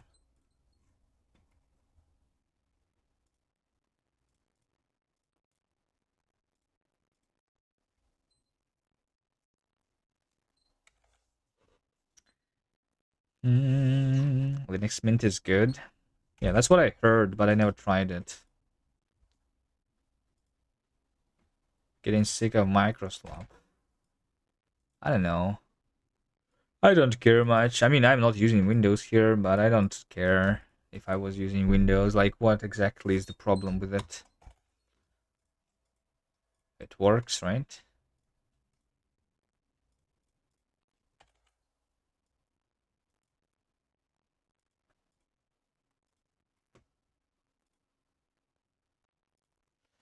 I mean, I'd rather use Linux myself, but for the different reasons that works is a big word. Well, I mean, like I was using Ubuntu, and Ubuntu was breaking for me all the time. So, like, which one is better? I think, like if you are into tinkering and like fixing things, then sure, Linux can work better for you. But if you are not into that, then I feel like a Windows is breaking less than Linux. Maybe you can get a Mac instead. Some people like Macs more. Macs, I heard they just work better than Windows. Oh no. Mac is hell. I don't know. Is it? What's the problem? What's the actual problem? Like, you just hate Microsoft and you just hate Apple. I do hate Apple too. But if you want something that just works and you don't want to spend time tinkering with your device, then that's the way, right?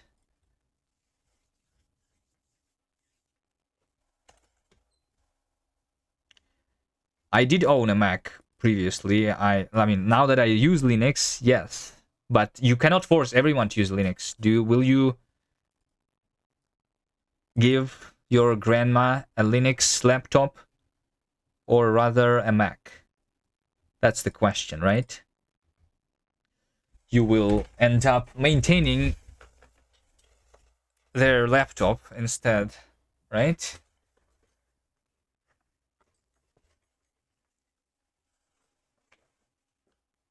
If you choose Linux, unless you, I mean, like you need to like choose wisely then some specific Linux which is like locked down so that you like don't break it, which also requires a lot of effort in investigating how to make that work, right? So Kast OS when one thing at a time. We need to like do the string interpolation currently.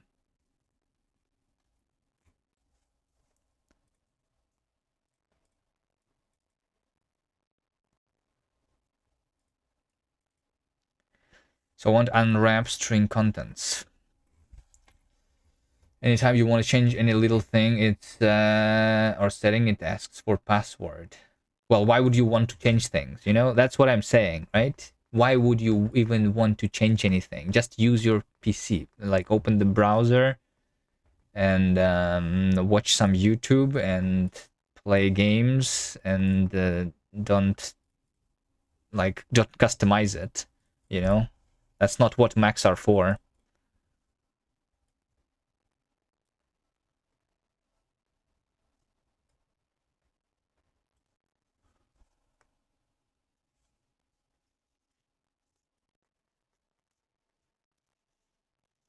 You're trolling. I mean, I don't know. There is some customization available there for sure. I don't remember these like problems though. When I was using a Mac, I don't remember it asking me for a password. So maybe you're trolling also. It's like asking for me not to breathe.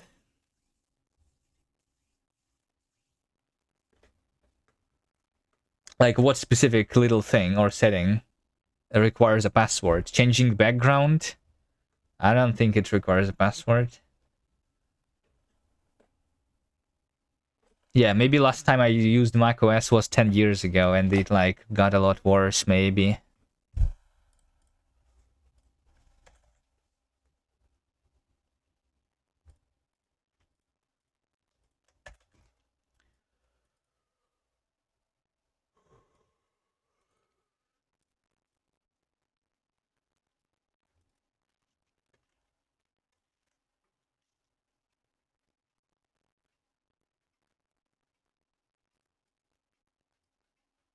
It's more than 10 years ago. It's like 15 years ago last time I used a Mac.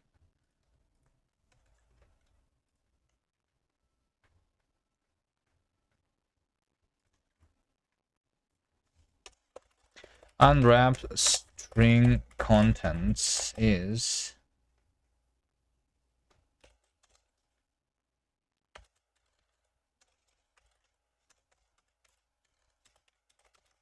I want to make sure that there is only a single part there, right? So if parts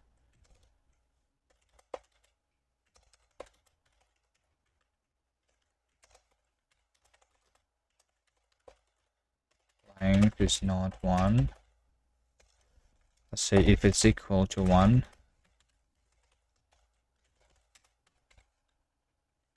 then parts and 0.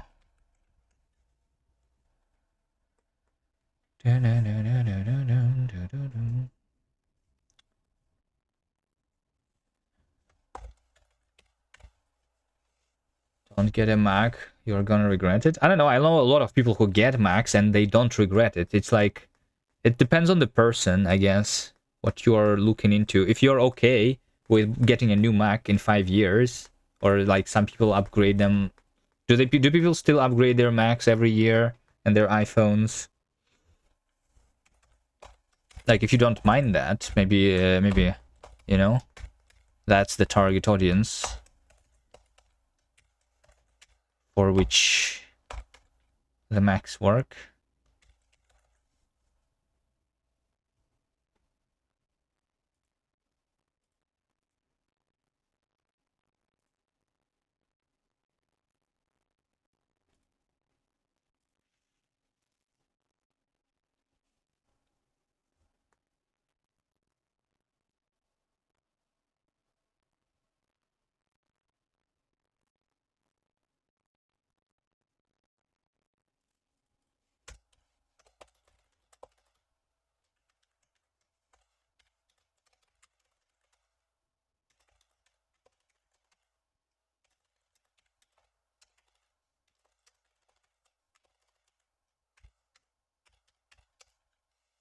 All right. Otherwise, over here, I'm going to.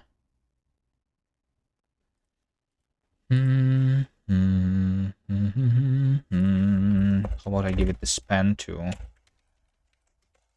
so that I can report the error properly.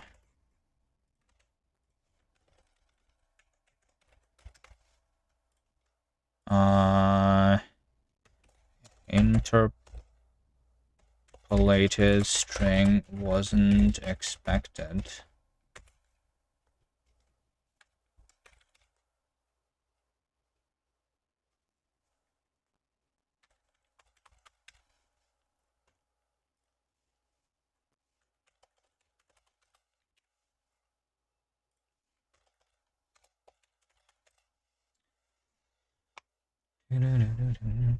Mac OS does indeed work well, just assumes people are stupid more than Windows.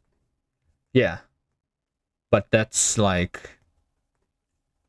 So it's like it's just targeted at different people, that's all.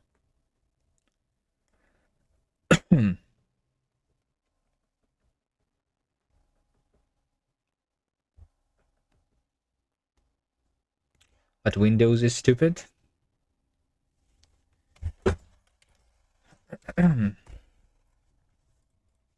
I don't know. I don't hate any of these operating systems. I just choose Linux and ignore the others. I did use all of them. They were okay. I don't hate them.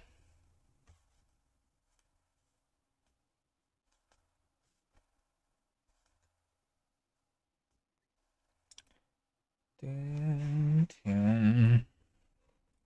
don't know. Can you give an example if you breathe macOS masks for your password? I'm pretty sure that's not true.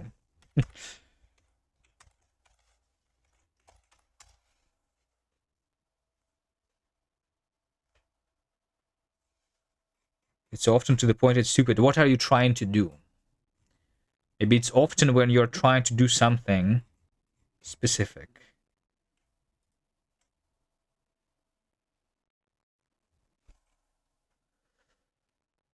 Array list, content, delimiter, parts, raw, array list.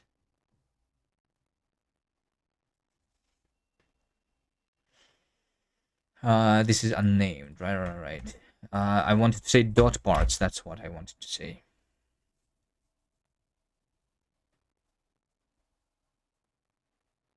You don't get why they force you to look at their animations, for example? You don't like animations?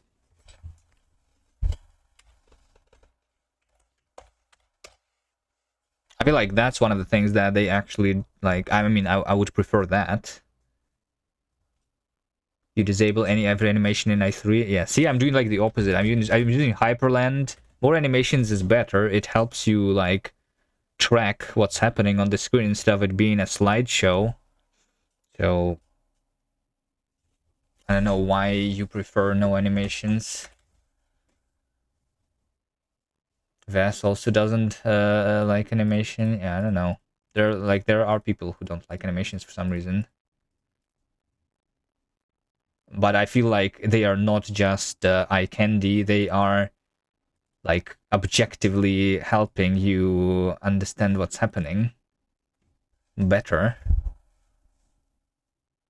Sometimes they are too long, though. I guess I could like decrease the time of the animation of switching workspaces here, for example.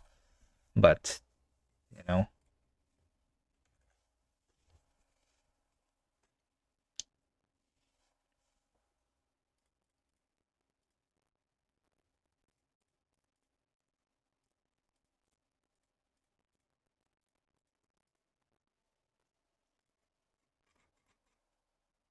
All right, over here, what do we say? Parse syntax rule expect. Hello you underscore Daniel Pancake. Hello, Danny Pancake.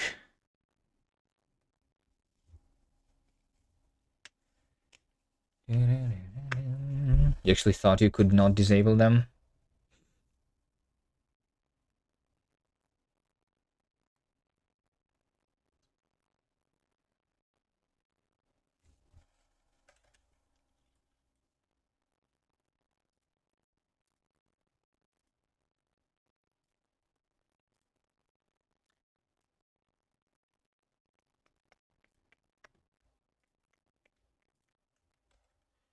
Mac OS disable all animations.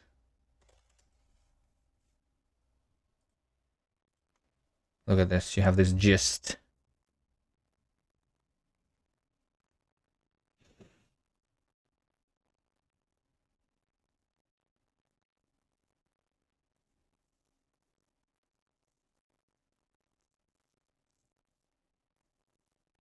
Well, I mean, yeah, but at the same time, like most people that which Mac is targeting, they will not want to disable the animations anyway. That's my point.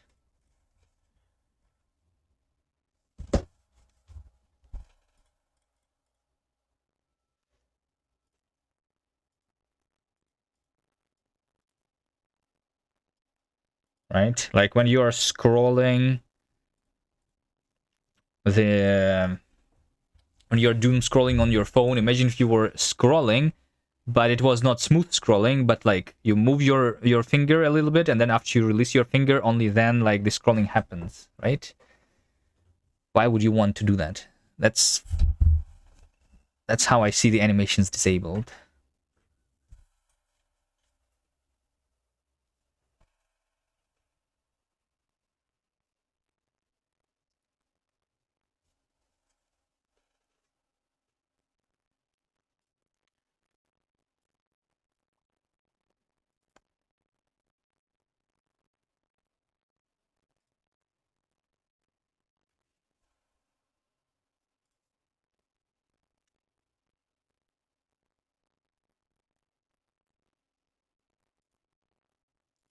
What do I want to do here? All right, I'm being distracted a little bit. And obviously everyone doesn't agree with me. So I'm trying to justify why animation is better than no animation. You cannot even scale text to be bigger on your screen on macOS. I don't know if that's true. Boom, boom, boom, boom, boom.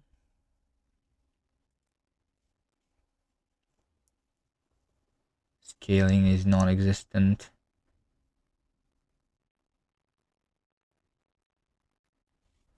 You want me to look this up? Scale macOS. Scaling display on macOS. You need to go into the displays part of the system settings. There's larger text, more space.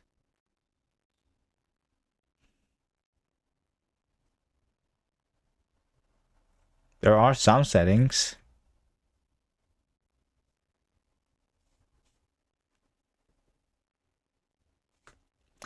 That's not exactly scale, yeah. I mean, is there a scale on Windows? Is there a scale on Linux? How would I scale my hyperlink, for example? Can I just scale everything? You can also use auto as scale to let hyperlink decide the scale for you. I guess you can, right? This over here, last thing is the scale. Got it.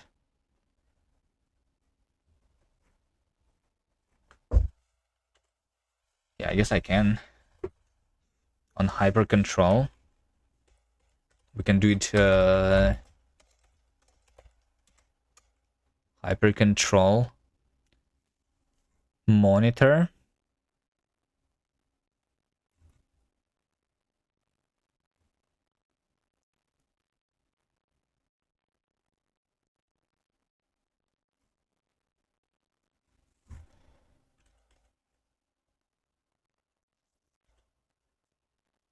It's like keyword monitor.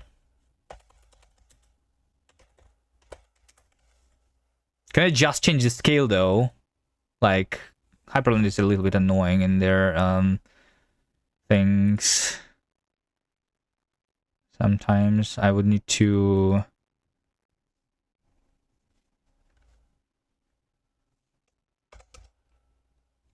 Can I show the current monitor? Hyper control monitors.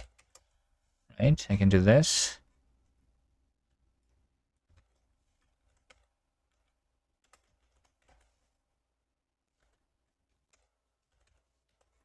And then I need to copy paste from this.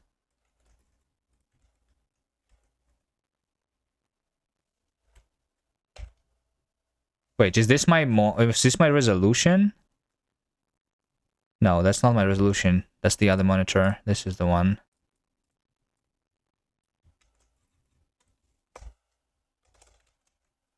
Let's scale it twice.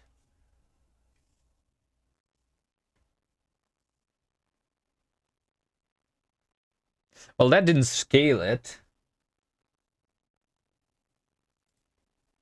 Oh, invalid offset, invalid scale. What do you mean invalid scale?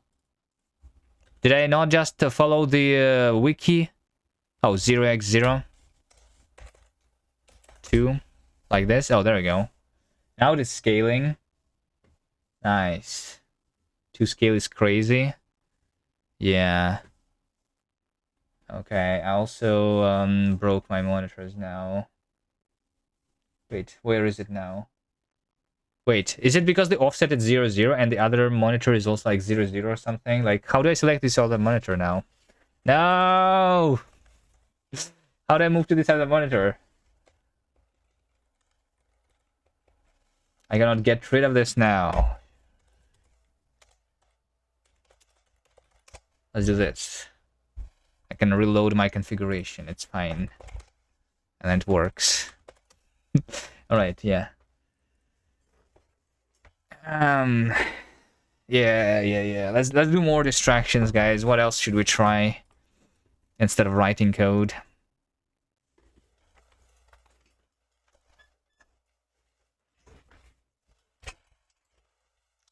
Whenever you want to download an app from the internet on macOS and the app is properly signed, macOS will actively make you jump from 20 hoops to install a single app.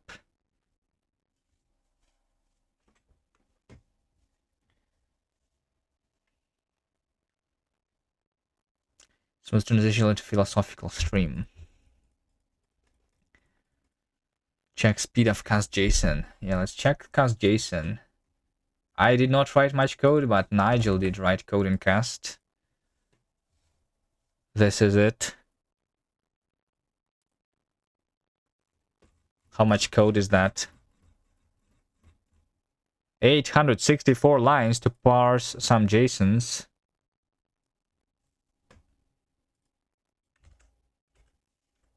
All right.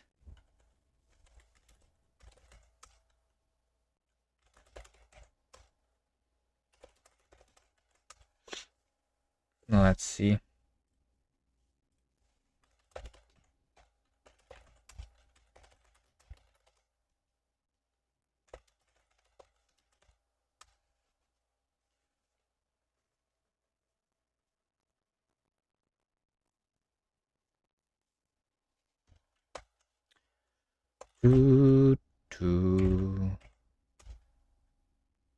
Wait, but it is just the library, right? So,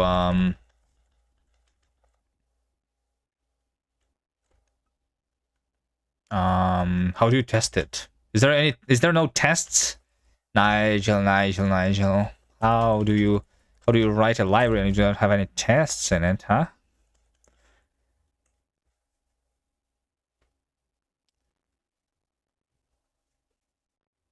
You didn't git add your tests? Oh, I see.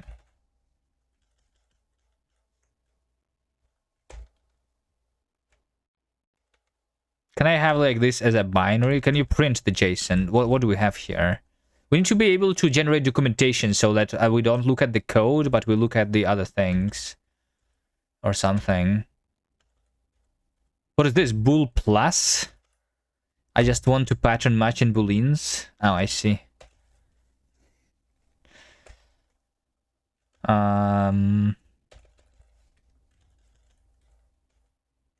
Error. This is a lot of errors.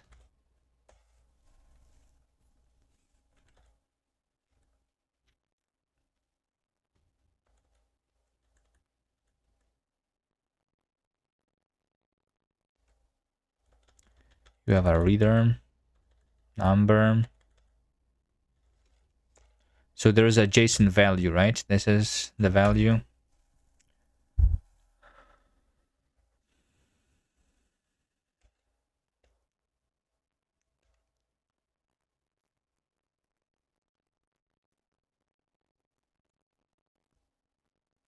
Shouldn't this be called not from value but from token?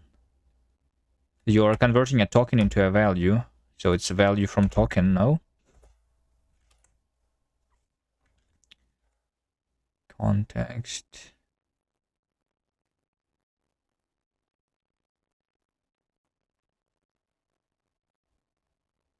Can you import files in the REPL? I think you can. I think we can like do Kast REPL lib ks, and then we have the value. No? What do we have? I'm not sure. I'm not sure how my REPL works.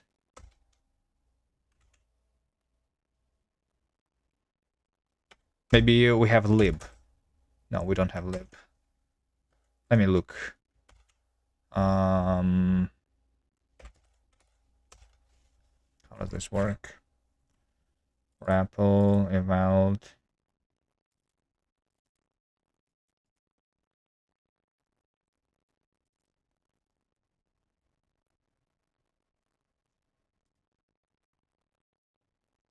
Eval option. Oh, I'm just ignoring the value here, actually. But I'm using the same interpreter. Oh, it's because it's... Wait, what? What's in your lib?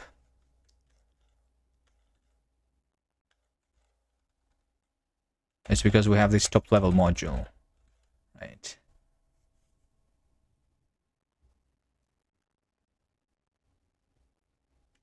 No, I can just do this. You know, JSON is this. And then we can do... Then we can do Kast REPL libks. And then I can do JSON, right? JSON value. JSON value. So how do you parse it?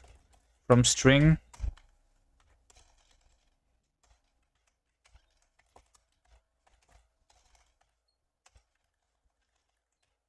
Parse.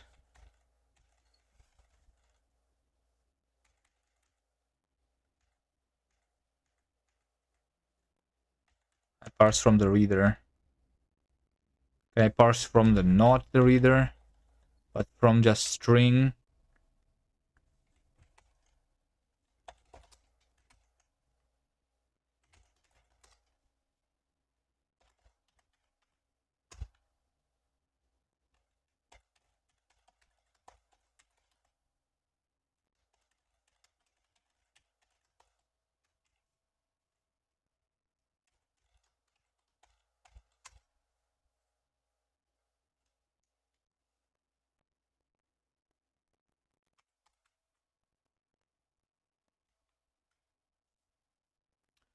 Field new is not there. Reader new?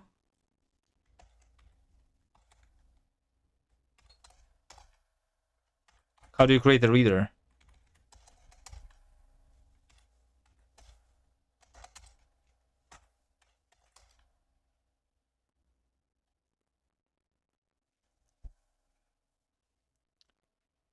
Bam, bam, bam, bam, bam.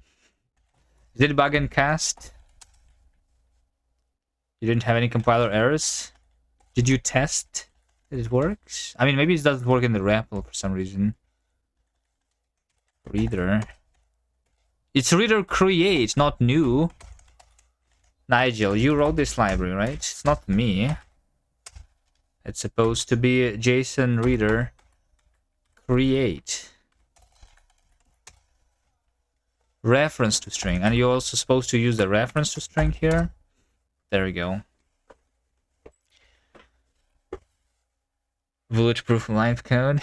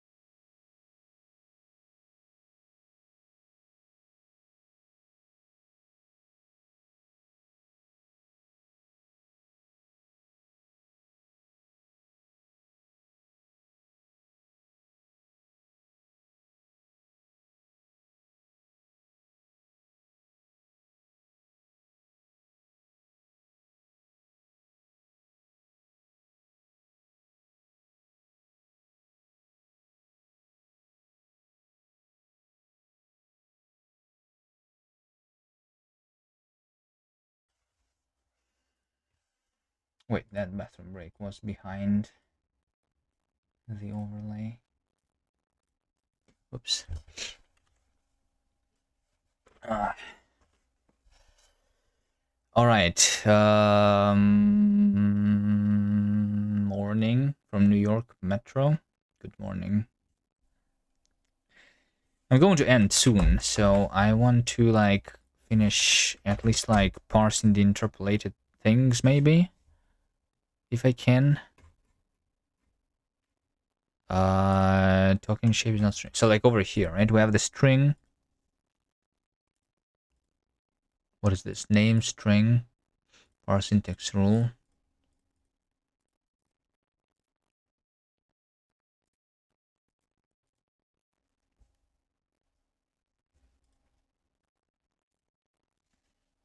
Unwrap. String contents.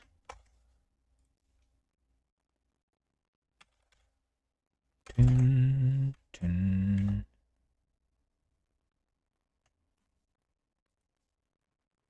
String s. Unwrap string contents.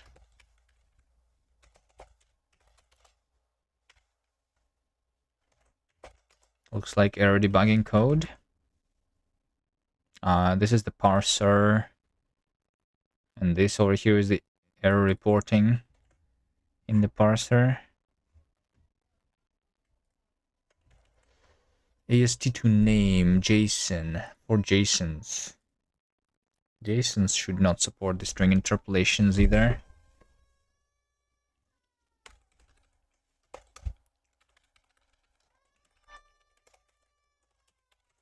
I'm going to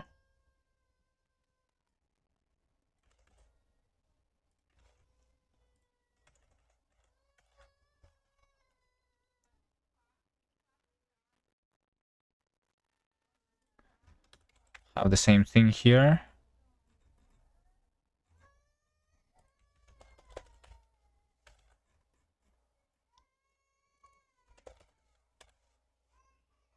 Nope, not here.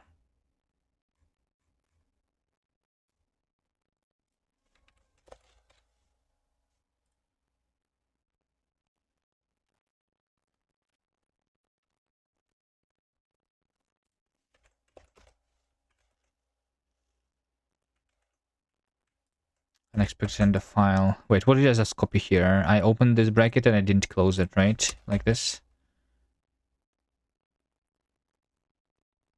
Is that all? Alright, what is this now? String contents from AST, token shape, string contents. Oh my god. Okay, how about this? Let's move this actually to the token. Let's move this to the token. And we will say unwrap string contents. Right?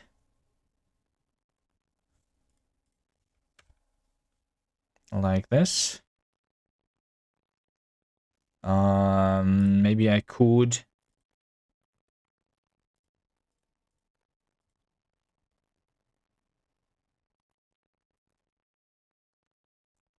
return an option here instead. Optional string. So this will return some contents, but over here I just return none. And then I don't take the span here, and we do error reporting. Let's say get string contents. Get like is this okay? Get non-interpolated string contents. Maybe I could also do like this a dedicated token which is not interpolated string.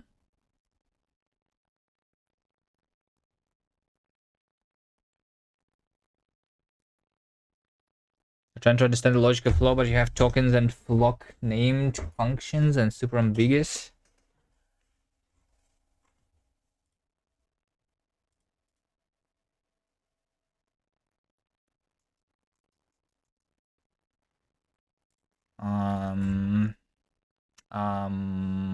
I'm having a Lexer and a parser for my programming language here. That's what I'm writing. This flock is just so that we lock the directory.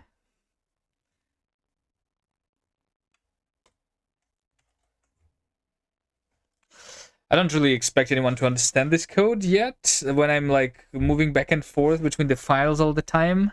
But if you want to ask about something specific, like over here, what's happening? I'm trying to parse the syntax rules. The syntax rules are given to us in the file like this, right? This is my syntax rules for my programming language. We have syntax and the name of the syntax. This is priority here. This is some formatting configuration, and this is the actual definition of specific syntax. And this code over here is parsing that. So I just introduced the interpolated strings, which are not supposed to be expected over here. So I need to handle this thing here. You're not able to understand, you gave up a while ago. Yeah. I don't know how to make it understandable for other people. Maybe maybe if we write something, some overview of how things work.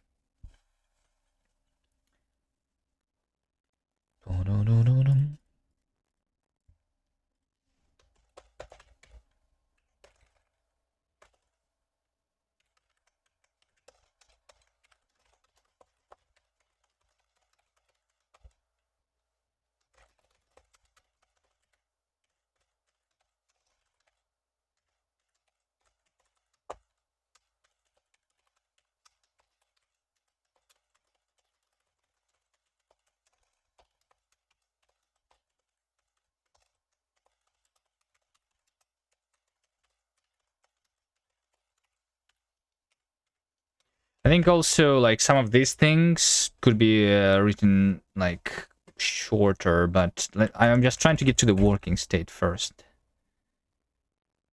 Here, right?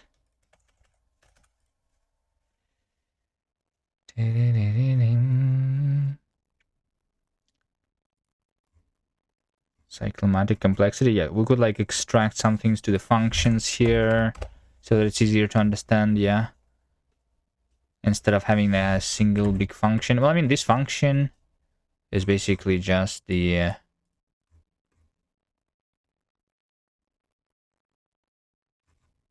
big match.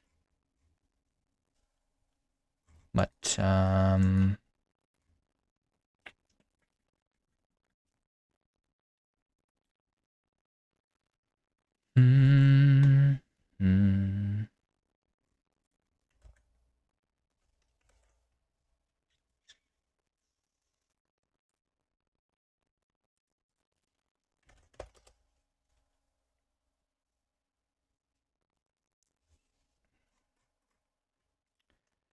did you forget? I did forget to remove that comma there. Over here, that's the same because I copy pasted.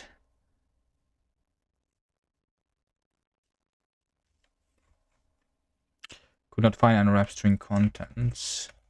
So this is going to be token get string contents option unwrap or else.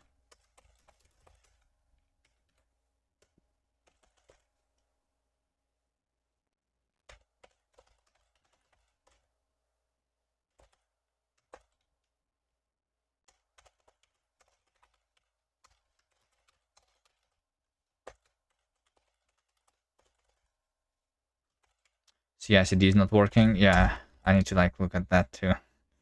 Also, I don't have the CI for the self-hosted at all currently. I could do that, I guess. Output right. My brain stops working. I need to like end to end. Right. It's all this like conversation about the Macs and how they're bad. It broke me. You know?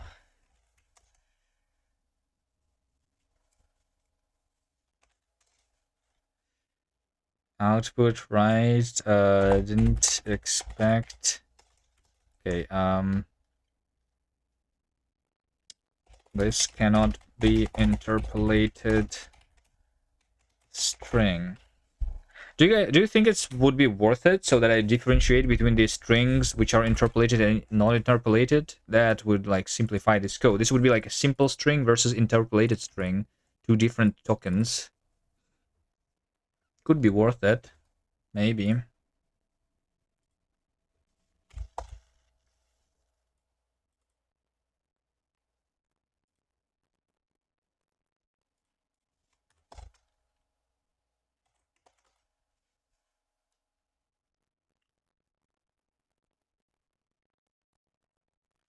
You used to do 18 hours of programming non-stop, but you burned out. Now you're doing 19 hours non-stop.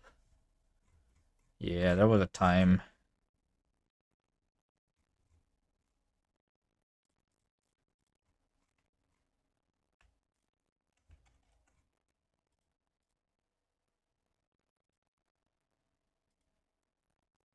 So this is JSON also, right? String.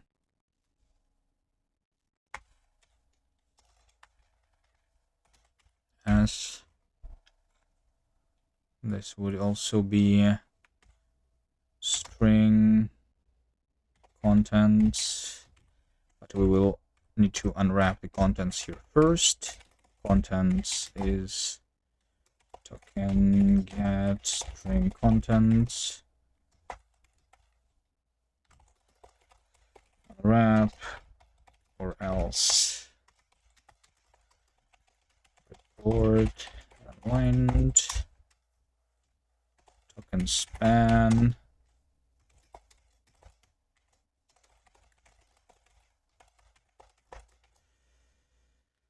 No support interpolated strings here.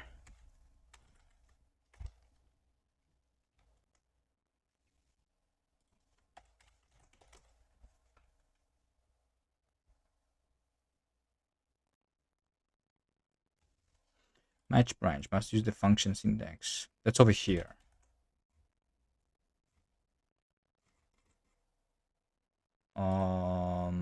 Do impl.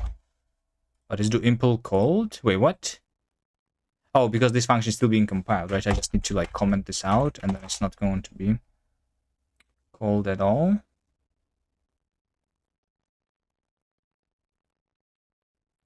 All right.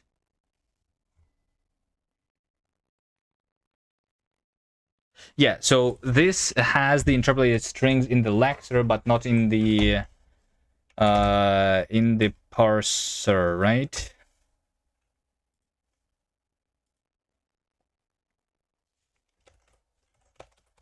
And just use the human output mode like this, right? So this is my lecture, but if I try to parse, this is going to give me an error because this cannot be in the interpolated string. Wait, this is not interpolated string. This is a normal string. Hello?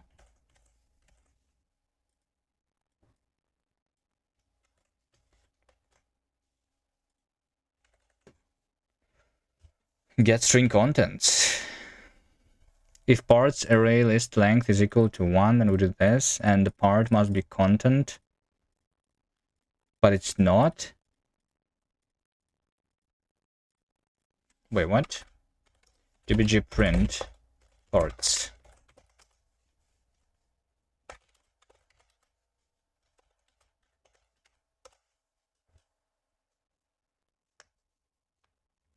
This is supposed to work. Is something wrong in this code? The part should be, there should be only a single part with the content part. And that's exactly what it is, the core module.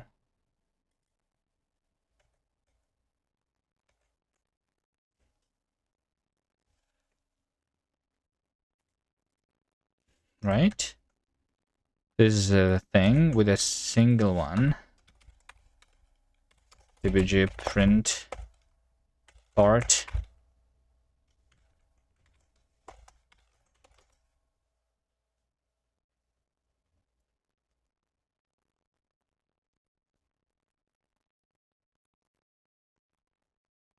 It's a content dbg print 3 exclamation marks.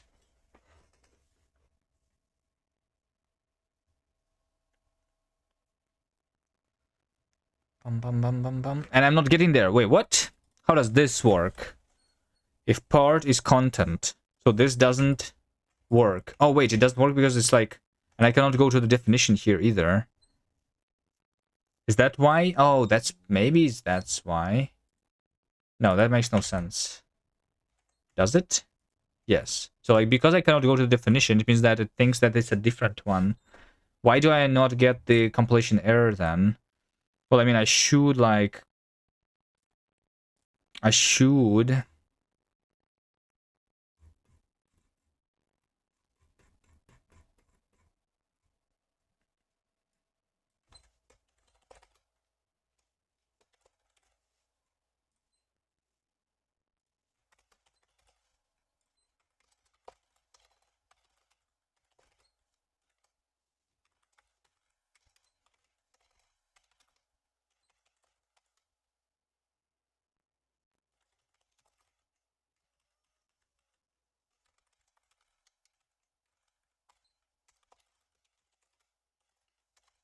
Let's make this dedicated type here. Right? Because if we have the dedicated type, then I can actually do the annotation here. Because over here we have the string shape. Right? Now we have that. Now we have content. Okay, so this works. I'm actually surprised that this was not inferred, though. Oh, it's not in... Wait, it's not... No, it should have been inferred even if although I used the dot dot dot here. Interesting. Okay. This is going to work though, right?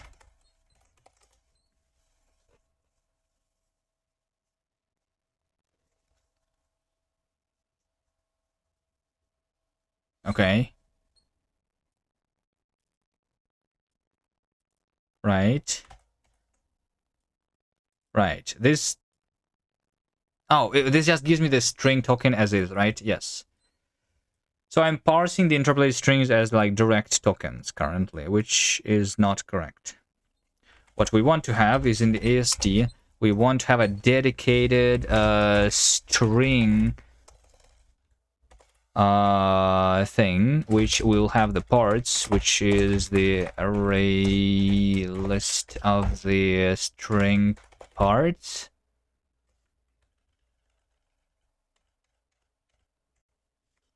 In the definition of the type over here, string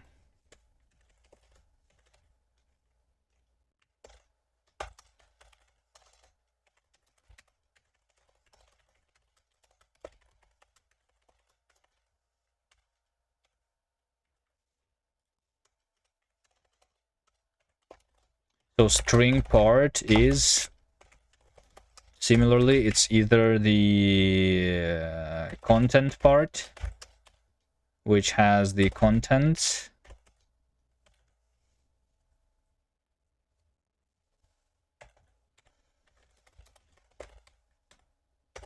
or it is the interpolated part, which just has the inner AST.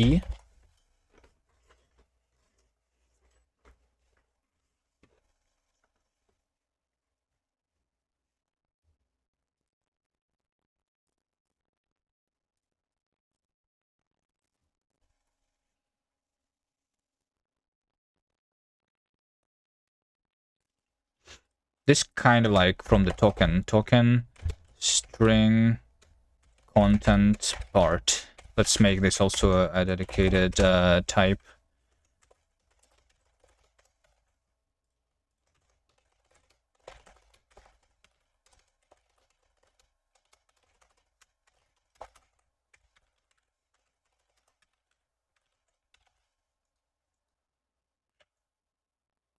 Bum bum bum bum bum bum bum bum.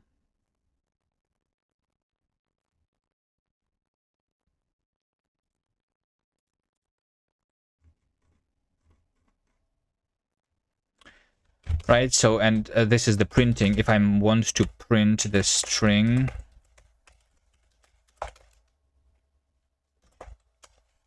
then I just do parts.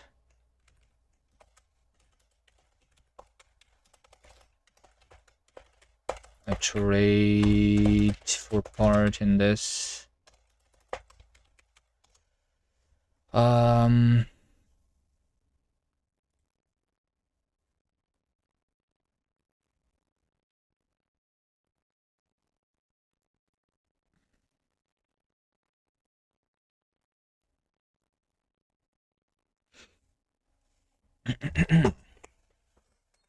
I think what I want is to like write that it's a string.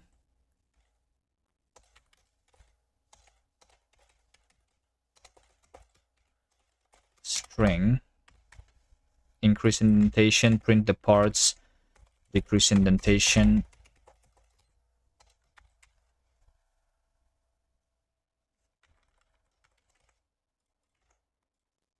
Write the closing bracket.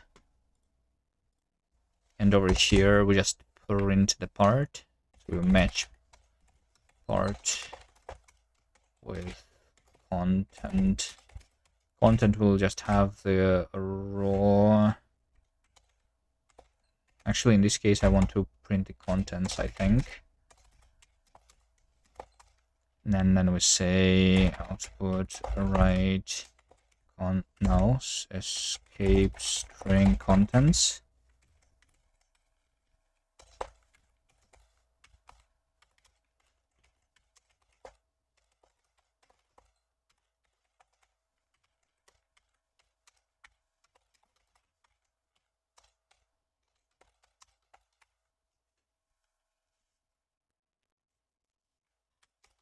And if we have the interpolated AST, then we just print the AST here.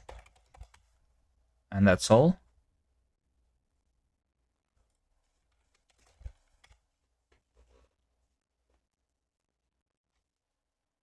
Why is this red? AST is not reference to AST. Interpolated reference to AST. Interpolated ref AST.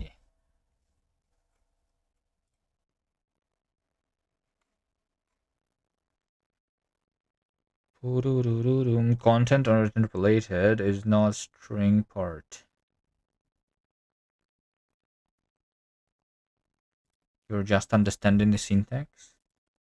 Yeah, I think the language is relatively readable. There's a couple of things in the syntax I would want to change, but mostly it's pretty good. I like how it turns out. The error messages could be better, though. They are horrible currently.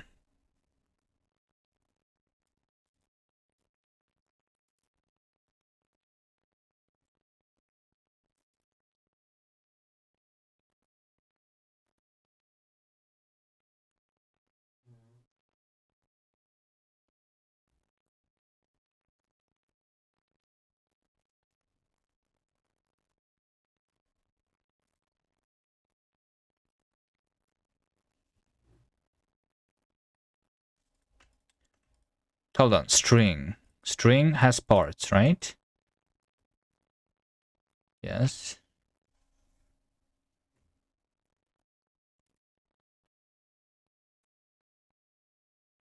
We can iterate over it. What exactly is the issue? Or did I make... Oh, I can only use variance in union. Because I have a comma here for no reason. That makes sense. That broke everything.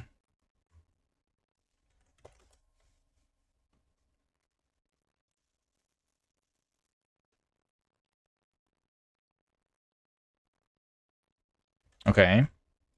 Now I need to construct this AST, right? So when I'm doing the parser, when I am parsing the string, right? The string, the single token is parsed as a string. This should be parsed differently. Over here, this should be parsed differently.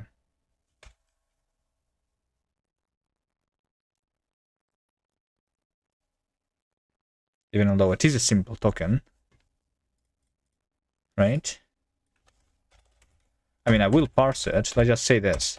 That parsed is match pick shape.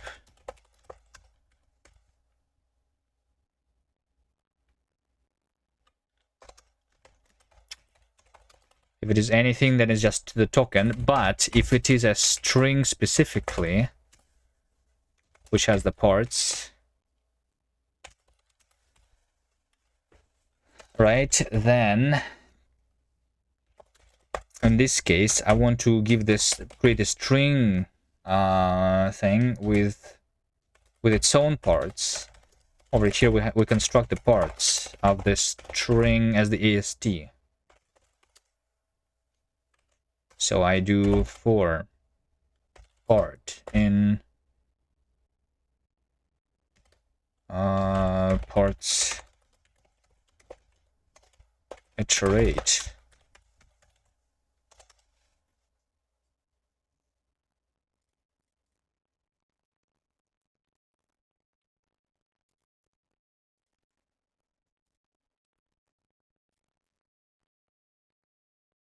What's wrong here?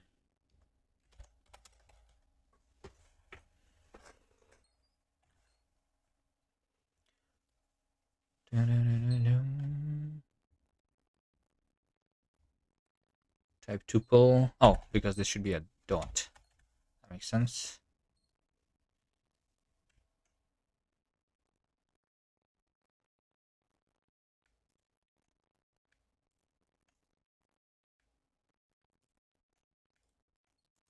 It also has the delimiter and things. So, which, by the way, I need to save. I need to save the delimiter for sure. What else do we have there? And the raw, right? Delimiter parts. But just ignore explicitly the raw stuff here. So yeah, and I will create the string parts. I will need the delimiter also in the AST string. Delimiter is a string. So when I'm printing string delimiter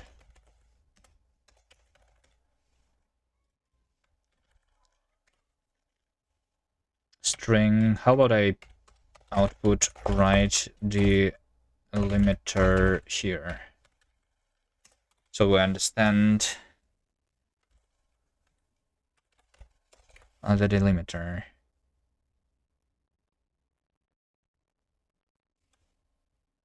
You know what?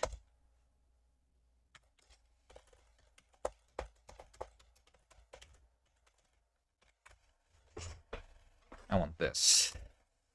And I want it to be with the green color.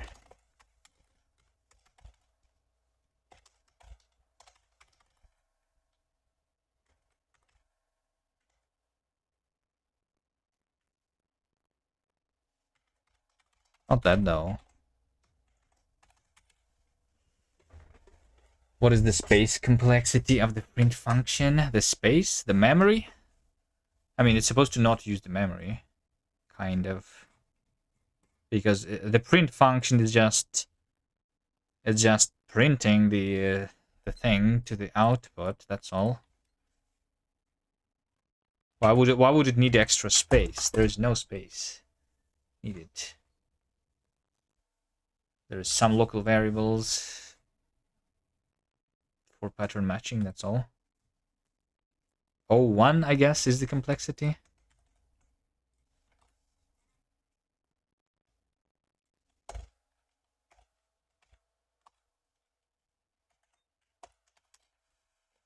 You should count the logical operations in that function. What is the logical operation? What is the logical operation? The and or something else? I don't understand.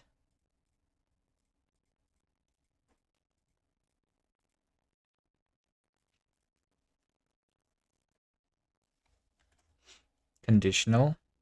Conditional is not adding space complexity though.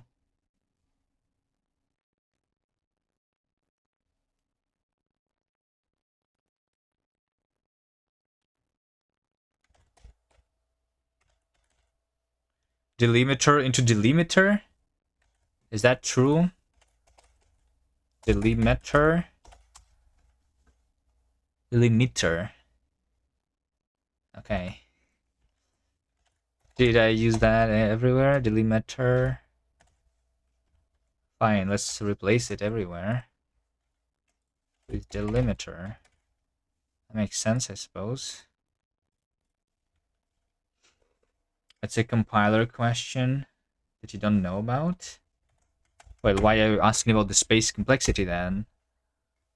I mean, what exactly do you mean? But like, it doesn't have anything to do with the compiler, right? Space complexity is how much space your algorithm is using, right? That's what you're talking about.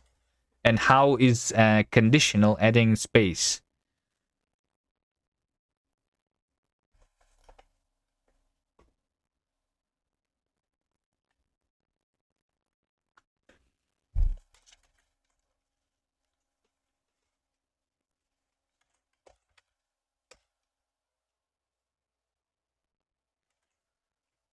Okay, so over here we have the parts, right? So this string part, we do this. We do match part. If this is the content part, then I want to add the content part, right? So this is the part, which is AST string part. This is AST string part, not token string part now. And then we are going to say parts pushback part. And if over here we have the interpolate, in this case we have the tokens inside.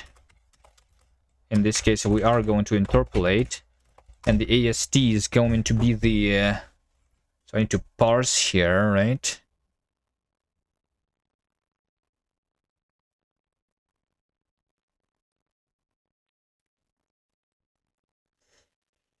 And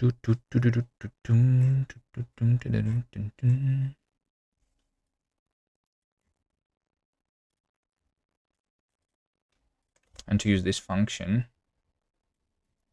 This looks like a mixture of Go and Rust. It's a mix of a bunch of programming languages, yeah.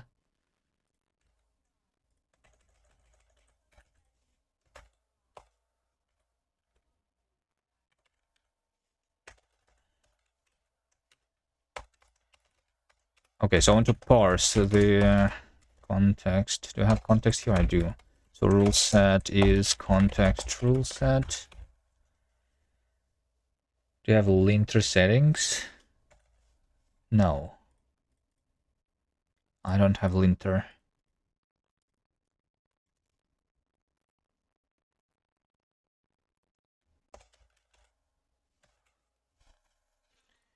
I don't have linter at all. The interpolate, I won't have like the span here, I suppose. So let's say intersource span is equal to span. Yuri is span Yuri.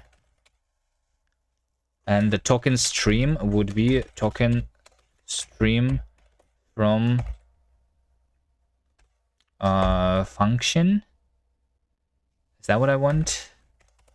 Token stream. I want to convert an array into the thing. Let's actually create a dedicated one from array list. List is array list of tokens. This is going to give me this token stream. So this is just going to be from function. This needs to give me the next token. So we have the index 0 if index. I do recommend stylized linter.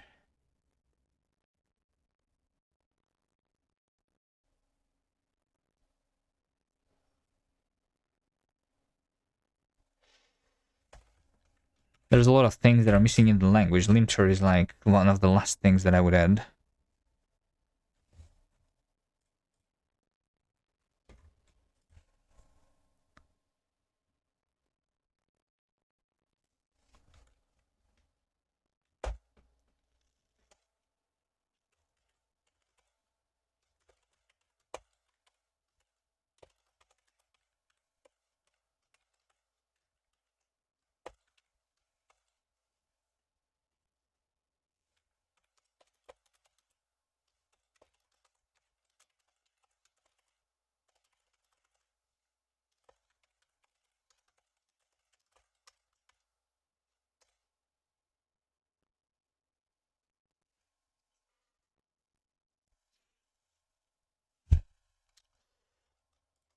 I changed my mind. I'm going to make this inline here.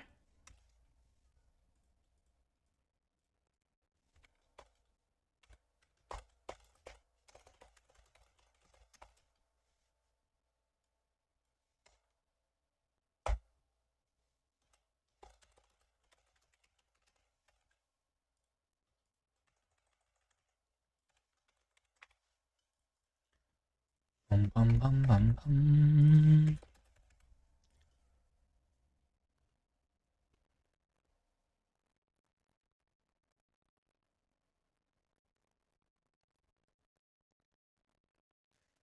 Apparently you are using a cast impl, which is a to-do on the JS target. If you have to do casting and typing, senior dev team needs to go. Casting is meaning different thing in other languages. Most of the casting that we do in this language is for the traits, which is something like when you say type as trait, that is the casting of the type into the trait. It's not to lie to the type checker, like you do in JavaScript, for example. In TypeScript, I guess.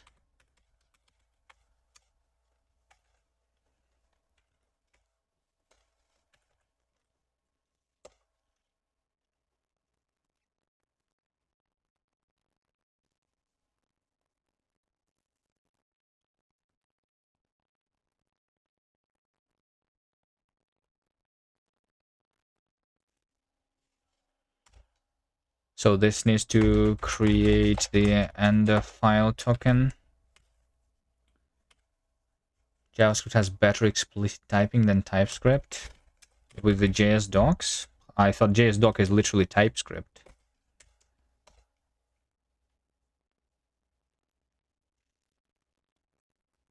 How exactly is it better? Can you give an example?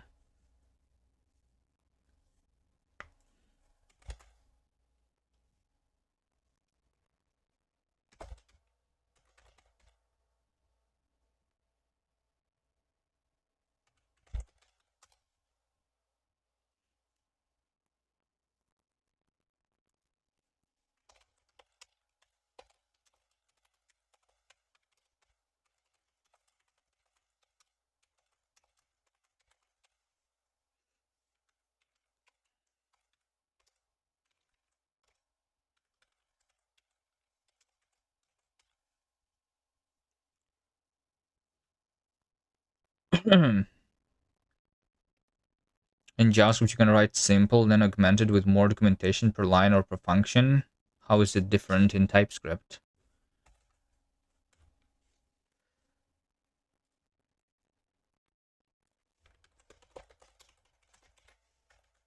You can start simple in TypeScript too, right? TypeScript transpiles to JavaScript, yes. So what? But TypeScript allows you to specify the types in a simpler way, not just in a comment, which doesn't like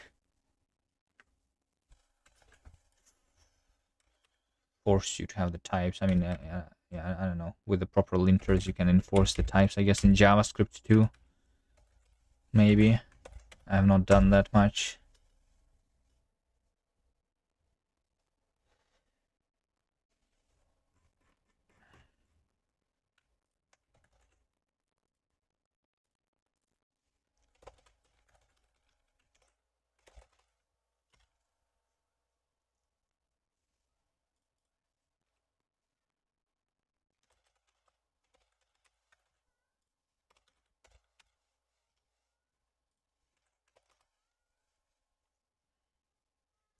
TypeScript is not a native browser language. So what? Why would it matter? That it doesn't even matter.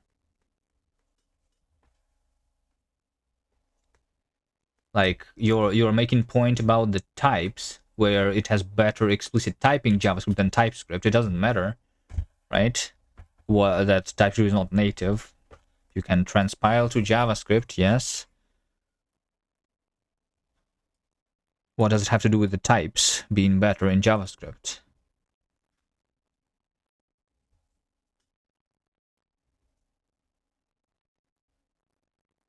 You have to lint 20 million line codebase, but it doesn't try documentation. What does that even mean? I don't have to do anything.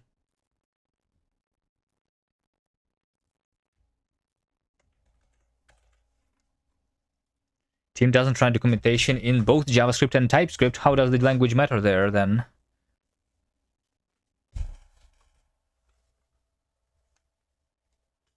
In the theoretical situation, it doesn't, like, the amount of documentation doesn't depend on the language you use. So what is the point that you're making? How is this connected to your previous point where JavaScript has better explicit typing than TypeScript? I still don't understand.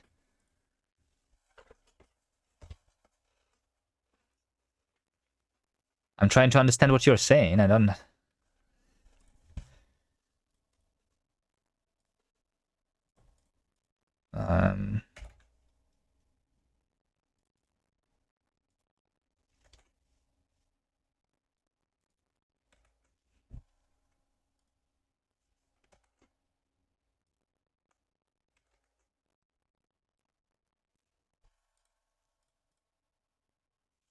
Okay, is the string part content or interpolated? Interpolated, not interpolate. And then we parse the AST, right?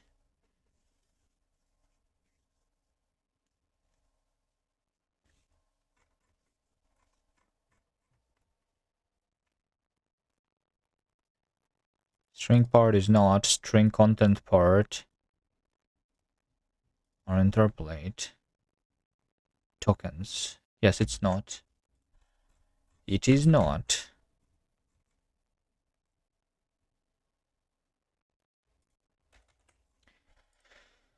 The problem is here. Oh, yes, because... Wait, what? Yes, part is the... This cannot be inferred. No, yes, this is the array list of the AST string parts, right? But why am I iterating over this, right? That's... Yes, because this part and this part, right? This is the token parts. And this is the AST parts. I'm trying to iterate over the token parts here.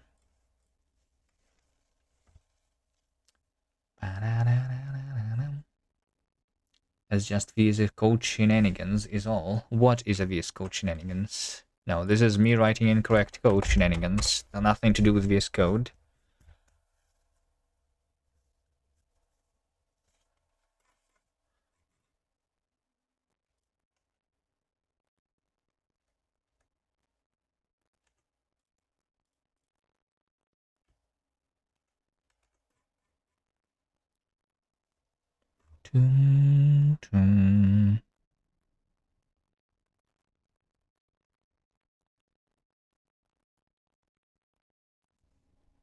I think the reason here is that we have the string shape and string part over here. The interpolated, I do want to have the span here, right? For the interpolating string part in the lexer, yes. So in the lexer, when I'm doing the interpolated, I need to know this span, right? So span is span start is span start, end is reader position, Yuri is lexer source Yuri. Is that it, right? And the span start is going to be the start after this thing. So span start is reader position after I have skipped over the this thing.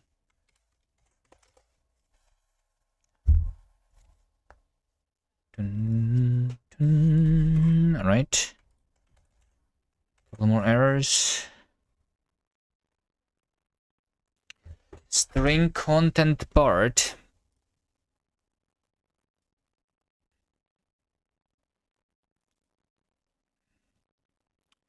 Content. String content part.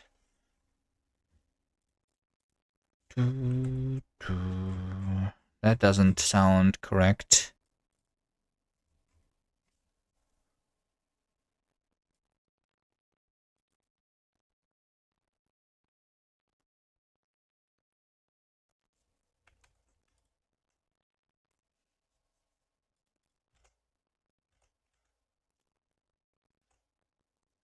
Token string part is interpolated. We have tokens and we have span. Tokens and span. This is this thing. What's the issue here?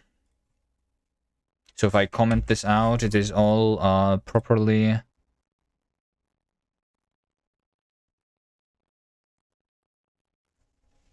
typed, right?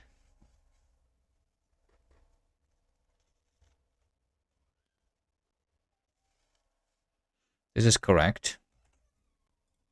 Okay, let's do it one by one to figure out where the error is.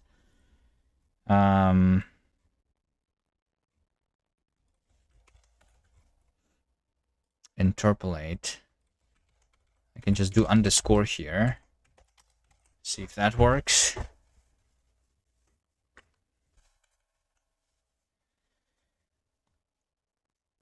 You would have given up by now with this? With what? I'm making progress. I'm making slower progress than I would, than I sometimes do, but it's okay. Sometimes you work slower, sometimes you work faster.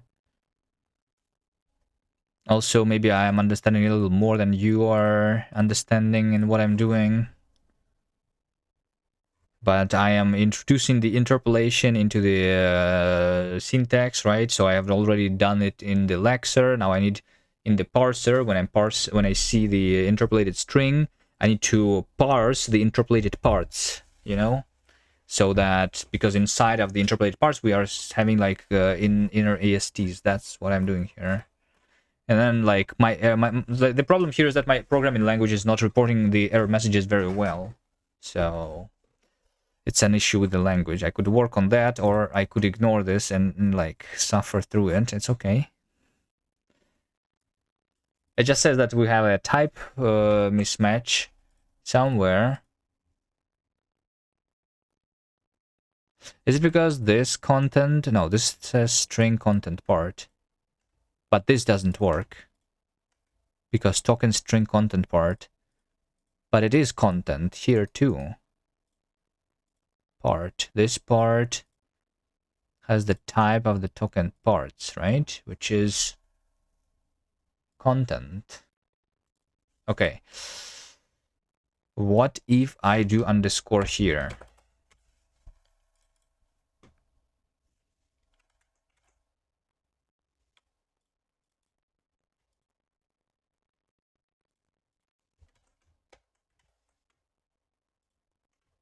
Then I can still cannot go there, right? This doesn't work. Let's call this one a token part. This, just so that we understand that this token part, this is going to be like AST parts. AST part. AST parts. Parts is AST parts. Pushback AST part. Just so that we don't have this confusion.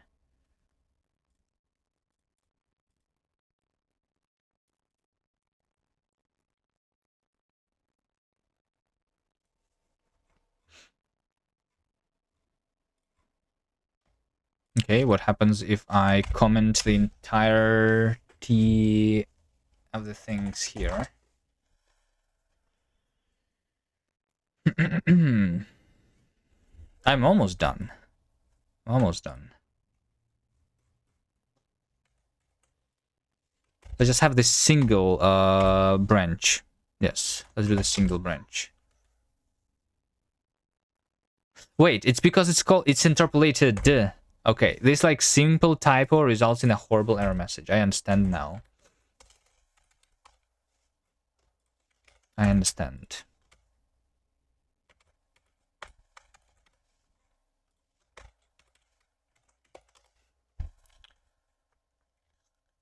You sound like me now, do I? What do you sound like? Almost done is the positive affirmation. Okay, expected end of file, but we have this. Wait. Over here. So I started to parse the insides of the interpolated string, and it says that I expected end of file. Why would I expect an end of file here? I'm trying to parse this thing, right?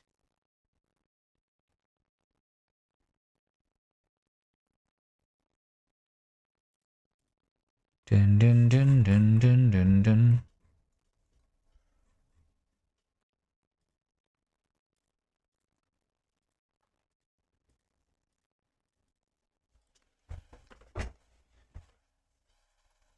token stream.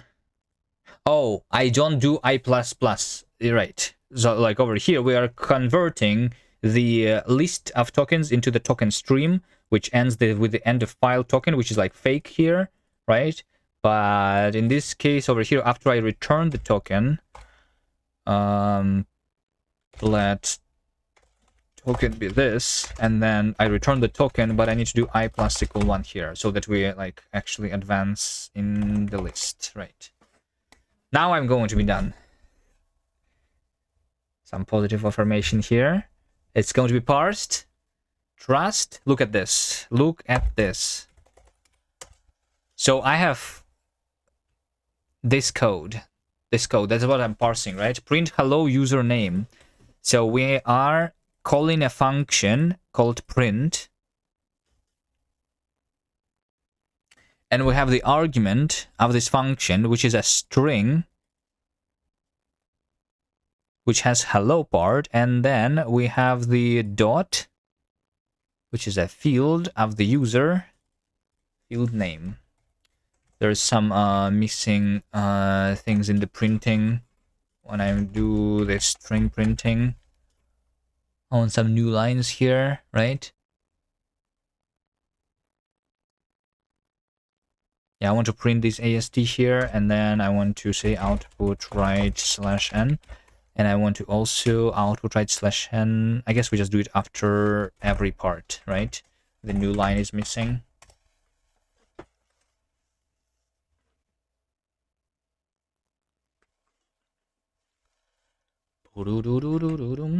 Yeah, look at this.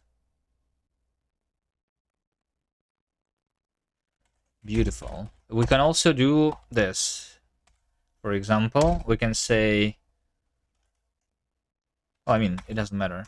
Just a different example, right? We have a string 2 plus 2 is equal to 2 plus 2, right?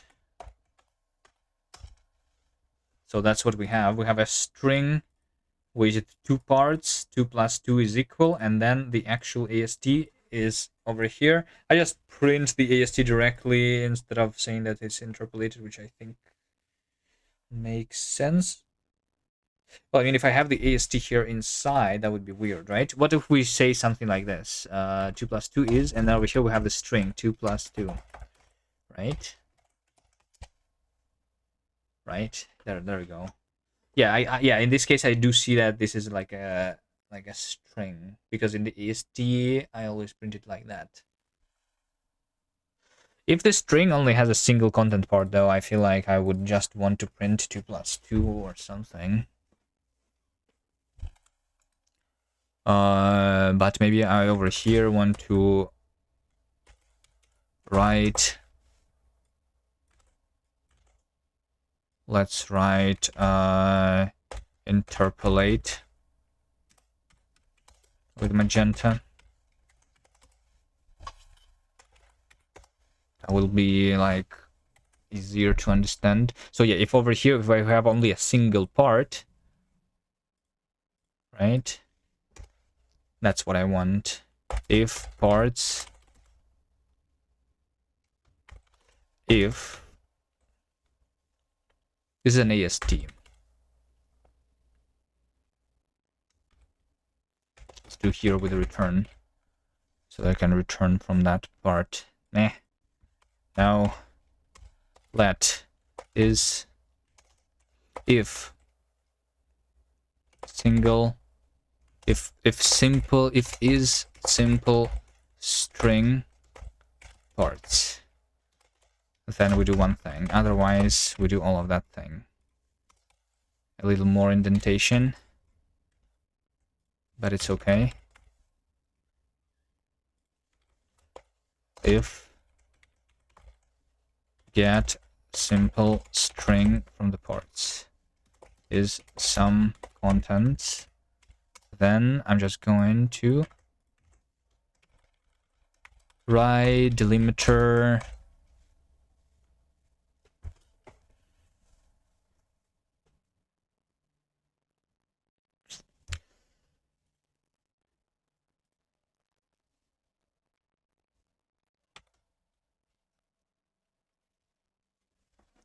It's difficult. No, let's not do that. Let's ignore this. Maybe I will do that later. Alright, I have parsed the interpolated strings. Let's see if I can parse everything now. No. I broke the code again. Nice.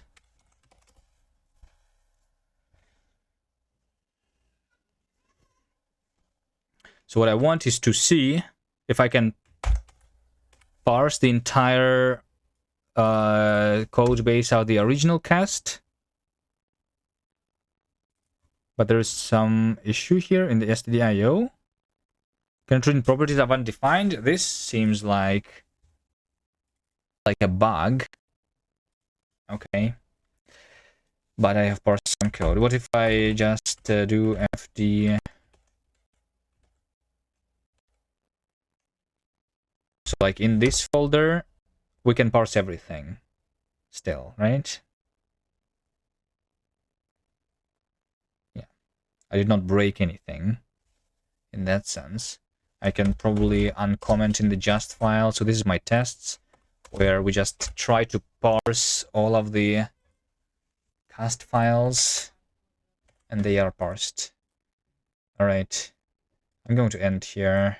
This is nice. Interpolated strings done, question mark. All right, I'm tired. I'm going to go rest. Good progress though, good progress. The parser is maybe done. Like there is maybe I should also like write some tests for if the code contains errors, because we want to be able to skip the errors. Actually, that is not implemented yet. Yeah, so that is what I would work on next, I guess.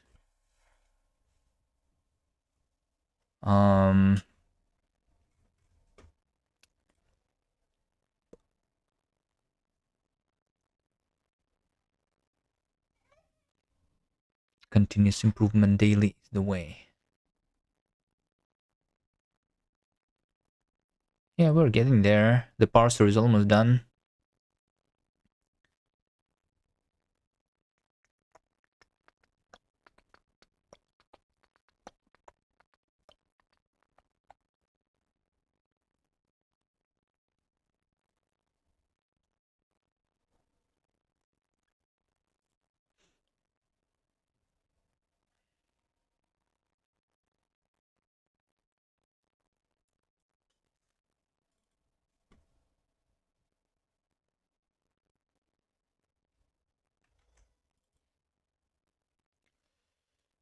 Do do do do do do do do dum bum bum.